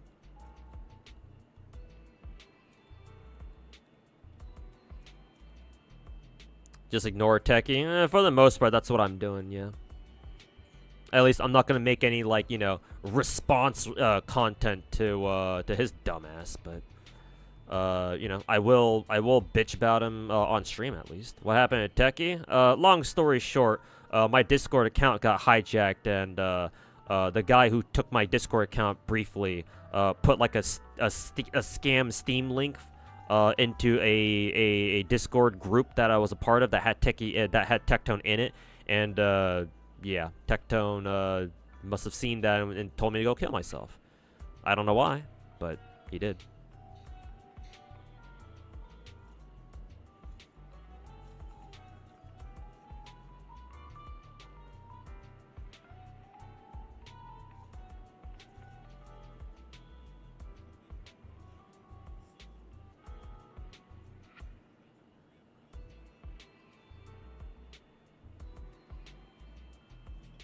Anyone notice how a lot of CCs out there worked with him in the past, but all of a sudden they want to distance themselves? Me personally, I wasn't as negative on Techie in the past. I mean, to be honest with you, my opinion on Techie hasn't really changed that much. To be perfectly blunt.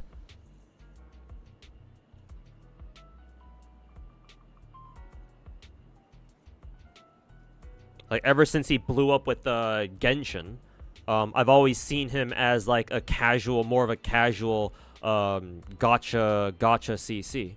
It's just that nowadays I get more of the feeling that he's become more of a variety streamer, not really a gacha content creator.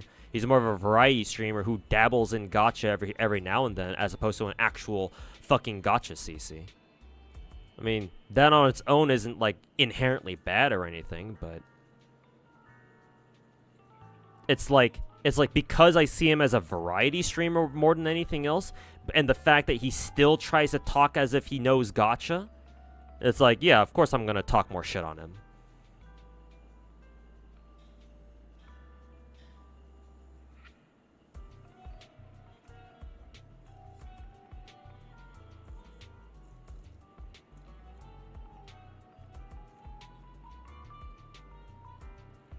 You never work with a big content creator. They all seem toxic. Thankfully, not all of them, but certainly, you know, quite a few of them are like that, yeah.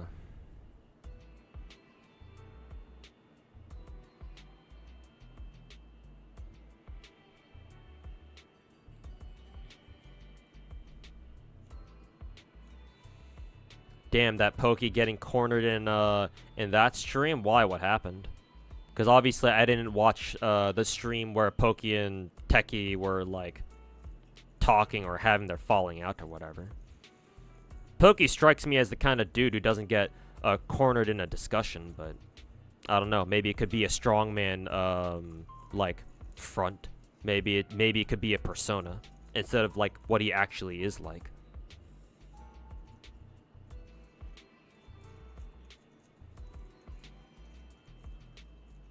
Variety and just drama, yeah, probably.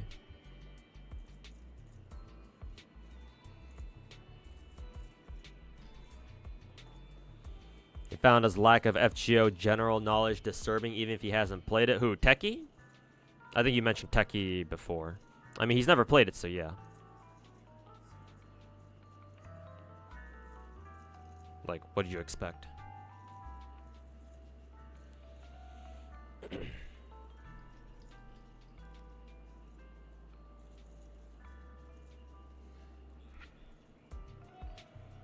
Just insane cognitive dissonance. I mean, that happens all the time, though.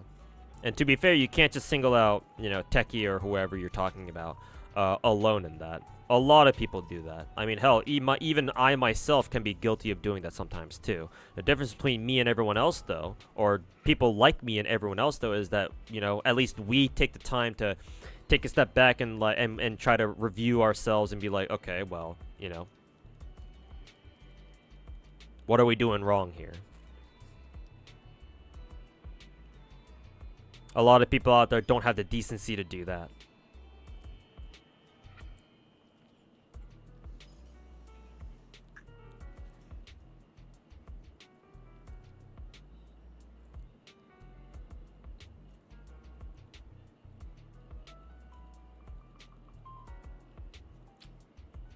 Hey Totori, welcome back. Current E7 phase, Poke is pretty refreshing though. Yeah, I know he's been playing. I think I've seen him play through Epic 7 recently because of their new update. Part of me wonders how much of it is sponsored though. Though I'm assuming he's no longer sponsored. I think he already did his sponsor segments already, so now he's probably just playing the game for real.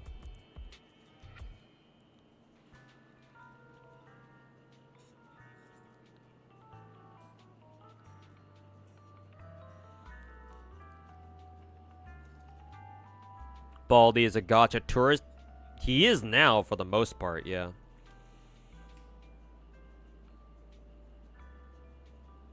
He actually wasn't a tourist back in the day, but now definitely he is. Now.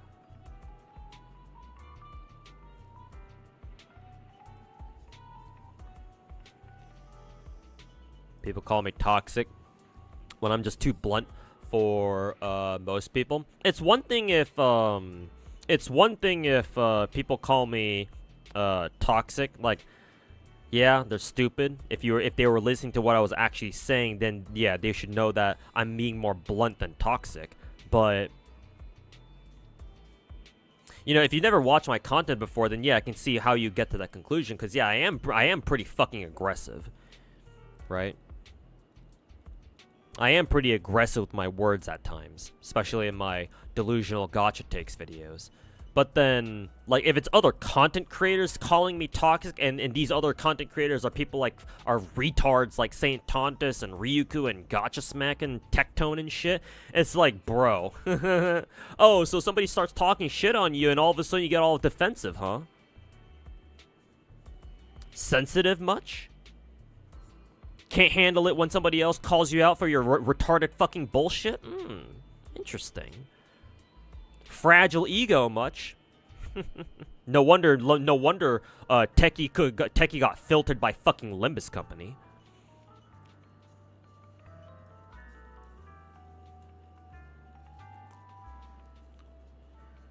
Fragile ass fucking ego.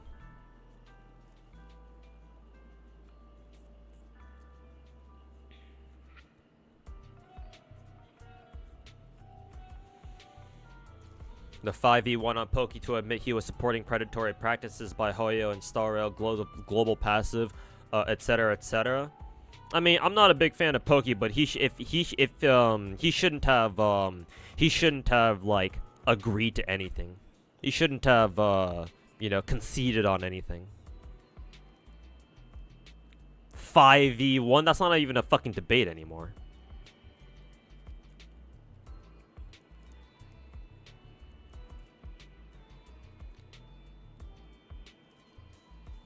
I wonder if that's why Poke had that recent stream where his stream title in the beginning of the stream was titled like Saint Tontus or something. I wonder if he was like trying to be like, hey guys, I don't want to get into any drama or anything. I don't know. I didn't watch that stream though, so I don't know.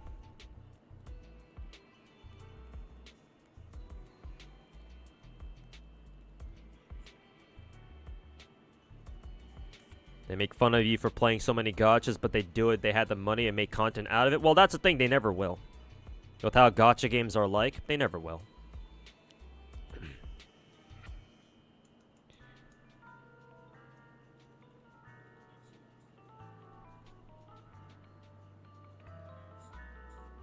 It's like, I'm not even trying to roast them. That's the cold, hard truth.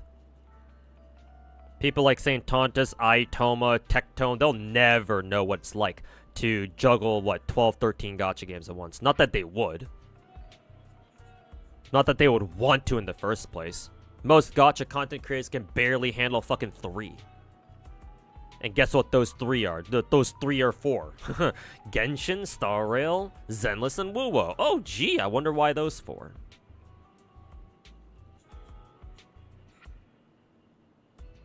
They'll never be able to do that, so I don't worry about it.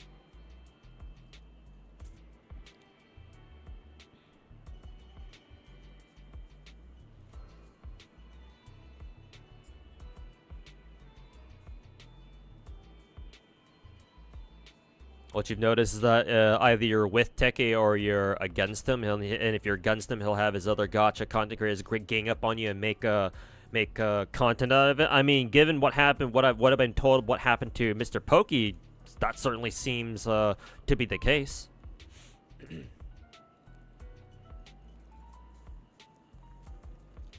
Was pulling for casters really supporting predatory practices? I mean, if you want to be technical about it, then yes. But then again, pulling for any character in any gacha game would be considered pulling for predatory practices.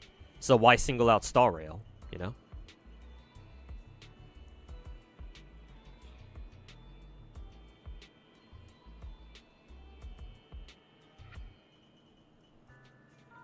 Nikke has account managers. I've heard that Mr. Pokey has account managers too. And I think that's pretty fucking lame. Imagine paying somebody, some other person to manage your gacha accounts for you. At that point, is that even really your account anymore?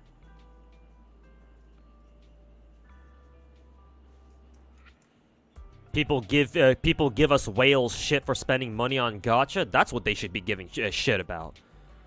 People paying other people to fucking play their gachas for them. Holy fucking shit, how soy can you be? Why are you even playing gacha games to begin with, then?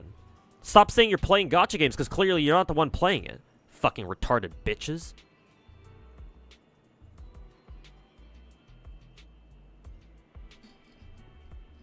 What, are gacha games too hard for you to juggle? Can't play 2 of them at once, even?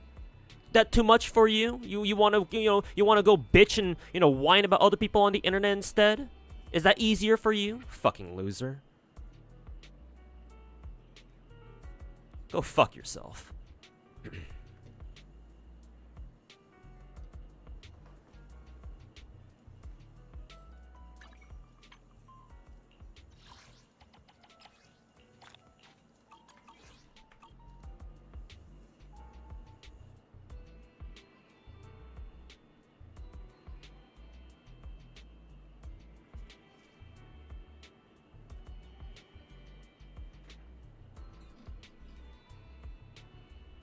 What are account managers? Fancy way of calling it, fancy name for people who are paid by other, like, bigger content creators to babysit their accounts for them. It's been a thing for a long time, actually. Even before gacha games, like, blew up. Like, even before Genshin, back when I was super deep into FGO, I've heard of, I knew some people who, like, were, like, babysitting multiple FGO accounts for, like, their friends on Discord or something. So, it's nothing new. But like in those cases where I knew some people in FGO who were like babysitting other people's FGO accounts, that's understandable because like they weren't content creators, they were just normal people. Just like, oh, I'm busy right now, so it's like, hey, can you take care of my FGO account for me? And this was before like the whole FGA macros and other macros like it came out, so it's like, didn't really have much of a choice. So there were people out there who like babysitted other people's FGO accounts, for example. I'm sure that happened in other gacha games too. So it's like that, and it's FGO, so it's like, yeah, I kind of get it, right? But like content creators these days having account managers, like, how lame are you? Like, if it were like somebody like me who played like double-digit gachas, then sure, okay, maybe I can kind of see that. I mean, I would still say, since you're a content creator, you should probably play all your fucking gacha games yourself. But, like, if you were playing a lot of different gacha and you were genuinely trying to keep up with all of them, okay, sure. And if you need to, like, get somebody else to help you out with maintaining them because you feel like you're not going to be able to do it yourself, then sure. That's one thing. But I don't think that's the case now, is it? Like, again, I keep asking y'all, name me another Western gacha content creator who says that they play 13 different gacha games and actually fucking keeps up with all of them. I don't think you can. You'd have to go to fucking China or Japan or Japan, China, Korea, yeah. The fucking East Asian countries to find somebody like me. You ain't gonna find another fucking Westerner doing that shit. Playing 13 different gacha games and having the balls to say that they keep up with all of them? Fuck no. Instead, we have fucking retards and rats like St. Tontus, Tectone, Gacha Smack, and all these fucking losers masquerading around as gacha content creators. Holy fuck, man. Can't fucking stand it.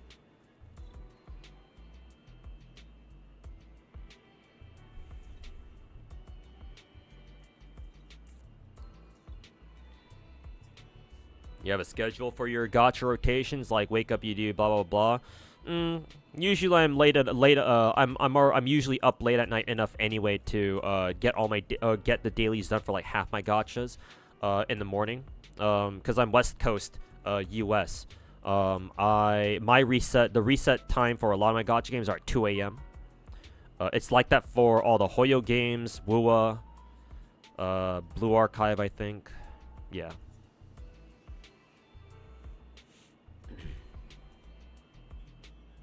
So, like, I can get, like, half my gacha dailies done, like every half day, basically.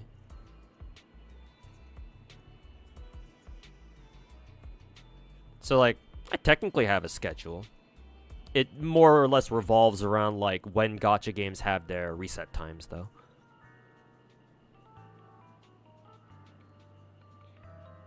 I think Pokey says he has account managers that do the small stuff, like exploring or side quests. Nah, bruh. Nah. I still don't buy that either. Because I do all my own content. All the gacha games that I play, all fucking 13 of them, I do everything myself. If I can do it, so can everyone else. It's not like what I'm doing is like super fucking amazing or anything like that. Just going through content on its own is nothing crazy. It's not supposed to be. So, like, if I can do it, everyone else can. Especially if you're a content creator. Like, what makes me so different that all these other content creators can't do the same thing? That makes them feel like they need fucking account managers to play their fucking accounts for them, no matter how small the content is.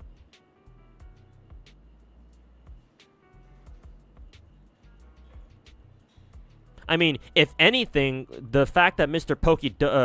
Pokey has account managers allegedly to do all the smaller shit for him, to me, I don't really see that as a good thing on its own either. Oh, you only care about the big stuff? You don't care about the small stuff? It's like, the details are important too, man. All the small little things too. Like, if you don't appreciate the small stuff, why are you playing gacha games in the first place? It's not like gacha games have a ton of content to begin with. Not a lot of them, anyway. Like, very frequently with a lot of these gacha games, the small stuff is what makes them good. I mean, that applies to a lot of other games too, like in fighting games. If characters have like really fancy animations that the developers didn't need to do, but they did anyway, like animations you would normally never see outside of like these fringe cases, or like you'd have to go out of your way to like trigger them, and then you'd see them. Like, those are what make gacha games and just games in general really fun. Like the little stuff, the details. So if you skip all the details, then do you really appreciate that gacha game? I don't think so. Or at least, you know, I'm less inclined to believe that you do. So even if he gets people, even if Pokey or other people, other content creators get other people to like do the boring shit, right? The less important shit, I still don't respect that either. Like, and especially because they're full-time content creators too. This is their fucking job. So why are you not playing your own fucking gacha games? Why are you being fucking lazy and paying other people to do it for you? Fucking dog shit ass behavior, bruh.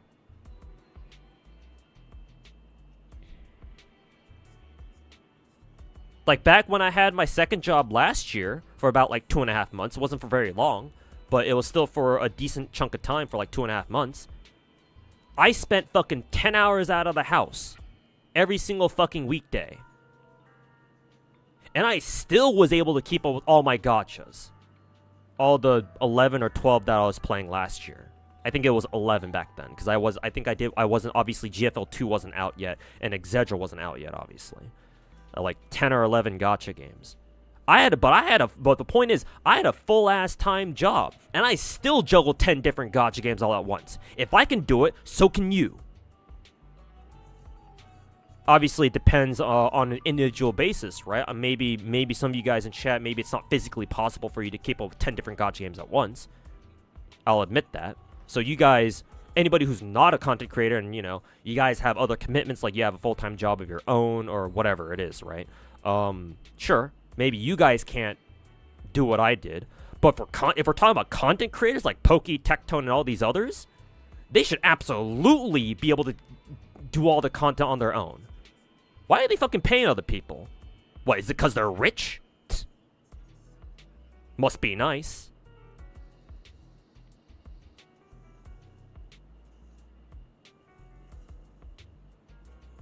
Lazy ass hoes.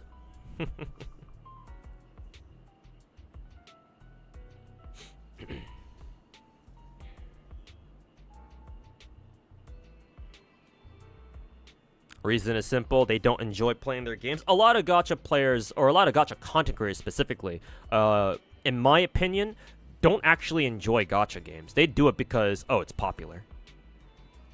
I mean, look at MTash, perfect example. That fucking hack.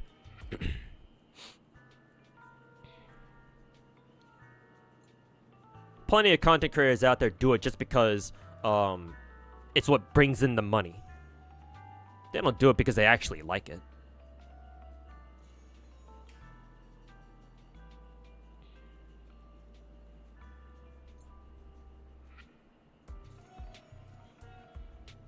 Bogi doesn't have an account manager for E7. Well, not right now, anyway. And maybe he won't. Maybe I've been told that he actually is really enjoying Epic 7 right now, so that's cool. But he's got an account manager for his Star Rail accounts. What's to say that he's not going to get one for his Epic 7 accounts too?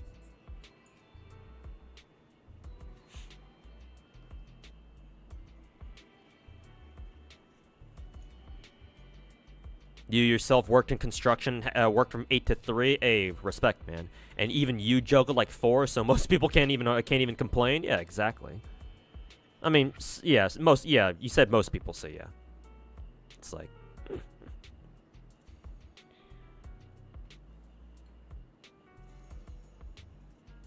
he went back to MMOs where he's happy. Yeah, because he came from an MMO background, right? Yeah. Before Genshin blew the fuck up. But man, he had bad friends. I mean, I don't want to be too harsh on the guy, at least not in this sense, because I don't know what happened. But like, If you have bad friends, then on one hand it's like, yeah, that sucks, but on the other hand it's like, well, maybe you should stop hanging out with them then. I don't know. Again though, I don't want to comment too much on that because I don't know what's going on there, or I don't know what the details are with that. That sounds like more of his personal life. So, and I said before that I don't really like commenting other people's personal lives. That's a rabbit hole that I don't want to go down.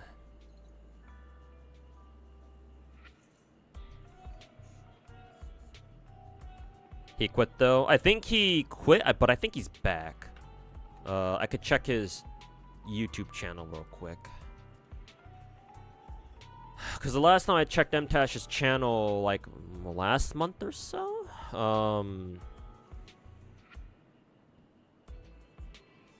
Yeah, he wasn't making a lot of gacha content. Yeah, his last gacha video was his Girls Frontline 2 video from like 4 months ago. So that was when GFL 2 first came out. And since then he's been making mainly PoE videos, I think. Good on him though.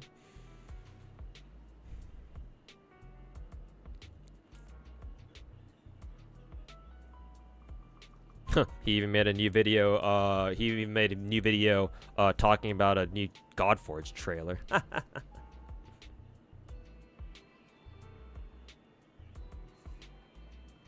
He's also got another video called "I Just Started My Dream Job," where he looks like a fucking creep in the thumbnail. Questionable thumbnail, but whatever. Kind of curious what kind of job he got though. Probably a fucking gacha consulting job or some whatever the fuck.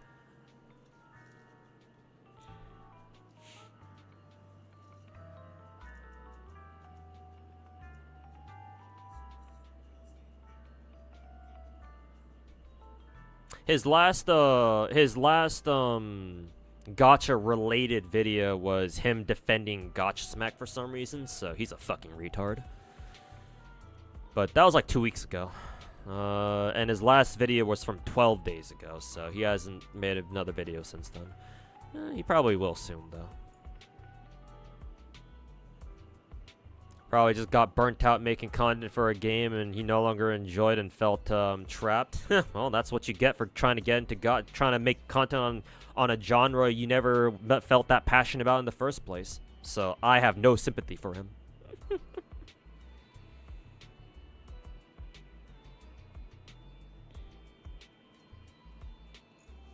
So in that sense, I don't give a fuck. MTash can go fuck himself.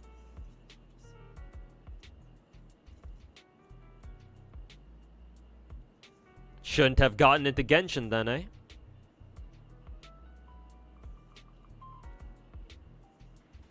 You even work for 12 to 15 hours a day and you keep up and do everything on them? Yeah, exactly. I don't know what you do, but that sounds pretty fucking tough, man. Tougher than anything I've done, at least.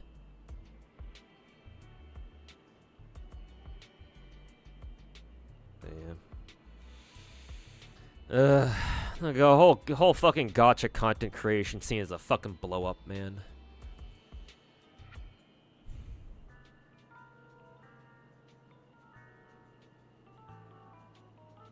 Don't think Mr. Pokey would have the balls to get an account managed for E7. If he did, then Genazod's gonna shit on him forever, as Genazod should, yeah. As he fucking should. I mean, even Lakari, as you know, as much of a bald dumbass as he is, even Lakari's the kind of dude who, when he gets into a game, he really fucking gets into it. So it's like even Lakari, back when he was on his Epic 7 stint back in the day, like what, a couple years ago, I think, at this point, you know, he grinded Epic 7 all on his own too. I don't think Lakari ever gave his account to like an account manager. He did all that shit himself.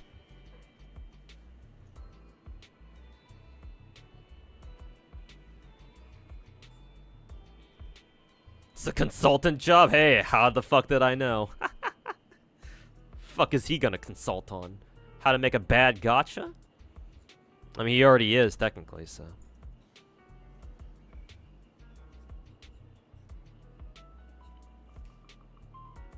you should get shit on for having any sort of manager for a gacha game. Yeah, no, exactly. Fuck.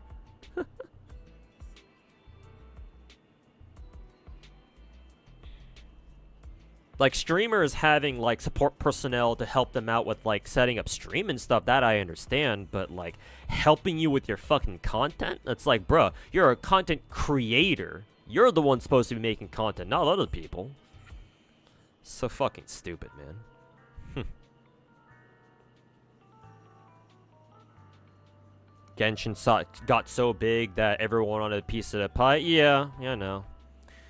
I know. Not gonna stop me from roasting the fucking fake-ass gacha players, though.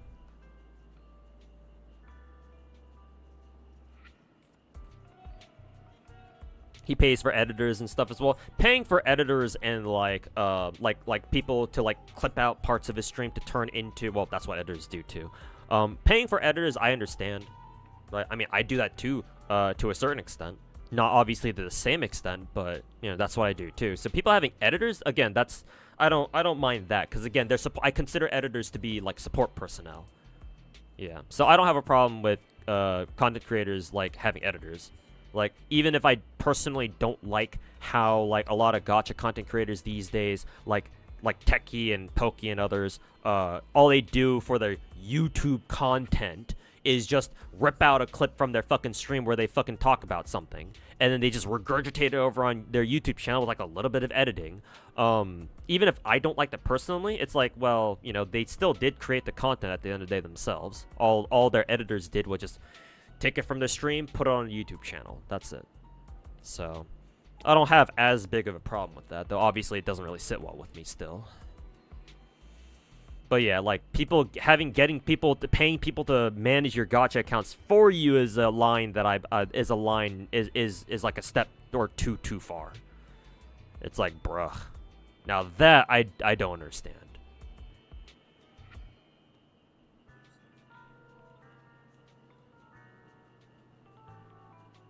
Why can't people just get along?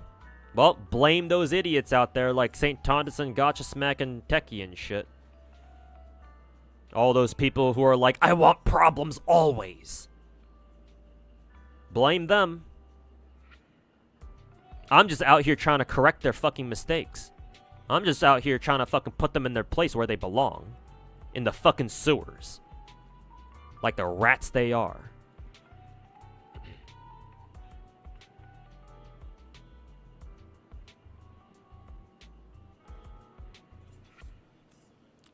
People called you a fake PGR fan for daring to criticize Kuro over their whole faceplant anniversary thing. What, during PGR's first anniversary or something? Yeah, that typically happens a lot with a lot of these gacha games that have cult followings. Yeah.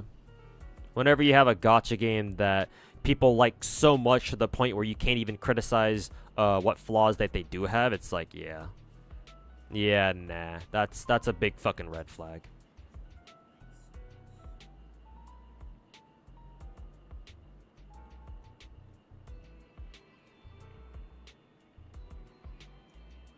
You wouldn't need an account manager for Star Rail because daily routine is like literally like 5 or 10 minutes.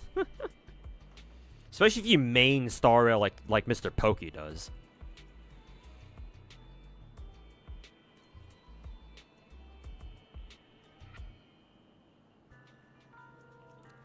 What's that message on my overlay? Oh, Gray Lee in my YouTube chat explained it, so I'll let him explain it, or you can just read his message.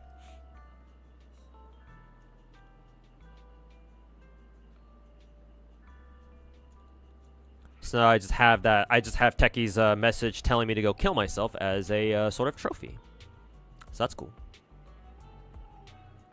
All this gacha drama these past few years just felt shallow and fake. Why are we shilling gacha so much? Shitting each other's community so hard all the time? Because gacha games don't have enough content. Gacha games don't have enough content. The problem is that most gacha players don't realize that this is how gacha games are.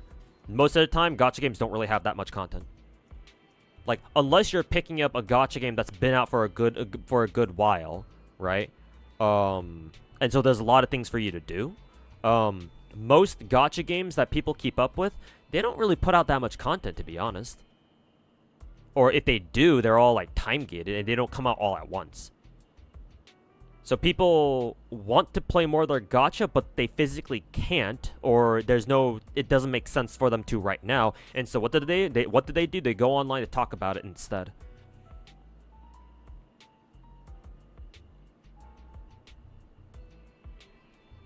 I'm not saying that's the only reason, but I think it's a big reason. And the reason why I say that is because y'all remember 5 years ago when Genshin first came out, and we had all these, for like the first like couple weeks, month even, people were like, oh my god, Genshin's so amazing, it's so fun. And then after that first couple of weeks, or like the first month or so, we started getting the people who started bitching about how, oh, Genshin doesn't have enough content, when they fucking speed ran that shit in like a week. Same fucking shit, man. Exact same fucking shit.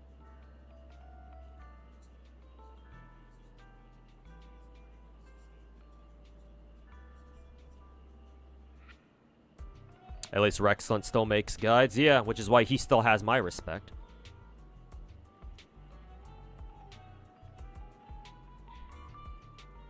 Yeah, of course, you know, drama is what people always love, you know, listening to drama. So, they fucking eat up that fucking drama slop. And here I was thinking that I'm a slop enjoyer playing 13 different gacha games. Clearly, I'm not as bad as these fucking drama slop enjoyers. All these drama slop fans. Did Nikke ever make a video about me? I don't know if he's made a video about me specifically, though I have been told that he has like talked about me on stream before. Like apparently he reacted to a react of one of my videos. So that's like the closest that you're gonna get to like a proper like focused react on me. But as far as like, you know, as far as like Tectone like putting out a video talking about me specifically, like with no doubt he's talking about me. He's trying to talk shit about me. It's like no, I don't think he has yet. Maybe he will. Maybe he might. We'll see.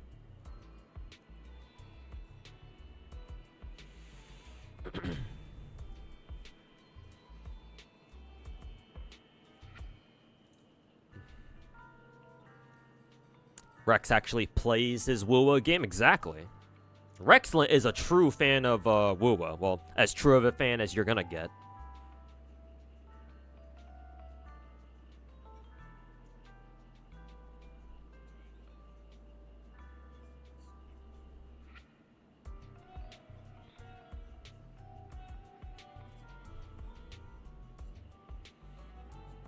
And you're interested in playing Expedition 33? I heard about that game, Akaru. Apparently, it's actually really good.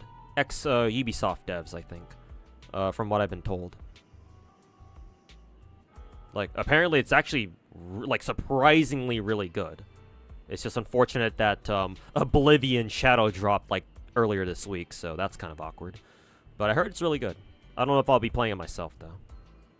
Maybe I'll like watch streams of people playing it and see how good it is.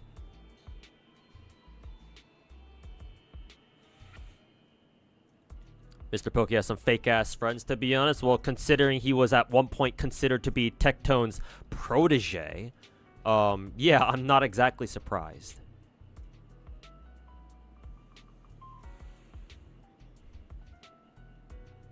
Nikke thinks I'm baiting him to react. I guess in a sense he's not wrong. At the end of the day, though, I don't care. If he wants to react, sure, cool. If not, then whatever. Like, I don't mind calling him a fucking bald retard, though. But am I trying to bait him into reacting to me? No, not really. Not really, no. I mean, he's already reacted to a couple videos of mine last year, so it's like, you know, whatever. Him reacting to a couple of my videos last year didn't really do anything for my channel, so it's like, what makes me think this time will go any different, you know? So, that's fine if he thinks that I'm trying to bait it, like rage bait him or anything. Sure, whatever. Bald man will think bald man things, I suppose. All his friends like Tekke and even Jenna tried to get him to admit that he doesn't actually enjoy stuff. Really?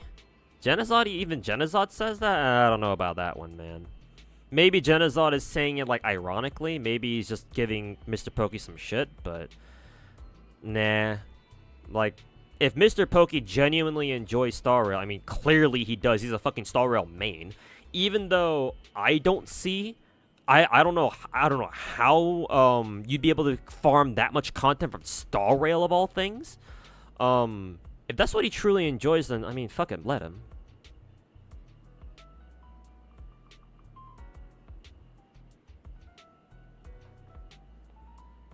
So yeah, maybe Genazod is only saying that ironically, like he doesn't mean it. Maybe he's just saying that just to give Mr. Pokey shit, but I would never say that to Mr. Pokey's face. I may disagree with what Mr. Pokey has to say from time to time, but I'm never gonna fucking go up to his face and tell him that, oh, you should quit Star Rail. Star Rail sucks. You shouldn't make content on it. It's like, bro, fuck you.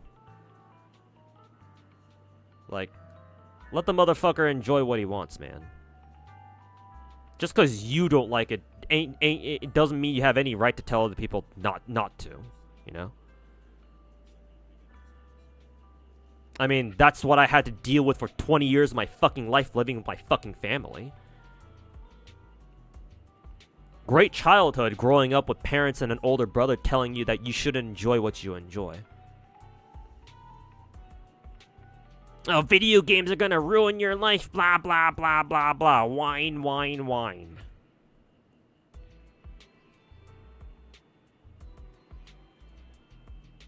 Fucking Koreans.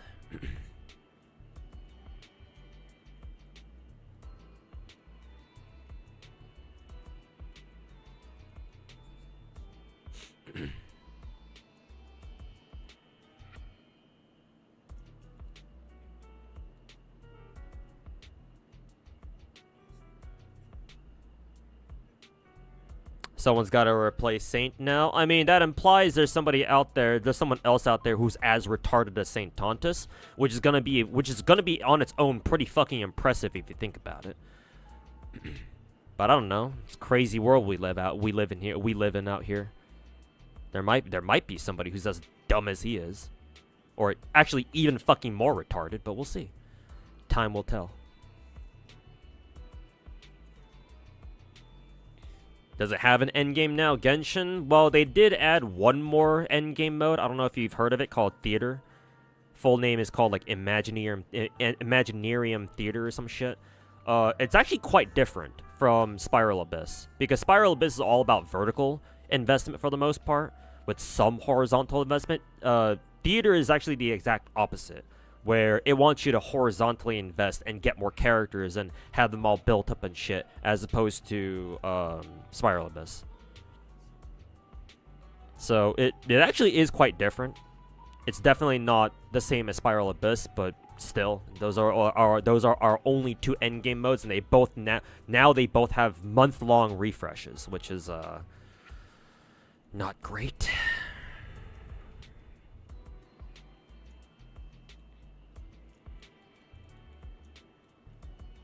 Actually is sort of impressive how hard and how long and how much Saint Tontus crashes out just because somebody doesn't agree with him. He's a fucking man-child by the sounds of things. Holy fuck, man. I mean, makes perfect sense. He's Korean too, from what I hear. Clearly, he must have had dog shit parents just like me. So hey, at least we have something in common.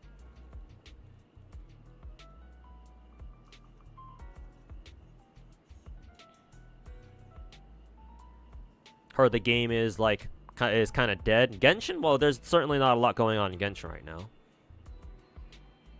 Heard the best end games like in Arknights. Yes, end game has a really good end game. It probably has the best end game out of all the gachas that I play, to be honest. Unless I'm missing something.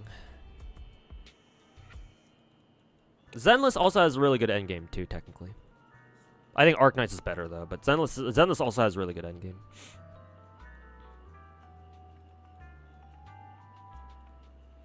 Looking forward to any gacha games coming out. Earlier this year, I made a video on my top 5 gacha games I'm looking forward to. That are coming out either this year or next year. The first one is called Magia Exedra. That came out 4 weeks ago, and I've been playing since then. So yeah, I'm playing that one. It's alright. I enjoy it, but I don't know if I would recommend it to anybody in particular. Only if you're like a Madoka fan, or if you quit Star Rail, then Exedra's basically Star Rail gameplay with a couple of tweaks. So if you're used to playing Star Rail already, then you can pick up Exedra mostly fine, as far as gameplay is concerned. The other 4, in the order in which I'm excited for them, are Azure Permilia. We just got a new trailer for that last week, I think. This week? No, last week. What else? Azure Permilia. NTE.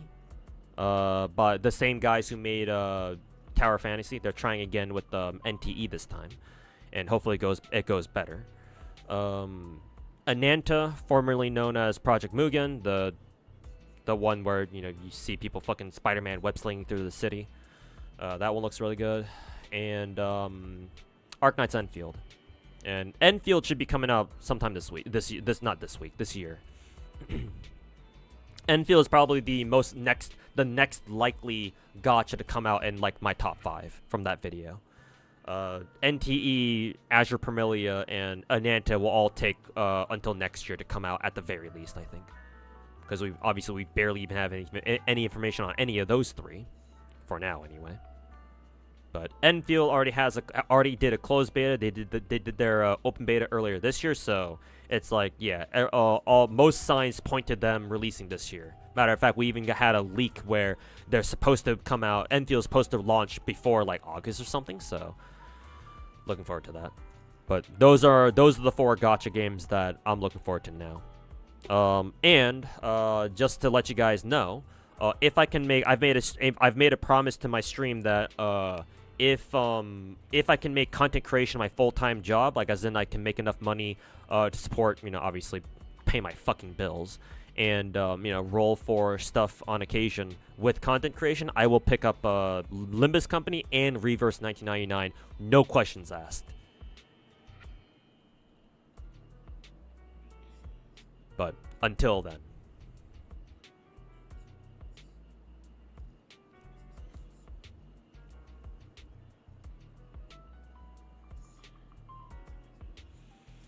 Enfield looks amazing. I sure hope it is too, man. I got high hopes for Hypergriff.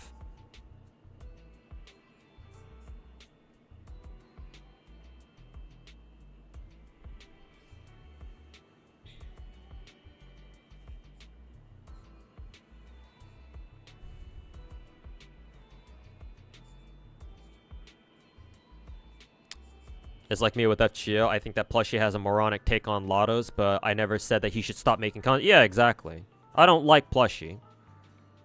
Especially with how he and his fucking goons, his fucking dick suckers, and his boyfriend, Royal Emerald. He got them all to fucking dislike bomb my response video to him like last year or whenever that was. 2 years ago, maybe? How long it's been. But I would never go so far as to say that they should stop making content.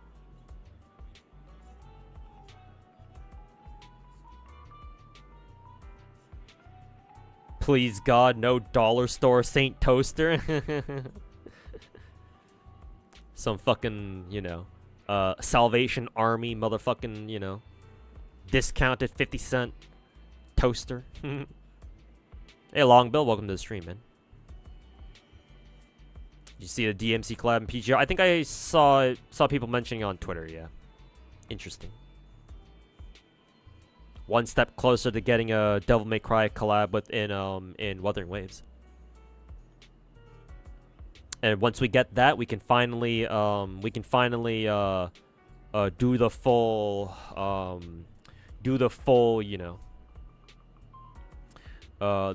full Virgil chair meme thing.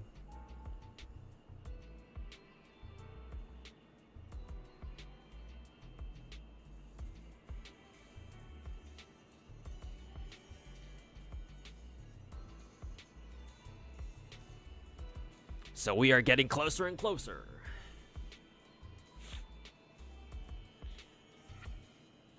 Can't recommend Exedra to non-Madoka fans. Yeah, me neither. Yeah.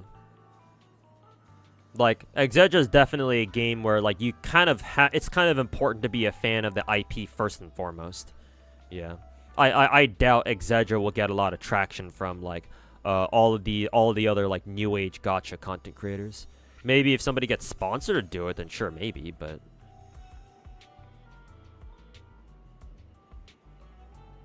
What was the beef between me and Plushie Mistress? Plushie had a couple of takes on Twitter about a lottery that I didn't agree with. And then I believe, if I remember what happened correctly, what I did was I must have responded to that tweet with like, hey guys, I'm gonna put out a drama react video. I did it sarcastically, but to Plushie it came off as, oh, I'm gonna make this whole big drama video about her or something like that. So what he did was he barged into my Discord and pinged me in my own fucking general chat, demanding like, hey bro, you shouldn't make that video or whatever the fuck he said.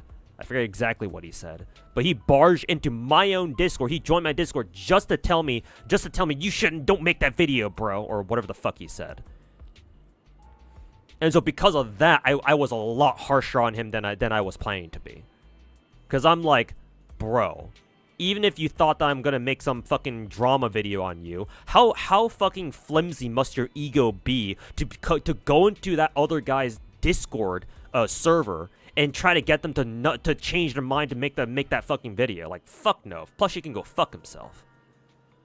Oh, and his boyfriend dick sucker, Real Emerald too, for that matter. They can both go fuck themselves.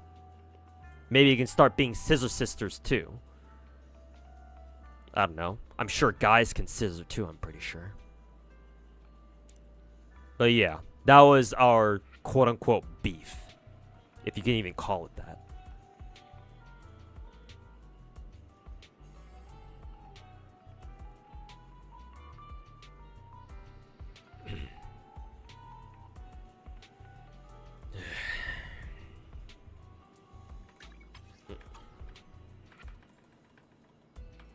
When do we get the whatchamacallit?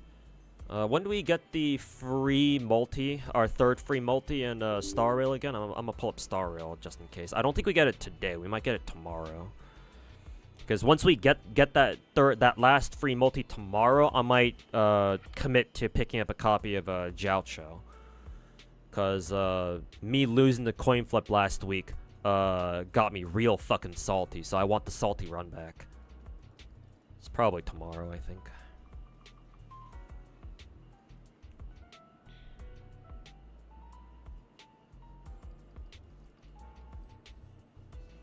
It's actually really obvious, because AQ is very blatantly a certain spoilery character from Record. Oh, okay.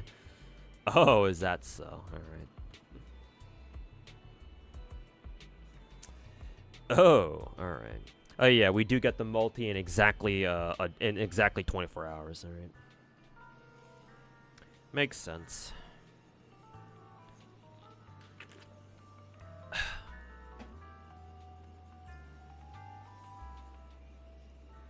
No, Anaxa. I'll try to go for Anaxa too, but obviously my chances of going for him are going to be severely diminished.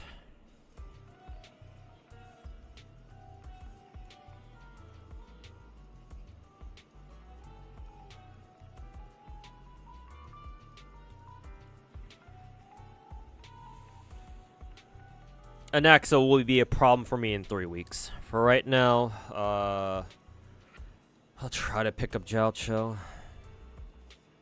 Obviously, the smart thing to do here is just to save my guarantee for Anaxa, but hey man, I don't claim to be a smart person. No smart person would ever play 13 different gacha games anyway. Guys can scissor too? Okay, then my joke was, makes sense at least.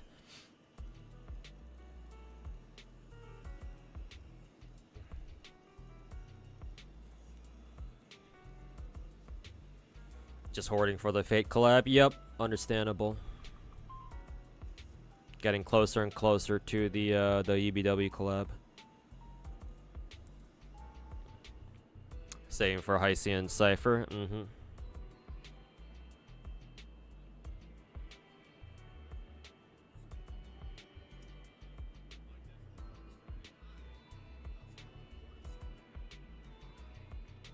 You saw Monster and kind of went insane. Started going feral. Understandable. Yeah, I don't think anybody expected Monster to show up as a playable character.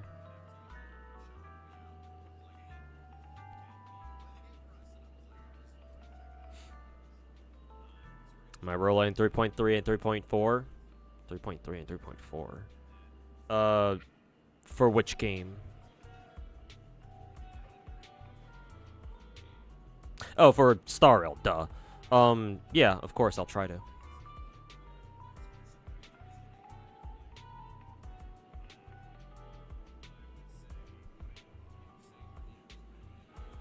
Any planned stream of FGO Lotto? Not really. Oh, actually, no. This lottery, I think I saw that we got, like, we're getting challenge quests back again. Like, the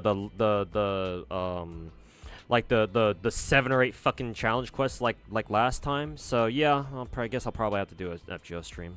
I need to, finish up Lost Belt 7 on stream, too.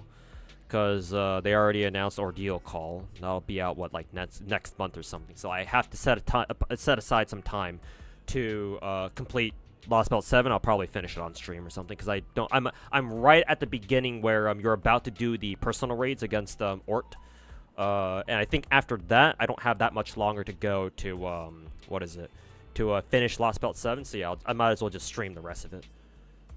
So I gotta stream Lost Belt 7. I'll stream the challenge quests at some point. So I do want to stream FGO soon. I just don't know when. Who's on 3.4? No idea, actually. Unless 3.4 is when we're gonna get the UBW collab, but we'll see.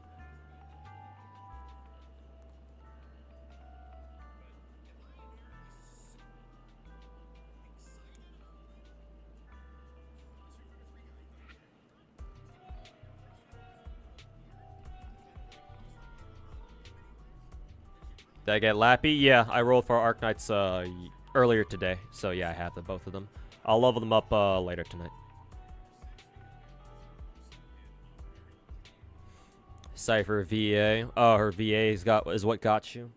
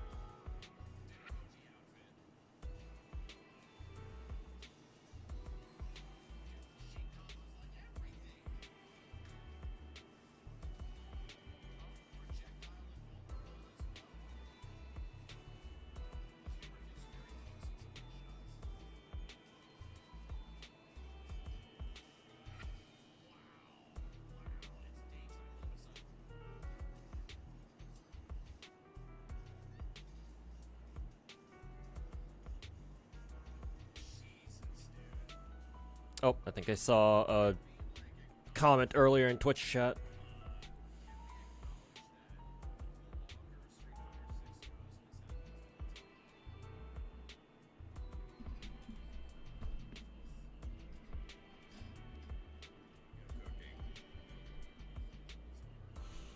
In Arknights at the moment, there's a banner with a limited character. Does that mean they won't get added to permanent pool? Yeah, that's exactly what it means. I forget who the limited character is. I would imagine it's Lapland. I think Vulpes Foglia should be permanent, but yeah, I think Lappy is the one that's limited. She's a variant character, so I expect it to be her, not Vulpes. But yeah, that's exactly what it means. So think of it as how most other gacha games handle their own limited characters. They're here for raid up, and once the raid up is gone, they're not put into permapool, so you can't roll them again until they come back.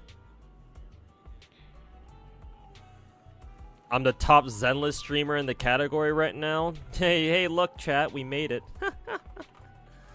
We made it, chat. We're famous now.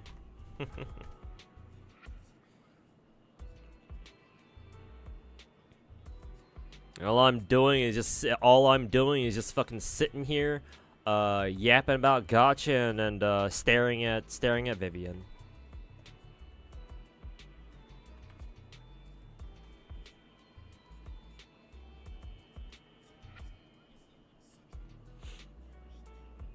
Yeah, Lapland's the only limited. Technically, there's like 3 others too that you can get spooked by, but the main one is Lapland.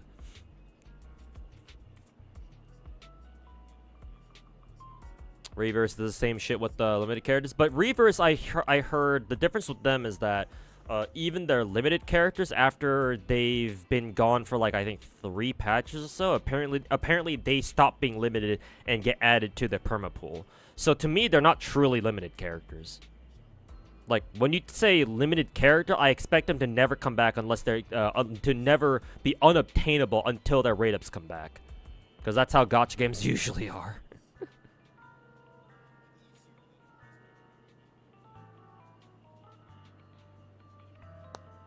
Fuck. How do I like Vivian so far? I mean, she's cute. I'm not sure how I feel about her gameplay just yet, but that'll probably just take some getting used to. Did I play Epic 7? I've never played E7, no. I've known about it ever since it came out, though, back in like 2018, I think. But I've never played it myself.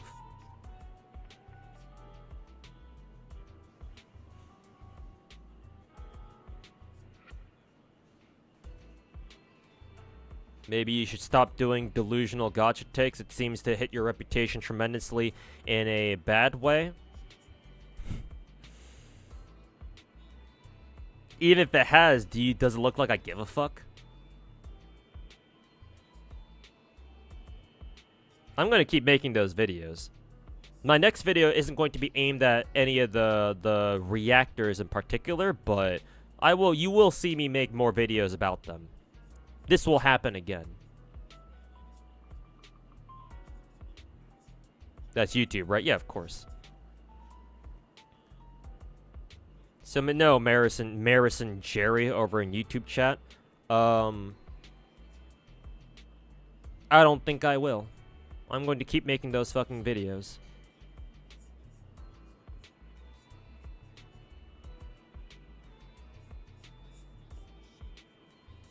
Like, I don't care what retards like Saint Tondas and his dick-sucking fans think of my reputation. I don't care what they think about my reputation, because they're not smart enough people. They're nowhere close to my level anyway. So what the fuck do I care about the rats?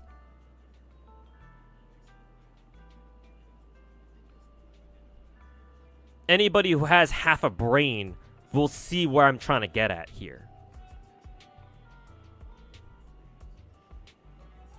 So, to the people whose opinions actually matter, to the people whose opinions I might actually care about, they're not going to be swayed, or at least they shouldn't be.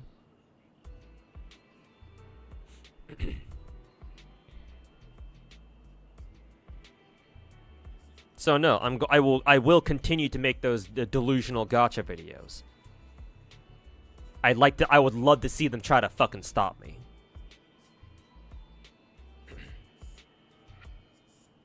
Let them fucking try. I fucking dare them. There are some in reverse that are gone to rerun. Oh, is that it? I remember when somebody told me about that, I assumed it was for all limited characters, but I guess there are some truly limited characters. YouTube chat being retarded as usual. Well, that guy in particular, he wasn't saying it. Might sound hard to believe, but he wasn't saying it to, like, you know, try to roast me or anything. He seemed, especially with his other messages in YouTube chat, he seemed more concerned than anything. So we can spare him. He's not one of those rats. As a beginner, should you pull for this banner or wait until 2.0? You hear 2.0 is going to be so amazing. I think generally speaking, yeah, you should save for 2.0. Unless there is a character, unless you're a big fan of any of the characters, actually, not just either Vlad or Hugo, or Vlad, you know, that's his full name. If you're not a big fan of, I think Jane is on raid up right now. Where's my fucking, here we go. Yeah, it's Jane. So, unless you are a big fan of Vivian or Jane, and then I believe the next two guys, the boys on raid up next in, like, what, 3 weeks are Lighter and Hugo. Unless you're a big fan of any one of those four, you should save for 2.0 is I think what the play is. Yeah, sounds about right.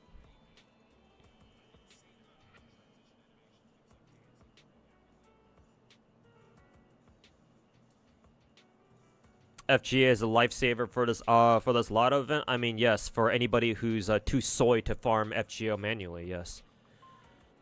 Am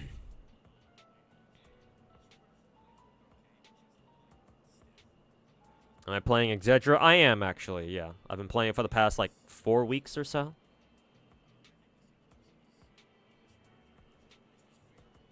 I'm enjoying it, but it's not a game that I would recommend to just, any regular, gacha player. Like, in my opinion, you kind of have to, like... You kind of have to, you kind of have to, like, enjoy Madoka, like, as an anime before, if you want to go into Exedra. And apparently it ties heavily into Magia Record, which was the previous game.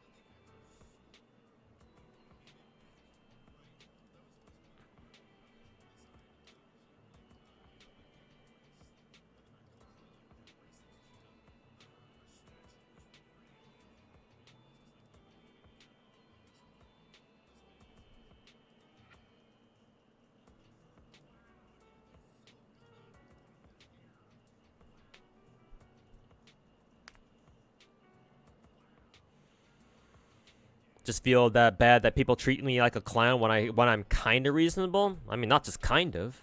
I might be tooting my own horn here, but I think I'm one of the most reasonable gacha content creators out there.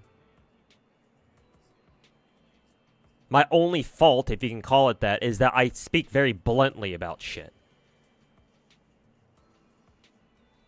But it's not my fault if people get their fucking feelings hurt just because somebody is saying shit as it should be.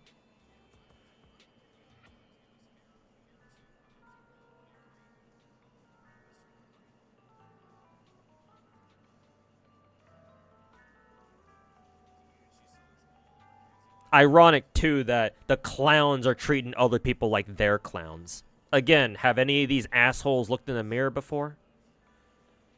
I guess mirrors don't exist in whatever shithole they live in.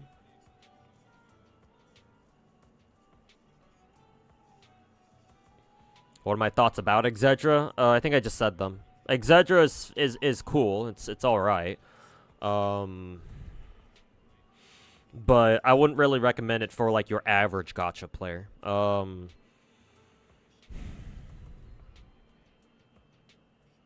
Like you kind of have to be a fan of the Madoka IP to like actually enjoy etc. I think that's like the most that's like the biggest thing that you have to have.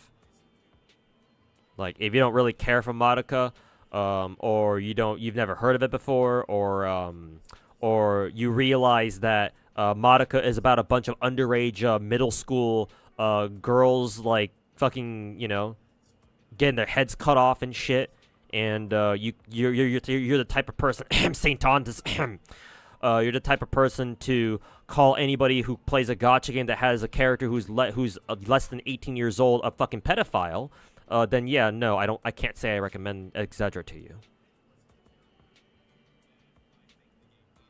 Your message was delayed? Well, that wasn't delayed. I just responded to it late.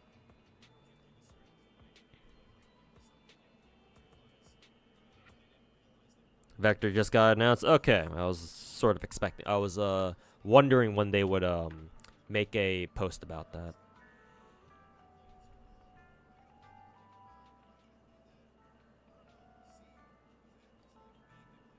I was wondering when they would announce it. God, they just posted a full ass 22-minute video on their Twitter post on their Twitter.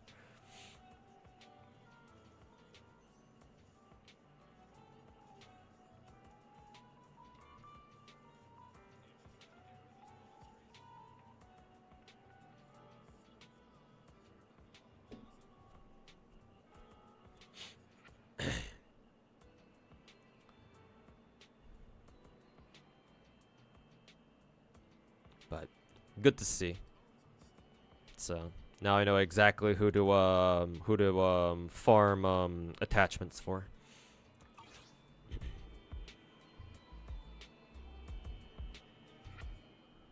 Are Vulpes and Ascalon good? Ascalon's, in my opinion, Ascalon is very good. I mean, her subclass are the members of her subclass are usually pretty good. I mean, look at Ethan, but I think Ascalon is pretty good. I use her quite often. And before Ascalon, I didn't really use her specialist subclass a lot to begin with. Now I am. However, Vulpes, I have no idea.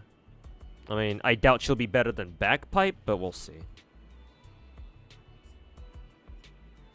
At least you got Yachio, who's 19. Oh, really? That's funny. Enjoying my content, man. Hearing someone with experience in multiple gachas was very interesting. Hey, thanks for hanging out, Longbill. Appreciate it. And yeah, one of my major motivating factors for creating content or just being a content creator is that there's nobody else like me. You're not going to find another content creator like me, at least not out here in the West, on like Twitch or YouTube or whatever, where you'll find somebody like me who's been playing gachas for as long as I have, and plays as many gacha games as I do. I know a whole lot about gacha games, so I have answers to a lot of things that people wonder about when it comes to gacha. So right now, my goal is to like get my name out there and have people understand who I am. So that way I can try to start educating people about what gachas really are and how you should approach them. Or like if something happens in a gacha game, like, hey, why did WoA have a really shitty first anniversary according to some people? I can explain that to you. So appreciate you stopping by and hearing me out for a little bit.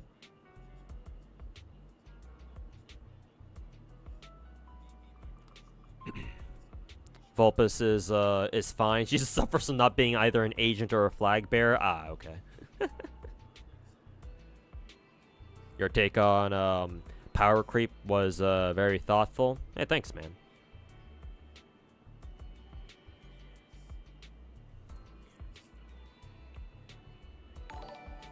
Oh, even a sub, man. You didn't have to do that, but I appreciate your support, Longbill. Means a lot. Thank you so much. And welcome to the team. And yeah, appreciate your support, my dude. Thank you, thank you.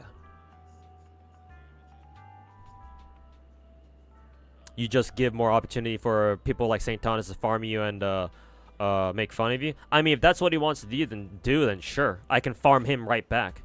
I mean, you say that as if I can't do the exact same thing to his bitch ass. Like I said at the beginning of the stream, I'm the type of guy who fights fire with fire. So if Saint Tontus wants to have like a video showdown, hey, I'm down. Hey, I got plenty of ammo if I really want to take his ass seriously and put his ass fucking 6 feet under, figuratively at least, not literally of course, but if I want to fucking go in on his ass and have him spread that little fucking gaping ass bussy, considering he takes Kuro's dick daily up the ass like he usually does, then I will. Right now I don't really give a shit. I don't see him as that big of a... Is threat the right word to use here? Like, I don't care enough. All I'll do is just talk shit about him from far away, and that's about it. But if I ever feel like flipping the switch, oh boy, you will know. You will be able to tell. So he can keep farming me for extra clicks and views. Let him. Like I give a fuck. Once again, what's a rat gonna say about a god like me? Huh? Sorry, Longbill. That's sometimes just how I talk. You'll have to forgive me for the times that I can get very, very fruity with my language.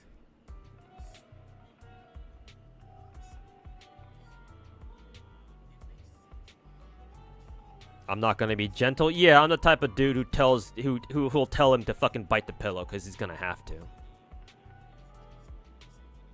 Bite the fucking pillow, and I hope you have good dental insurance. No problem. Thanks, man.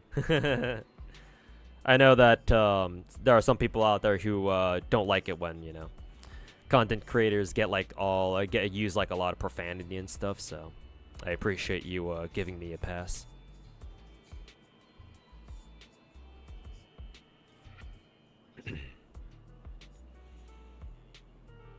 You actually like the Delusional videos because it brings up some valid points, and because they feel attacked and label me as cringe, as crashing out, it just really exposes them as tourists. Yeah, from what I understand, a lot of these people trying to talk shit on me, all they do is just fling fucking ad hominem insults, and they don't actually say anything of actual fucking value or substance. That's literally it. So what the fuck do I care? Them making fun of my body pillows. I mean, it's not the first time. Certainly won't be the last. But yeah, kind of ironic that these motherfuckers make fun of me having body pillows up on my wall when they're clearly playing anime games. It's like, oh boy, you think you're that much better, huh? Dude, you think you're so much better just because you don't have body pillows up on your wall? I mean, there's a reason why I call that series Delusional Gacha Takes.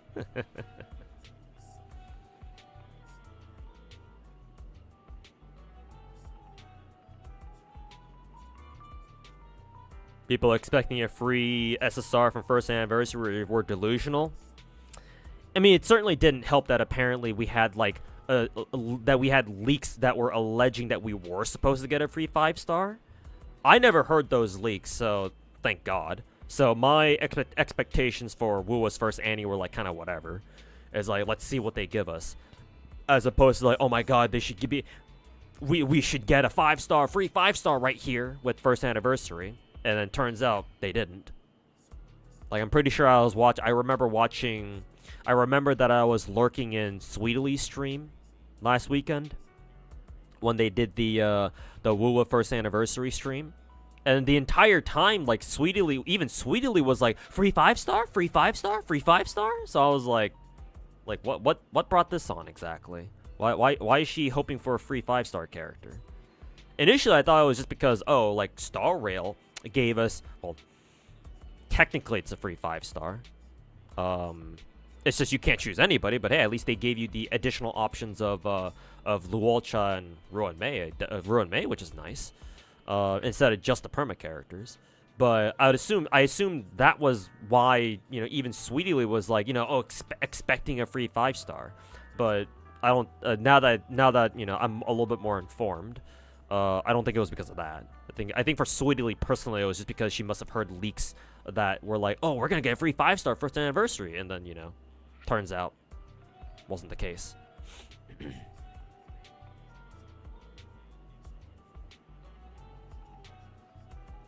Not gonna lie, a body pill is a huge extra step into being a weeb. True, yeah, true. That's undeniable. But hey, at the end of the day, we're all fucking dirty ass weebs here. Just cause, you know, one weeb decides to have the balls to put up body pillows on his wall, and another one doesn't. To me, anyway, doesn't make a damn difference.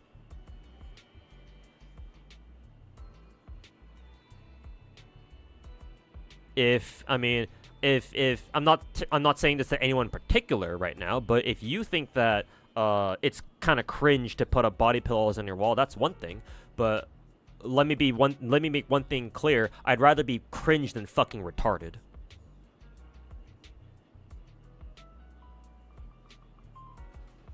Yeah, Soth Vector is confirmed. I think they confirmed it like half an hour ago. Don't think it's delusional to have expected a 5-star? Maybe not, but I don't know, man. I even explained it in my last video, ! video, for those of you in Twitch chat. It should take you straight there.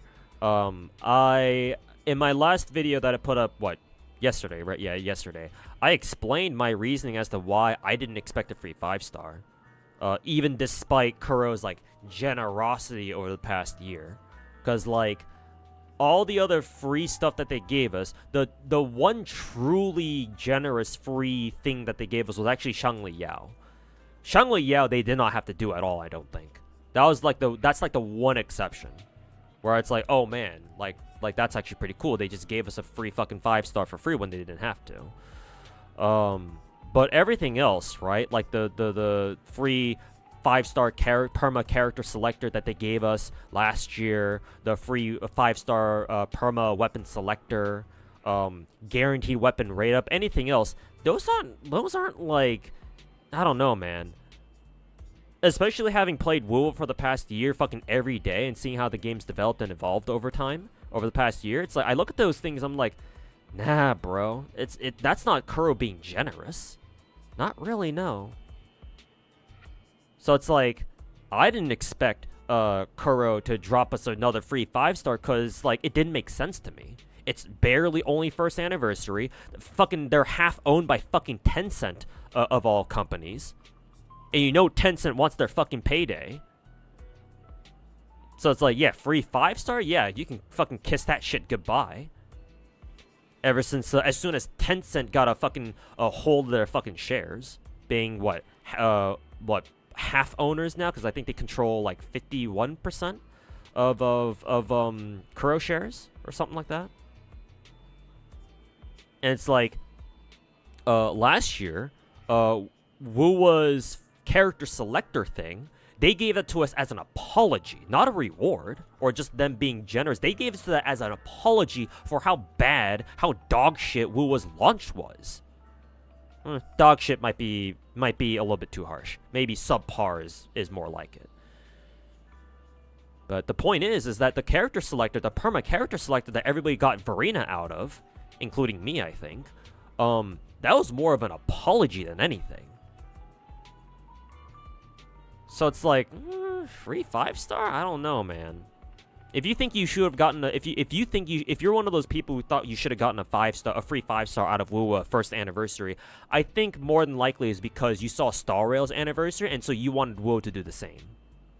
Because, you know, recency bias. I think it's really just that simple.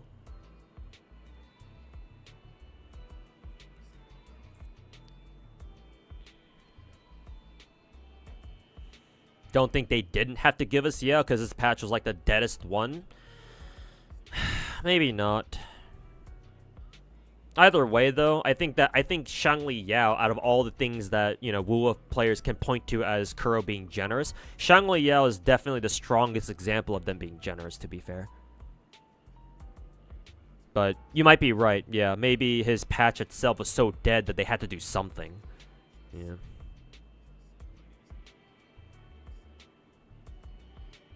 Yeah, maybe you're right. Or, maybe not 100% right, but you do bring up a good point, perhaps.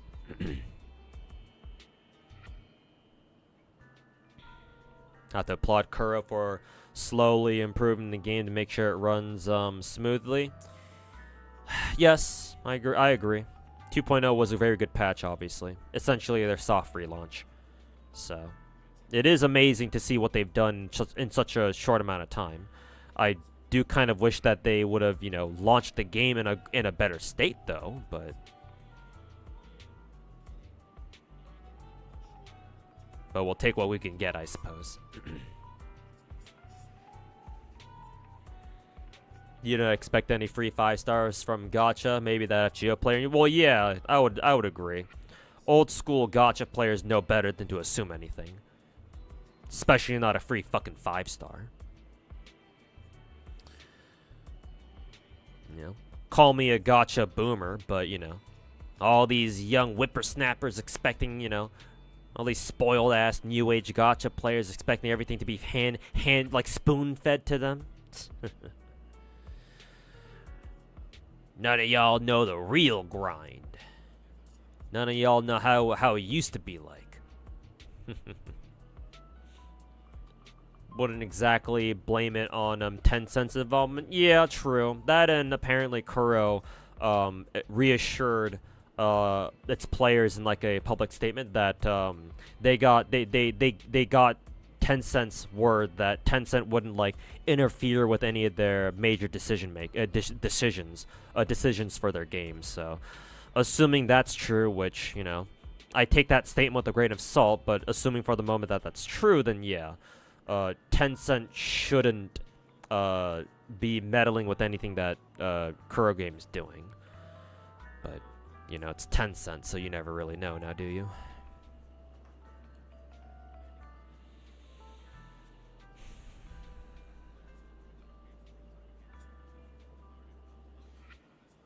Since Nikke is also majorly owned by Level Infinite, they didn't change their their freebie rewards since their involvement. Just looking at it objectively, granted different genres and all. Well, Nikke did have to censor some of their shit in the beginning.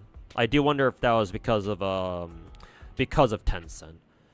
But I do take the Nikke situation a little bit differently because one, these are Korean developers. Not the same as dealing with Chinese developers. I think we can agree on that. And two, Level Infinite is technically the foreign branch of Tencent.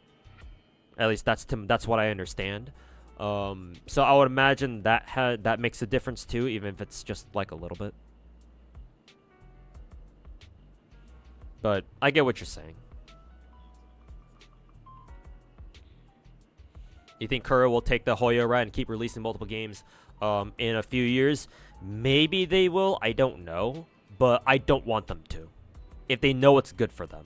I think for now, I think Kuro has their hands full managing both PGR and WUWA. Because to this day, I know Kuro has expanded massively ever since they launched WUWA. I mean, they had to.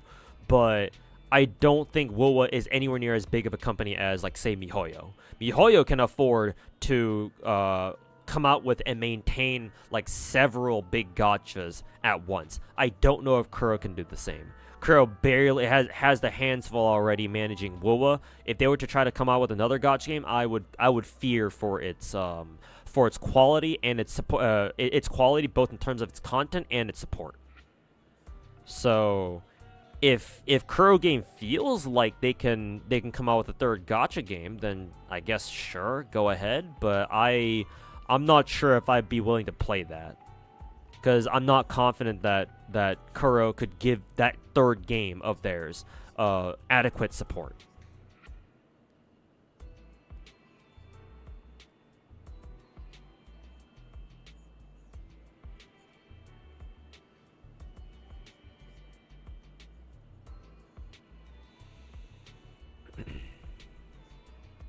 WoA and PGR basically takes all their time, money, and resources. Yeah, that's what it feels like. Yeah. So if they feel like they can, you know, get away with putting up another gacha game, then sure, I guess. I just would not advise them to do that, personally.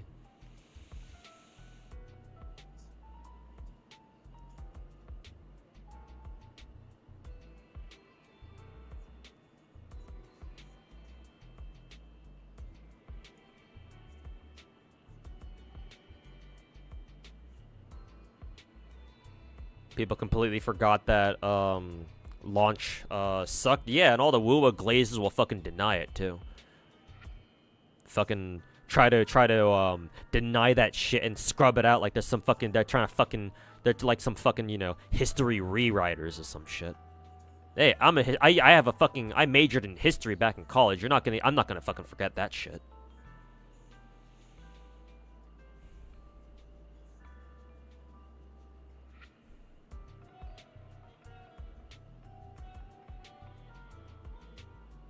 This drama is just kind of funny and hilarious to me. Who's who's just an outsider? I mean, if you're an outsider, then yeah, most drama should come off as kind of hilarious. Yeah, especially when it comes to gacha. That's how it should be, honestly. If you're not directly involved in it or you don't have a reason to be, then yeah, just laugh.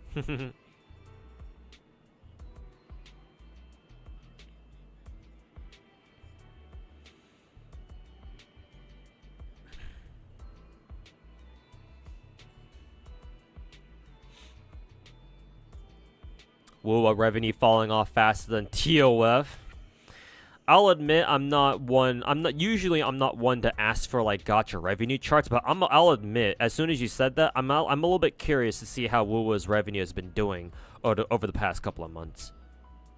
But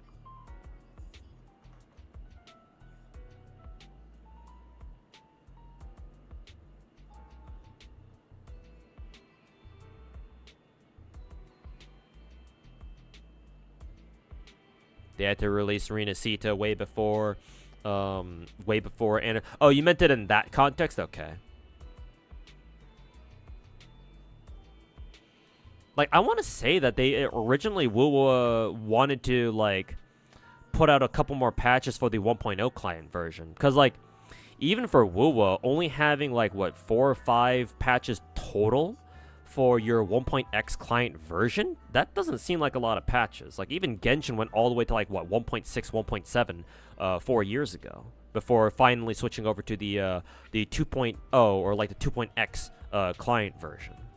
So yeah, feels a little bit strange now that you mention it.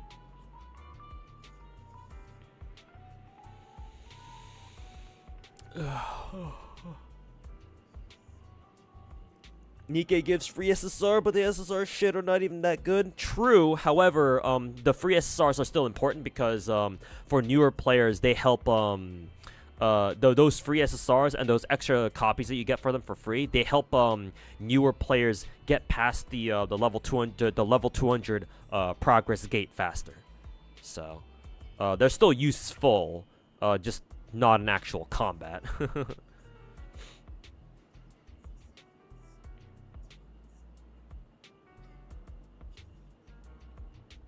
They don't even have the reputation to carry 3 gacha games. People barely know PGR exists.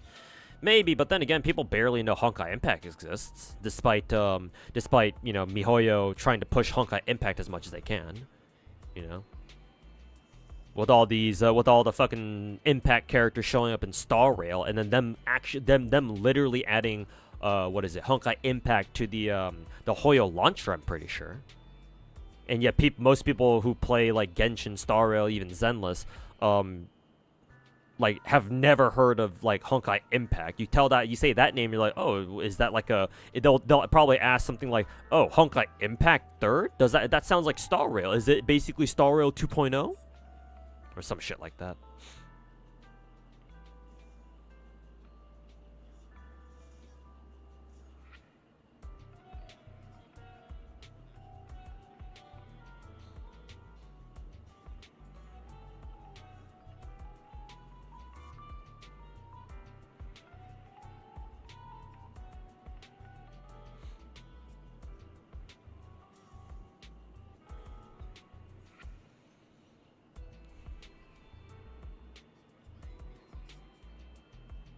People rely way too much on the gacha revenue sites. Yeah, exactly. I mean, I've always said that. I've always thought that that was always fucking retarded. Like, personally, I don't understand how this whole thing of looking at gacha revenue charts to, like, you know, glean any sort of content out of them came about. But I mean, hey, I'm not retarded, so, or at least not as much as these other people. So of course I'd be surprised by that.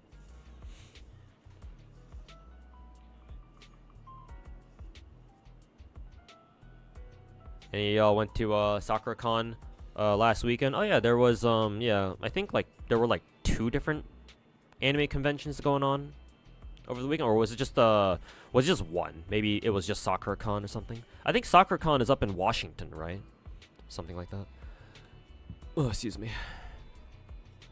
The one scene, yeah, exactly, Chais. So yeah, even though the free SSRs in Nikke aren't that good, their main point is so that new players can get past the 200 wall more quickly. Yeah.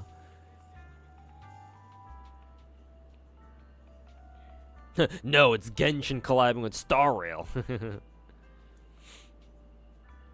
All you see are content creators who either wham wham Genshin bad or wham wham woo bad, both are annoying, and self-proclaimed gacha god has the biggest ego of them all.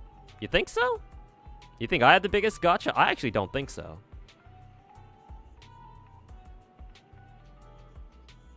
I definitely have an ego, but to say that I have the biggest ego out of all of them, hell no, man. You're fucking retarded if you think that. Do you even watch some of these other fucking losers? Do you think my ego is big? I don't see my ego from fucking outer space, my dude. Like you would with some of these other fucking retards.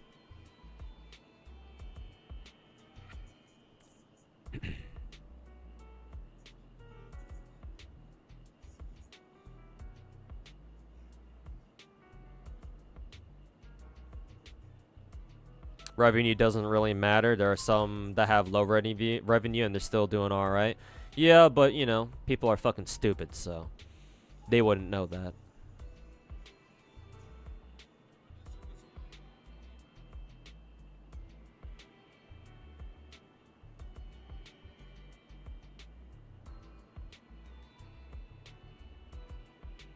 Envy has one of the biggest egos out there. I saw that one clip from him. That one, the one where he starts crashing out and saying shit like, I deserve praise for being the only motherfucking, you know, free-to-play gacha content creator or some shit like that. Whatever fucking delusional ass shit he said.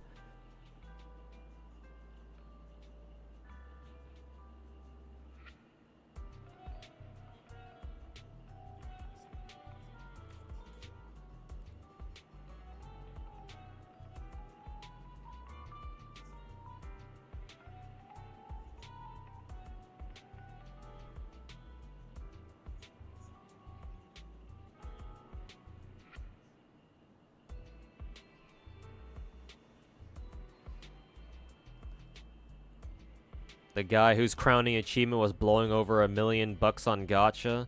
I don't think it was quite $1 million, but it was quite a lot of money if you're talking about Tectone here. Despite talking about how he lost his home because of his addiction, I'd laugh if he actually did get kicked out of his place because of a gacha addiction or something. It makes the fact that he like brought up my DM to him about how I'm not doing so hot. So if he could raid my channel or some shit like that, whatever it was that I asked from him, even more strange. So if you actually did get kicked out of your house for because of your fucking dumbass addiction, then you know I would think that you'd understand, but I guess not, huh?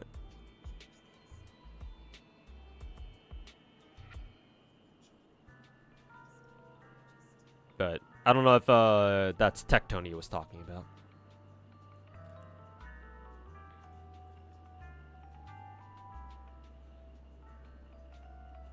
Techie thought he could get attention in Limbus. He didn't. Well, the fact that apparently he got filtered by Limbus certainly doesn't help.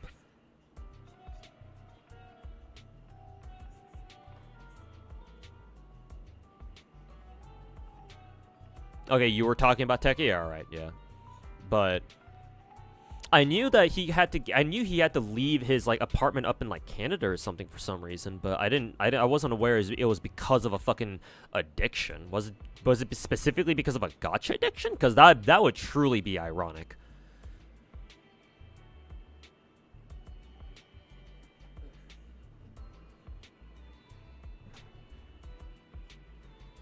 The Limbus Discord pre-banned him. Sucks to suck, I guess. Random question, but who's my favorite Zenless character? Nicole.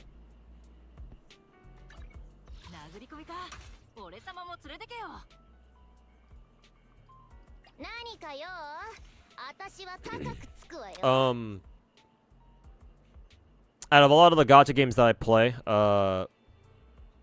for some reason, I have noticed that I gravitate naturally towards any waifu who has fat tits and pink hair.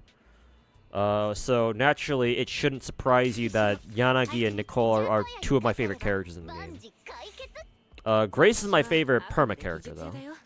I mean, look at those fat fucking titties. But Nicole is my favorite, probably followed by Yanagi, probably. Like, Nicole is #1, and then, like, underneath them is, like, this weird nebula where I can't decide who I like better than the other. But that weird nebula holds characters like Grace, Miyabi, Yanagi, and... who else? But... yeah. I don't know, man. Pink hair, big titty, gacha waifus just hit a little bit different, I suppose. Nicole 5-star when? I mean, out of the Rabbit Squad, she's the last one left, so maybe eventually we'll see. No, not sure how long it's gonna take for Nicole to get a 5-star, unless Hoyo pulls like a fast one on us, because we're gonna go into 2.0 next patch. We still need to get the idols back, by the way. The girls from the idol faction that we keep hearing about. And then, yeah. So I'm not sure when we're ever going to get a 5-star Nicole variant, if ever. I think a 5-star Billy variant has been teased. Like, we know it's possible. Like, just looking at the lore, I believe. Because Billy was like, what, the previous champion of Blazewood or some shit, before he moved into the city or something like that. Lighter calls him like his senpai or some shit, or like Lighter looks up to Billy or whatever the fuck, or is it the other way around? I forget. But point is that we have evidence that Billy could get, at least it would make sense in lore for him to get a 5-star version. So they cracked a seal with Silver Ambi. So let's see if they keep doing it. Do I like Grace's new VA? I play on Japanese voices, so I don't care.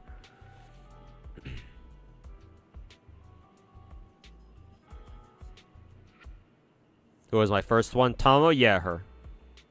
I think technically, I don't know if Tamo truly has pink hair, but I think it barely qualifies.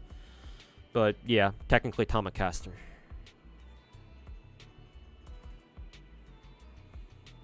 You definitely don't have a sickening addiction to chica content.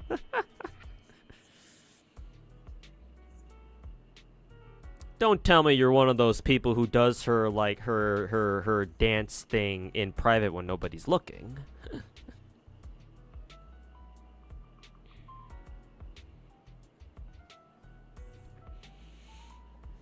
Miko as well, yeah, for sure. I mean, if you want me to name all the pink-haired gacha waifus I have, FGO, obviously it's Tamacaster and KOL slash... Does KOD have pink hair? Maybe she doesn't, but KOL certainly does. Girls Frontline 1, there is a character in that game named Sig MCX. And she also has fat tits and pink hair. Azure Lane, Bremerton. Duh. Couple of others too, but Bremerton is my favorite. Arknights would be... Actually, Arknights does not have... it does have pink-haired girls, but they're not like my favorite waifu. My favorite waifu from Arknights is actually Surtur. But I guess the closest character that I actually like a lot, who has pink hair, would be Golden Glow. But Arknights doesn't count. It's like the exception, or one of the exceptions, where my main waifu from that game actually doesn't have pink hair. Blue Archive, Mika. Though I like Wakamo more for obvious reasons. Wakamo, Iori, and Mika are like my 3 favorite characters in the game. Honorable mention to Amy, because she's got some fat fucking titties. But the pink-haired lady from Blue Archive, Mika. So that's an easy answer. What else? Nikke, Dorothy, obviously. The fucking Doro. Star Rail, Bronya is actually not pink hair, but she's my favorite. She's my favorite girl. But Casterus is giving her a good run for her fucking money. I'll tell you what. But even then, Casterus isn't like doesn't have pink hair per se. Actually, I completely forgot about Genshin. Actually, I'll go back to that. I'll double back for Genshin. Does Star Rail? I'm sure Star Rail has to have like a pink-haired character somewhere. I'm just forgetting about them.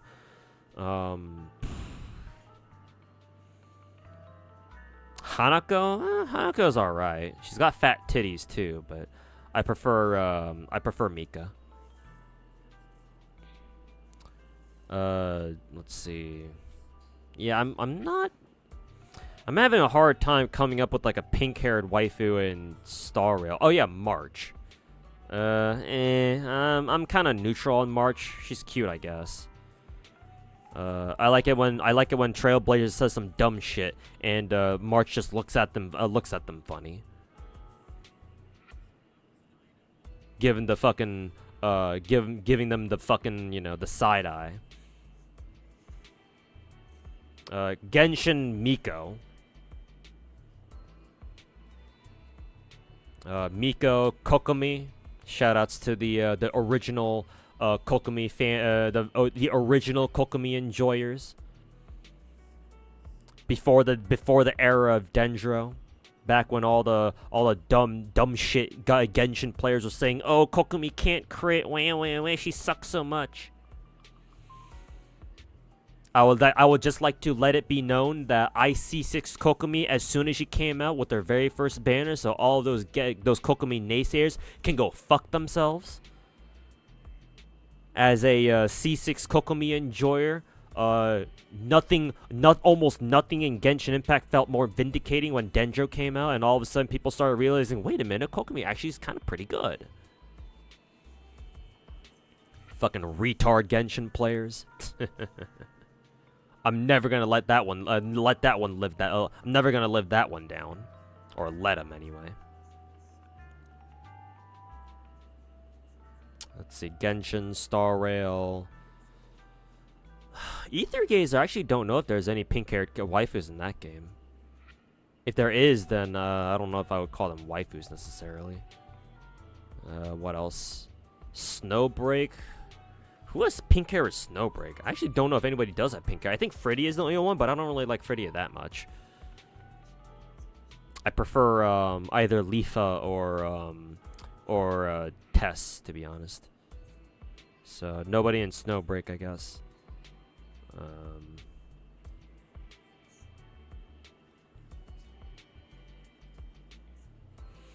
What other games am I forgetting here? I think I ended on Snowbreak, GFL 2, and then no, Wuthering Waves. Changli. You know what I mean? Changli doesn't really have pink hair per se, but I mean it's Changli, so it's like, what the fuck else did you expect? And then GFL 2. GFL 2 doesn't have a pink-haired girl yet, I don't think. Maybe it does. I'm just forgetting about him, but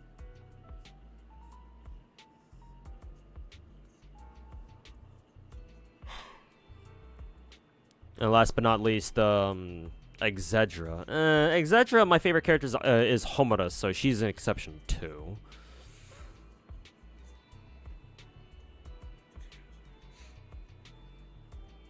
GFL2 best waifu. My best girl in GFL2 was Y2K.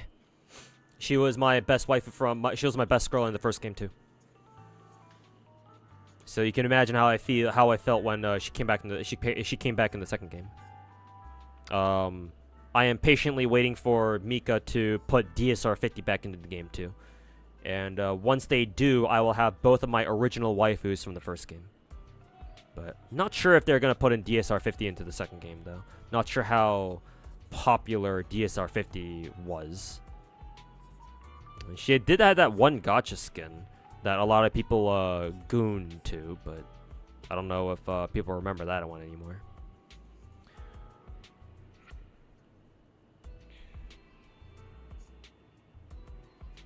Am I a fan of the Madoka IP? I'm a fan of the IP itself. Don't worry. I watched the original anime series back in the day. I read a couple of the spin-off mangas back in the day, including mainly Oriko Magica. And I still remember to this day, like a decade ago, driving down to downtown LA and with my buddies and watching the NA premiere of the Rebellion movie. Still remember that. It was actually the same theater that we went to go watch, I think, the Heaven's Feel movie, part 1, I think. Pretty sure anyway. Yeah, I think it was part 1.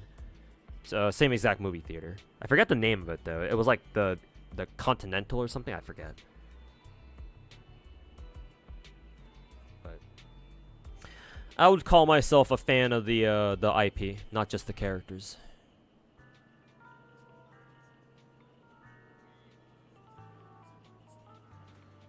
You were here the last time you had a job interview. How'd that go? Oh, they ghosted me as usual. They didn't call me back. They said they would call me back a week later, but they didn't. So, not exactly surprised. That's how most that's how most job applications go.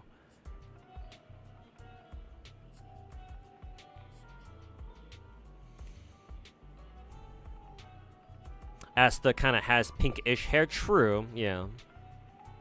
I like Asta. Not enough to consider her like a waifu though. Nami is an amazing artist. Yes, I'm a big fan of Nami's art. It's very distinct. Very, very distinct. You can immediately tell who Nami worked on for sure.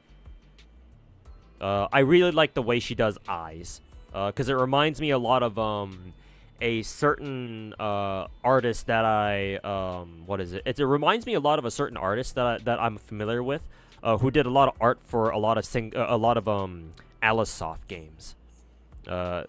Yeah, they did the art for Sengoku Rants, or most of them anyway. And Sengoku Rants is my all-time favorite, like, visual novel, if you can call it that. And I know that artist worked on a lot of other Alisoft titles too. I don't remember what the last one they worked on was. Maybe what, Rants 10? Yeah, I'd probably like Rants 10 or something, because I believe Dona Dona was drawn by somebody else. Actually, I know who the artist for Dona Dona is actually. But yeah, Nami's art style reminds me of a lot of Alisoft visual novels, especially the way she does eyes, like I said earlier.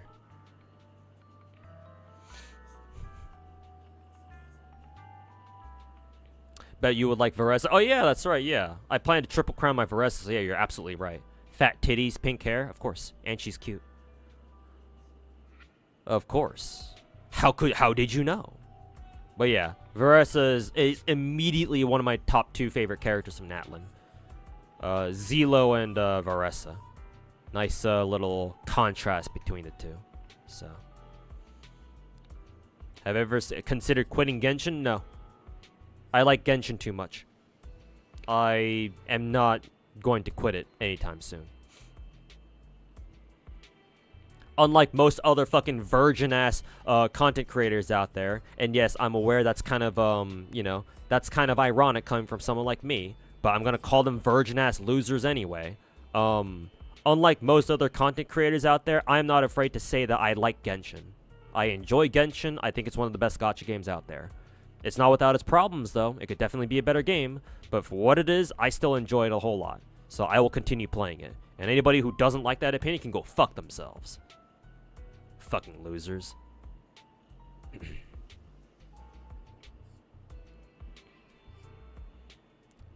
GFL has Israeli guns? I mean, they do, yeah. Negev. Tavor.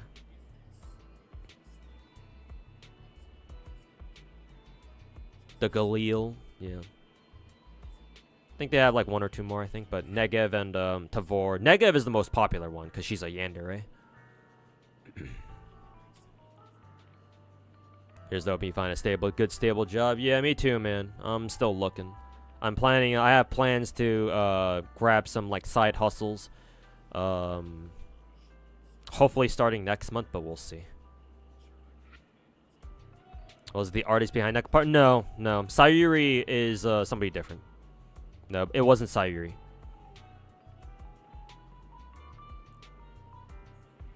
Sayuri, like her art is great too. Don't get me wrong. But her art style is very distinct, and I can recognize it from a mile away. No, it wasn't her. Dona artist already quit Alisop, by the way. I was under the impression that it was a contract job anyway. Yeah, because the artist who did Dona art, I had never seen Alisop use their art style before. So I mean, I don't know if it's so much as the Dona artist quitting, as more so that as much as it was just, you know, oh, it was a contract job. So they just got them on for like to work on Dona and that's it. So I'm not surprised.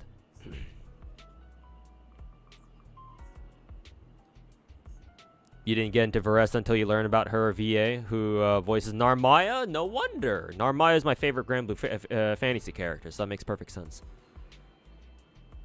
I don't play Granblue Fantasy, but if I did, my favorite girl would probably be Narmaya. Fat titties, pink hair. Checks out. Still waiting for a Namiya servant to be implemented? That'd be nice, yeah. Who knows when that'll happen. I mean, Ina's done like craft essence art in FGO, but like she still doesn't have her own like full-blown character. Honestly, as long as Ina remains a VTuber associated with Hololive, I don't know if Ina will ever like have her own character in FGO or something, but we'll see.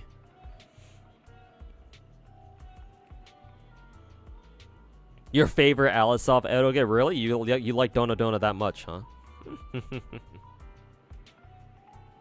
Rance taught you how to talk to women? I don't know if Rance is the best role model for that, but... We talking to Alisop now? Based? A little bit, yeah. I brought them up briefly.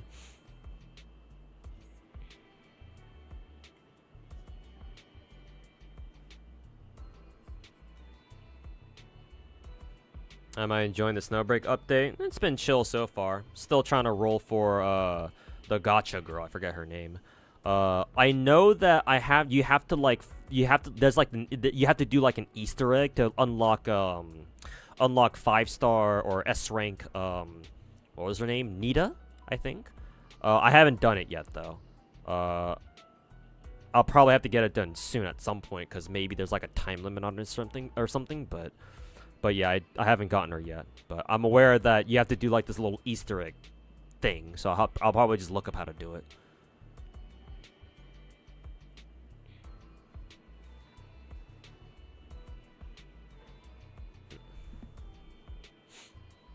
Never understood how if I enjoy Genshin for what it is, you're retarded, as some CCs like to tell you. No, it's because the popular thing to do is to hate on Genshin and hate on Hoyo. That's it. That and people are sick and tired of Hoyo like dominating the gacha space for as long as they have, right? And obviously Hoyo not really, you know, changing much. So it's the fucking salt talking. It's the animosity talking. But you know, some people are really just that retarded too. What can I say? You missed my how-to videos? Yeah, unfortunately, I've decided to take a different path. Ina did a CER. Yeah, she made one craft essence. It was like a New Year's one, I believe, from like last year or 2 years ago. But yes, Ina does have a craft essence in FGO. I believe I can look it up too. It's like a 3-star or maybe even a 4-star. I think it was a 4-star actually. FGO craft essence. I don't know what the name of it is. So I'll have to search it by like craft essence, like artist or something. The wiki might have like a category for that. Oh no, I guess I guess they just have like a. I guess they just have a catalog of all the artists, because Ina goes by Nagu as her craft. Oh, she actually made 2, not just 1. I wonder when. Oh yeah, because her first one was for JP. The second one was for anniversary. Yeah. Actually, no. Technically, it'd be the other way around, because apparently she did English version 3rd anniversary. I actually don't recognize this one at all. Actually, no, I do. I recognize, what is it? I recognize Guda O's face. Yeah, I've seen that face before. So, actually, no. I'm lying. She did 2, but one of them's exclusive to the NA server. The other one is a proper JP craft essence. In case you're interested in what the JP craft essence was, the craft essence is called With All My Heart. Matter of fact, I'll drop the link in chat for you so you can check it. But that, as soon as I saw that, I was like, oh yeah, that's definitely Ina. Ina's art style is also very distinct too.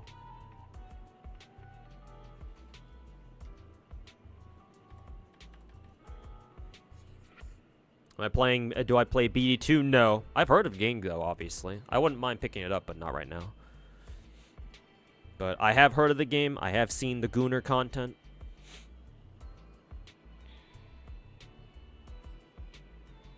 I'm a lot more chill on stream than my videos. Yeah. Yeah. I wish I could be chill like that all the time in my videos too. One of the things that I wanna do is make sure that people understand that, you know, how I act on stream is how I would act in real life too. But unfortunately, it looks like the delusional gacha videos are, you know, not exactly what I want. But oh well, what can I do really? But don't worry, Ninja. All that needs to happen is for a dumbass, some Saint Tontus fan to come wandering into my stream, and you'll hear me fucking go off on them like I do in my videos. So don't worry, man. If you stick around for long enough, maybe you'll see it. Maybe you'll see me in action.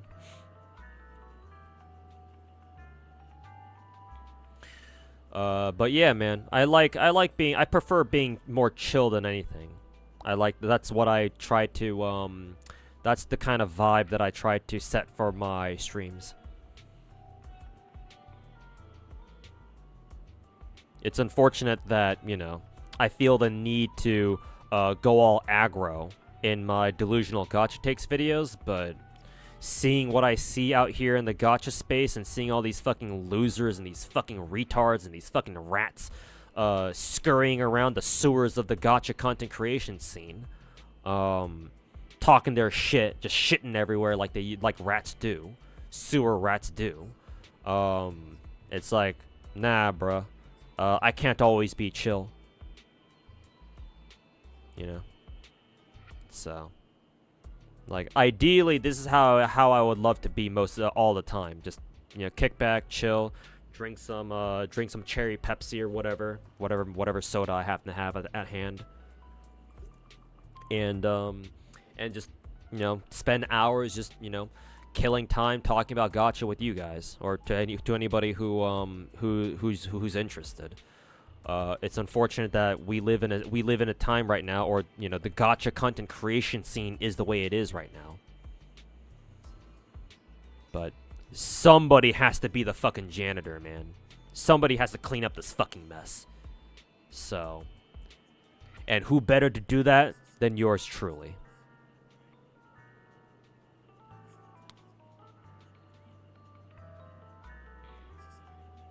Unfortunately, the team that made the Rant series and Dona left Alisoft a long time ago, so we're not going to get any games like that in the near future. Well, the Rant series ended, from what I heard, with Rants 10. So, yeah. unless Alisoft decided to end the Rant series because the team behind Rant decided to quit, then in which case that actually kind of blows. Actually, I didn't know that, but my impression was that Rant's 10, like the Rant series, was always slated to end at some point. Like they intended Rant's 10 to be like the finale of the Rant series, so I'm assuming that's what happened, but I can't say that I know for sure. I'd have to ask my buddy Protagonist, because he knows a lot more about Alisoft than I do, so maybe I'll double check with him or something. What's a game that I'm currently playing that's not gacha that I enjoy? I like first-person shooters. I used to play first-person shooters a lot, or that was my main genre before I got into gacha. Right now I've been playing a lot of 7 Days to Die, because I love like sandbox survival games like that. Or I can't say that I love them, but 7 Days is autistic enough for me to really enjoy it. I'm also playing with the Escape from Tarkov mod as well, so that adds like a lot of guns to and a lot of different ammo to the game too. So it's been quite different from what I'm usually used to, but yeah, I've been playing like 7 Days. I do want to go back to playing Black Ops 6 again, because I haven't played COD Black Ops 6 in like a month or two. We have a new zombies map out, and my buddy Protagonist just came back from like a month-long trip to like Korea or something, where he was like helping out his family and stuff. So, I'll see if he wants to hop on and do the Easter egg on the new zombies map maybe. So I'll have to grind some gobblegums because of that. Gotta get some more perkaholics and shit. But yeah, I really enjoy first-person shooters. I'm pretty okay at them.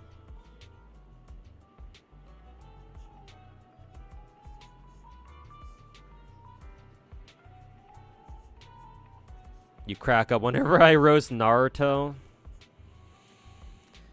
Yeah. But hey. I farmed the lotto event? Not really. Nah. I haven't farmed like a lottery seriously in like, what, 2 years? Basically ever since I lost my job. Ever since I lost my job like 2 years ago. I haven't really like farmed lotteries that hard. The hardest I've gone on a lotto since then in like the past 2 years was like, I don't know, last year maybe, where I used up all my golden apples, but I certainly didn't use any Saint quartz to refresh AP. So I don't really feel like farming lottery hard this time around either. So I'm pretty chill about it. I'll see if I get an early lottery CE drop, and if I get lucky enough to, I'll limit break it early for anybody in my friends list.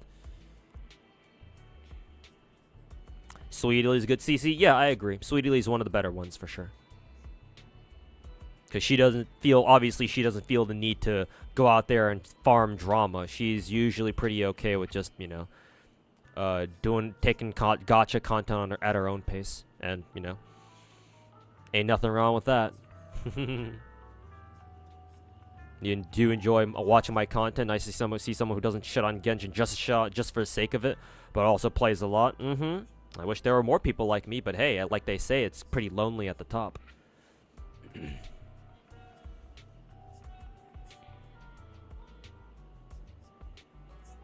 My first gacha was an FPS game. Well, Combat Arms wasn't really a gacha. It had loot boxes for sure, but I wouldn't consider that a gacha. But technically my very first like serious shooter that I spent a lot of time on was Soldier Front 1. I don't know how many guys remember that game. Holy shit. Now that I just mentioned it, just that was like unlocking a core fucking memory for me. But the very first online shooter that I got into in like a big way was Soldier Front 1.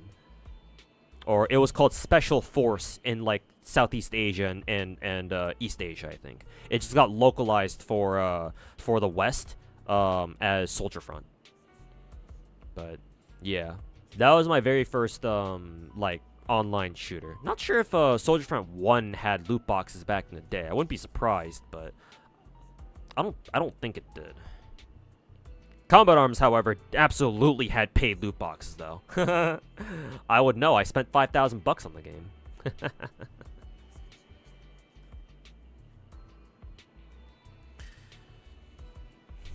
Did you hear how, if it flops Verdansk, or if Verdansk flops, Warzone might get canned? Really? I guess maybe finally people are getting sick and tired of Warzone, I guess. I don't know. Sounds I don't know how likely that is. I think Warzone is still very, very popular. I don't know. I don't know how much money like Call of Duty multiplayer is making. And it is Activision after all, so who the fuck knows? Doesn't matter to me. I don't play Warzone. I don't like battle royales. I don't know if some of you guys might be surprised by that, but I really don't like battle royales. Like, I'll play them just for shits and giggles, but I'm never gonna take them seriously. I don't like how RNG fucking BRs are. Yeah. So whenever I play Call of Duty multiplayer, it's usually like the objective game modes, like, you know, hardpoint, Dom, or in Black Ops 6. I just usually these days I just run around fucking that one face-off map, the really, really fucking tiny one, where you're in like the apartment building, you just run around in circles shooting everybody. Forgot the name of that map, but yeah, that or other like face-off maps maybe. But yeah, I like my arcadey multiplayer modes.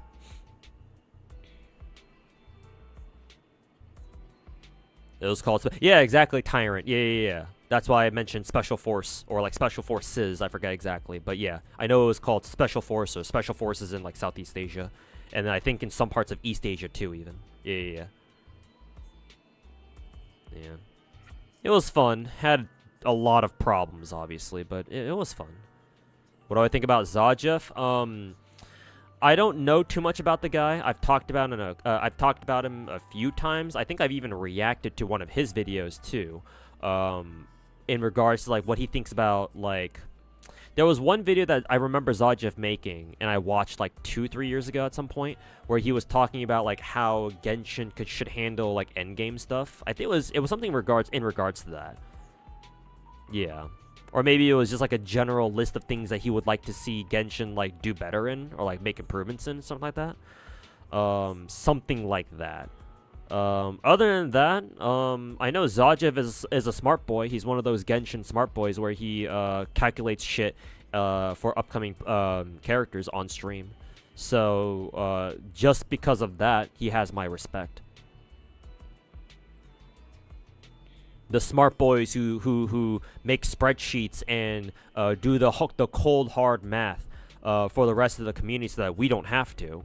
They're pretty goated, man. I appreciate people like them, because then, you know, maybe that means that we don't have to do it. Did you ever play COD on like the DS or the Wii? No, I did not. I know that they were available on there though.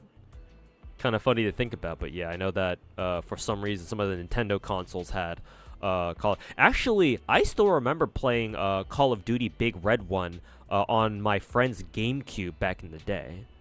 Yeah, I also remember playing like another version of Call of Duty, COD 2, because I don't know if y'all remember, but back in the day, like Best Buy and other electronics stores used to have like these demo stations where like they had like a demo, like, you know, console, be it a GameCube or an Xbox or PlayStation 2 or something like that, PlayStation 2 or PlayStation 3 even, and like you could like demo games, right?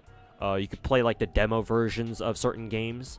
I remember whenever my parents or whenever my mom needed to go to like Best Buy to because she wanted to like shop for like appliances or something, I would always hang out at like the Xbox 360 or like the Xbox 360 demo station. I would just play through the Call of Duty 2 demo that they had on there.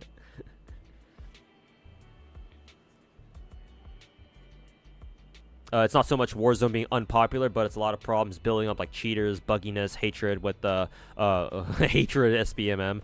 Okay, yeah, that makes sense then. Yeah, and Activision isn't like addressing those problems at all. Yeah, classic Activision. He also did a video on Genshin power creep. Really? What did he say about what are his opinions on power creep then? Kind of curious.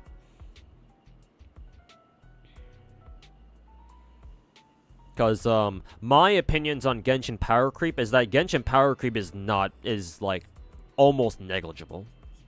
Almost.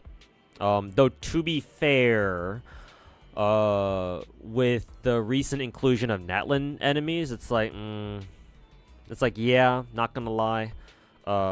There's definitely some power creep here, but like it shouldn't be enough to deter like long-time players. Like if you've been playing Genshin endgame for long enough, you still shouldn't have problems really. No like long-term problems. You should be able to adapt and figure out how to clear all the abysses if you've been playing for a while. So.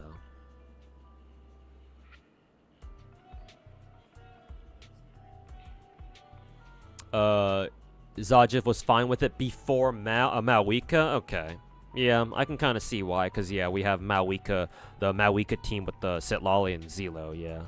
And that team already takes up, what, 3 Natlan characters plus Bennett? So, yeah, I can kind of see why he's kind of frustrated with that. If he is, anyway. Or he's not very happy with the Malwika power creep, if you want to call it that. So, yeah, I get it.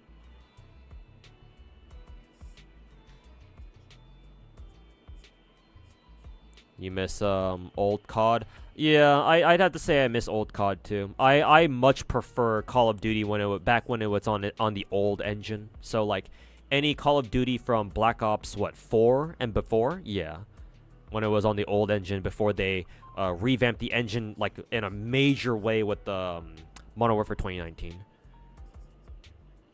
So yeah, I agree. I miss the old Call of Duty. Black Ops 2, the goat COD in my eyes. The Night Soul mechanic is the worst. Yeah, it's not. Admittedly, like I'll agree, it's not great. I still do think that you should be able to overcome the fucking Natlan mechanic shit. If you've been playing Genshin for long enough, but yeah, it's kind of fucking annoying to deal with. I'm not gonna lie. He says more characters are closer to Ayato's damage than Malwika's damage, and that's a problem in his eyes. I suppose so.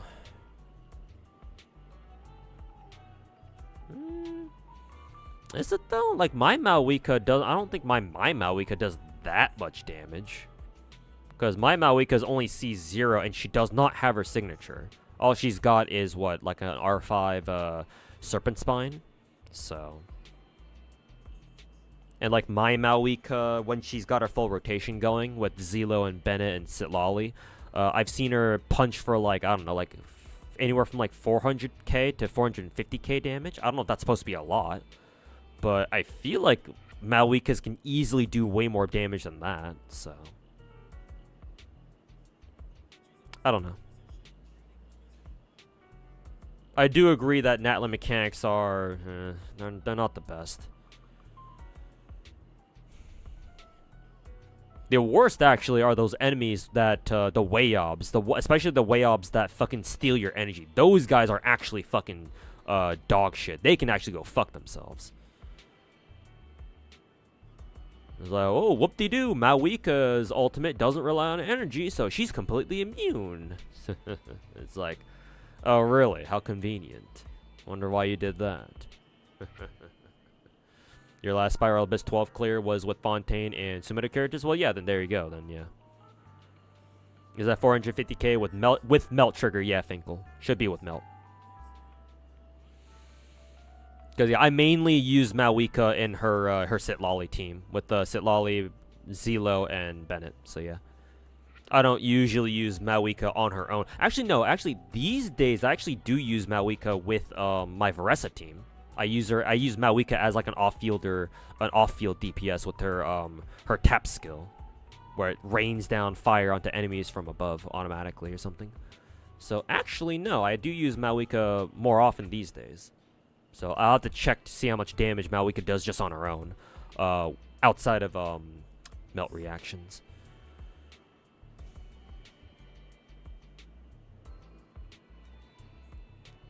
You melt for over 1 mil? Well, yeah, I assume your Malwika is way better than mine, Finkel. My Malwika, I don't think that has that great stats either. Like, she's got high crit rate thanks to obsidian set, but her crit damage is kind of lacking. I think my Maoika only has like what, maybe 270% CD, maybe 250 even. I don't know. I forgot. But yeah, I would think that your Maoika is way stronger than mine.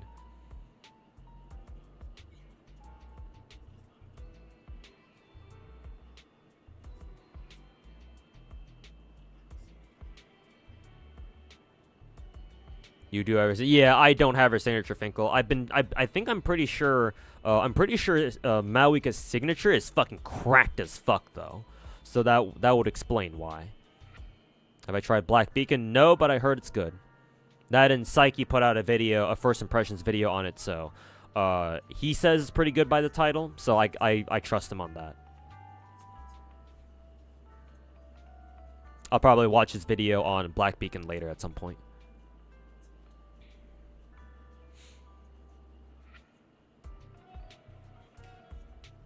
Listen, Zajeff's takes are pretty crazy too. Yelan clears Xingqiu in your opinion. C6 Yelan definitely does. Death is the best kind type of CC. True.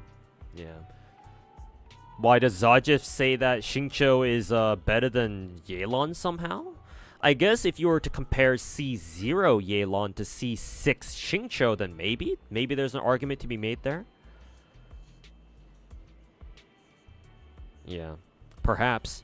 Maybe I would assume that Zajeff, being the smart boy when it comes to Genshin and not me, would know a thing or two about Xingqiu that I don't know about. But yeah, I don't know. I don't want to comment on that.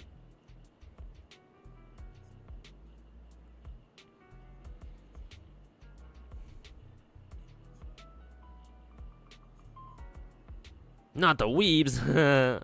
I like your name. Weebs are easy though, just break their barrier. Yeah, as long as you can get rid of their barrier quickly, ASAP, then yeah, you shouldn't. Theoretically, you shouldn't have that much trouble. Yeah. Yeah, break their barrier, you stun them, and yeah, they don't have that much HP. Yeah. So just bring a lot of. I think you deal with Weebs the same way you deal with who is it? The same way you deal with like the Abyss Heralds and the Lectors who have their shields up. Yeah. You just throw a lot of fucking reactions on them as quickly as possible, and they go down pretty fast.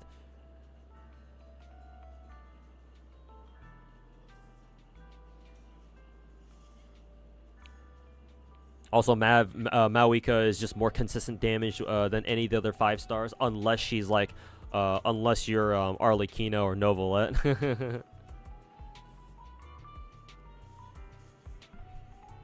Yelan is a hot mommy, so she's automatically better. True. Actually true. Actually true. The Wuwa login Zanny art. Yeah, they use the coatless Zanny art, right? Something like that.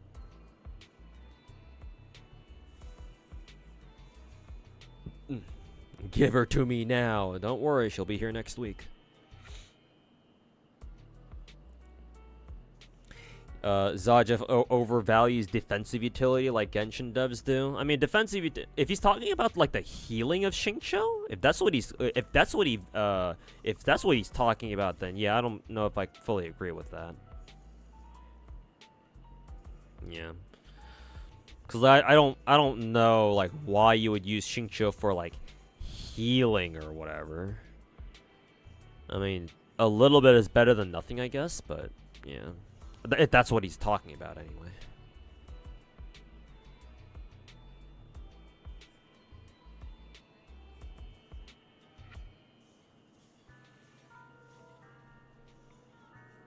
Coatless Zanny looks kind of like Maoika. If Maoika had like a more serious expression, maybe.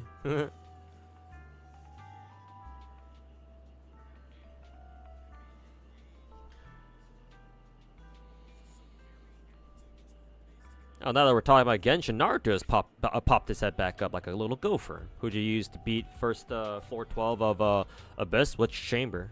Well, actually, just in general, I think I used Mono Geo team for first half, and then I forget who for second half. Probably my Maoika team as usual. Yeah, my Maoika team. Sitlolly, Zelo, Bennett, Maoika.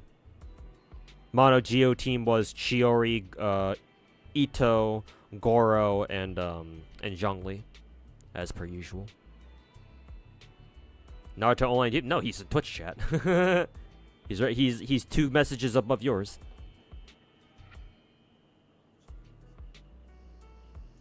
Mono Geo. Hey, Mono Geo's legit team, bruh. Well, then again, I have C6 Ito, so that's part of that's a big part of the reason why. But hey, for me, Mono Geo's legit. That shit is fire. Hey, you know, yeah. I enjoy running a Mono Geo, especially when Chiori dropped. As soon as Chiori dropped, I was like, oh, fuck yes. Time to go back to running Mono Geo again.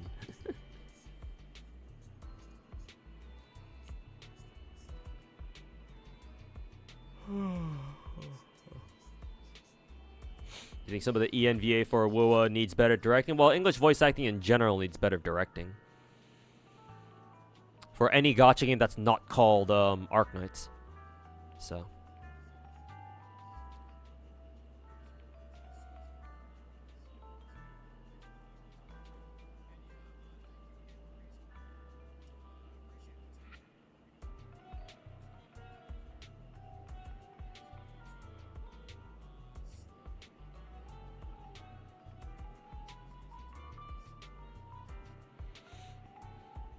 To be fair, you can use some of the worst teams in Genshin, still beat the endgame. Shows that Genshin is the power creep goat.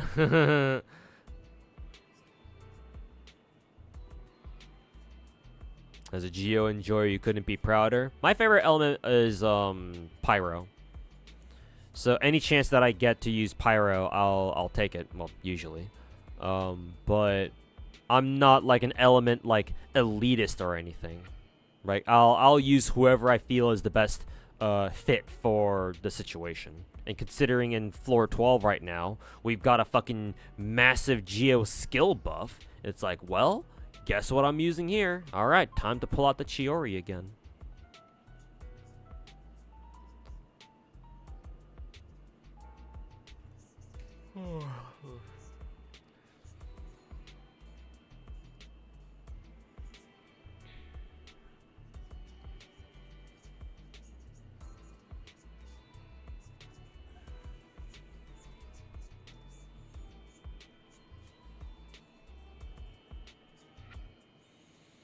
Your favorite element is physical in Zenless, right?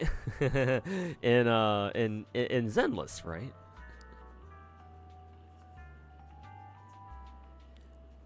In Zenless Zone Zero, right?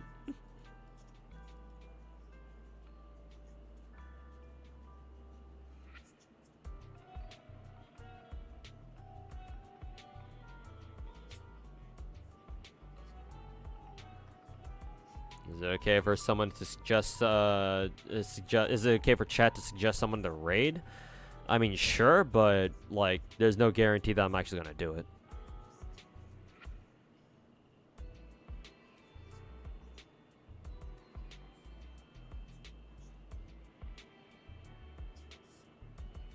Your favorite element is, Hydro?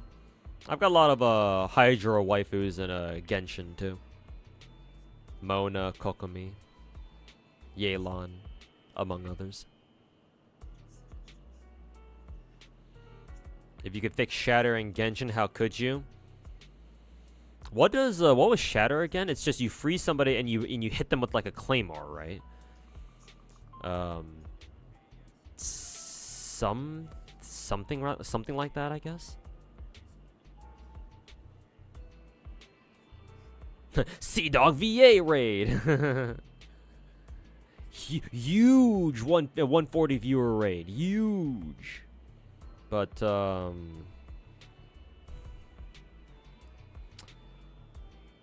it's not even freeze. It's just cryo plus claymore. I thought you had to freeze someone first and then hit them with a claymore in order to proc shatter. But maybe it really is just cryo plus hit them with a claymore or something.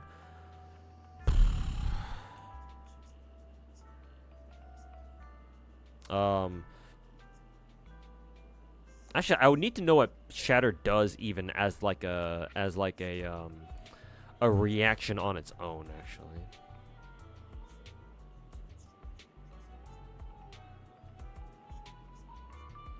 You have to okay, so yeah, I figured you had to freeze them, yeah, because like hitting enemies who are just affected by cryo, not frozen yet, that doesn't make sense. So yeah, I mean, I assume you had to freeze them first. But how could they buff them? I don't know. The easiest way to buff it is just to improve the damage you get for after shatter happens, I guess, or when shatter happens.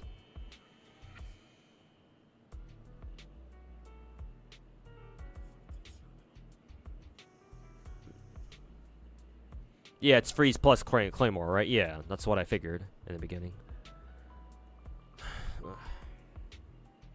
But yeah, I guess since I don't know a whole lot about shatter, it's just, you know, increase the damage when shatter happens. Maybe what they can do is maybe what they can do to buff it is to make it so that claymores don't immediately shatter enemies who are frozen when you hit them, and instead they stay frozen for like, I don't know, maybe a couple of hits instead.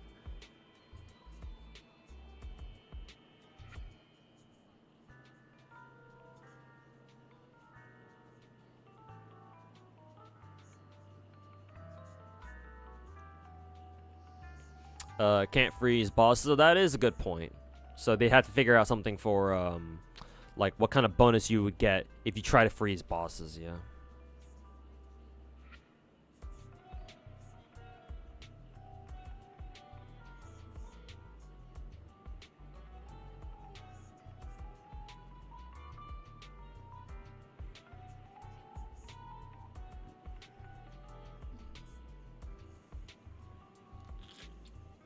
Your least favorite element is Geo, and nobody fucking asked, Naruto.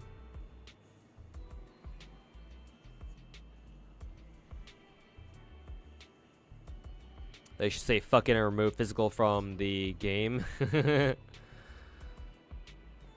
And nobody would notice. At least like he's doing well because he just dropped. Yeah, Tyrant. Yeah, he's doing all right. And yeah, making a first impressions video on a gacha was gonna take some time too, so. Hope he changes his mind though. I talked to him for a little bit briefly afterwards regarding the you know, in regards to the video and, you know, how St. Tondas and his fucking cronies dislike bombed that video, but yeah. I don't know if I was able to change his mind on anything, but yeah, he's doing alright. Anyways, alright chat, it's time for me to get the fuck out of here. Today was just meant to be a bonus stream. Tomorrow we'll actually do, you know, gacha content instead of me just sitting here for like 6 hours straight just talking to you guys. Unless you guys enjoy that. I mean, I certainly do. I don't know if you guys do though. Oh, that's hilarious. Why is Hajime from Bishojo playing marathoning Star Rail? I wonder if she's sponsored to play Star Rail actually.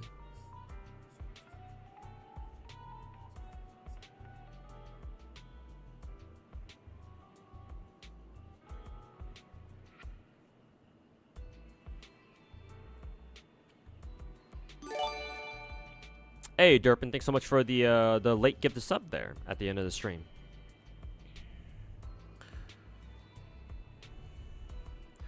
But yeah, I will take off now. It's 10 p.m. my time, so that's noise curfew for me, unfortunately. But yeah, let me just look up anybody who I can raid. I think Sweetly just finished her subathon yesterday, so she's taking a break for now. Who can I raid? Actually, none of the usual gacha streamers that I follow are on. Oh no, it's Slices. I can send you guys over to Mr. Slice actually. But yeah, Derpin, thanks so much for the get the sub at the end there. Appreciate it, man. It is nice just to sit here and chill away from all the drama. And yeah, like I mentioned before, that's kind of what I want my stream to be. Yeah. I want my stream. Ideally, I would like my stream to be a place where y'all can come in and just chill, and we can just, you know, talk about random shit. anything from gacha to other random stuff like Call of Duty or like, you know, waifus from different gacha games or some shit. Obviously, sometimes we'll have, like I said earlier, sometimes we'll have idiots fucking come in, wander, and be like, oh, but you know, you suck, Mr. Streamer. But you know, you let me take care of that. Take out the trash. Take out the trash like they are. But yeah, hope you guys have enjoyed it. If you guys are new here, because I noticed that there were quite a few of you, at least in Twitch chat, because I had way more viewers than I would normally would have. If you guys are new here, would appreciate a follow. Yeah. What can I say? I'm a bit different from the from the other girls. Slay. But yeah. Enjoyed streaming today. Again, today was a bonus stream. Normally I don't stream until Friday. But I'll be streaming all weekend like I normally do. So yeah, come back tomorrow at around the same time. And if you guys enjoyed, drop me a follow in case you guys are new here. Subscribe if you're watching over on YouTube chat. And yeah, appreciate everybody hanging out and just being chill and talking about random gacha stuff. And I'll see you guys tomorrow. I'm gonna send you guys over to Mrs. Slice and tell him I said what's up. And yeah, that'll be it for me today. Peace, everybody, and enjoy the rest of your Thursday. Yeah, Thursday night. Yeah. Peace, everybody. See you tomorrow.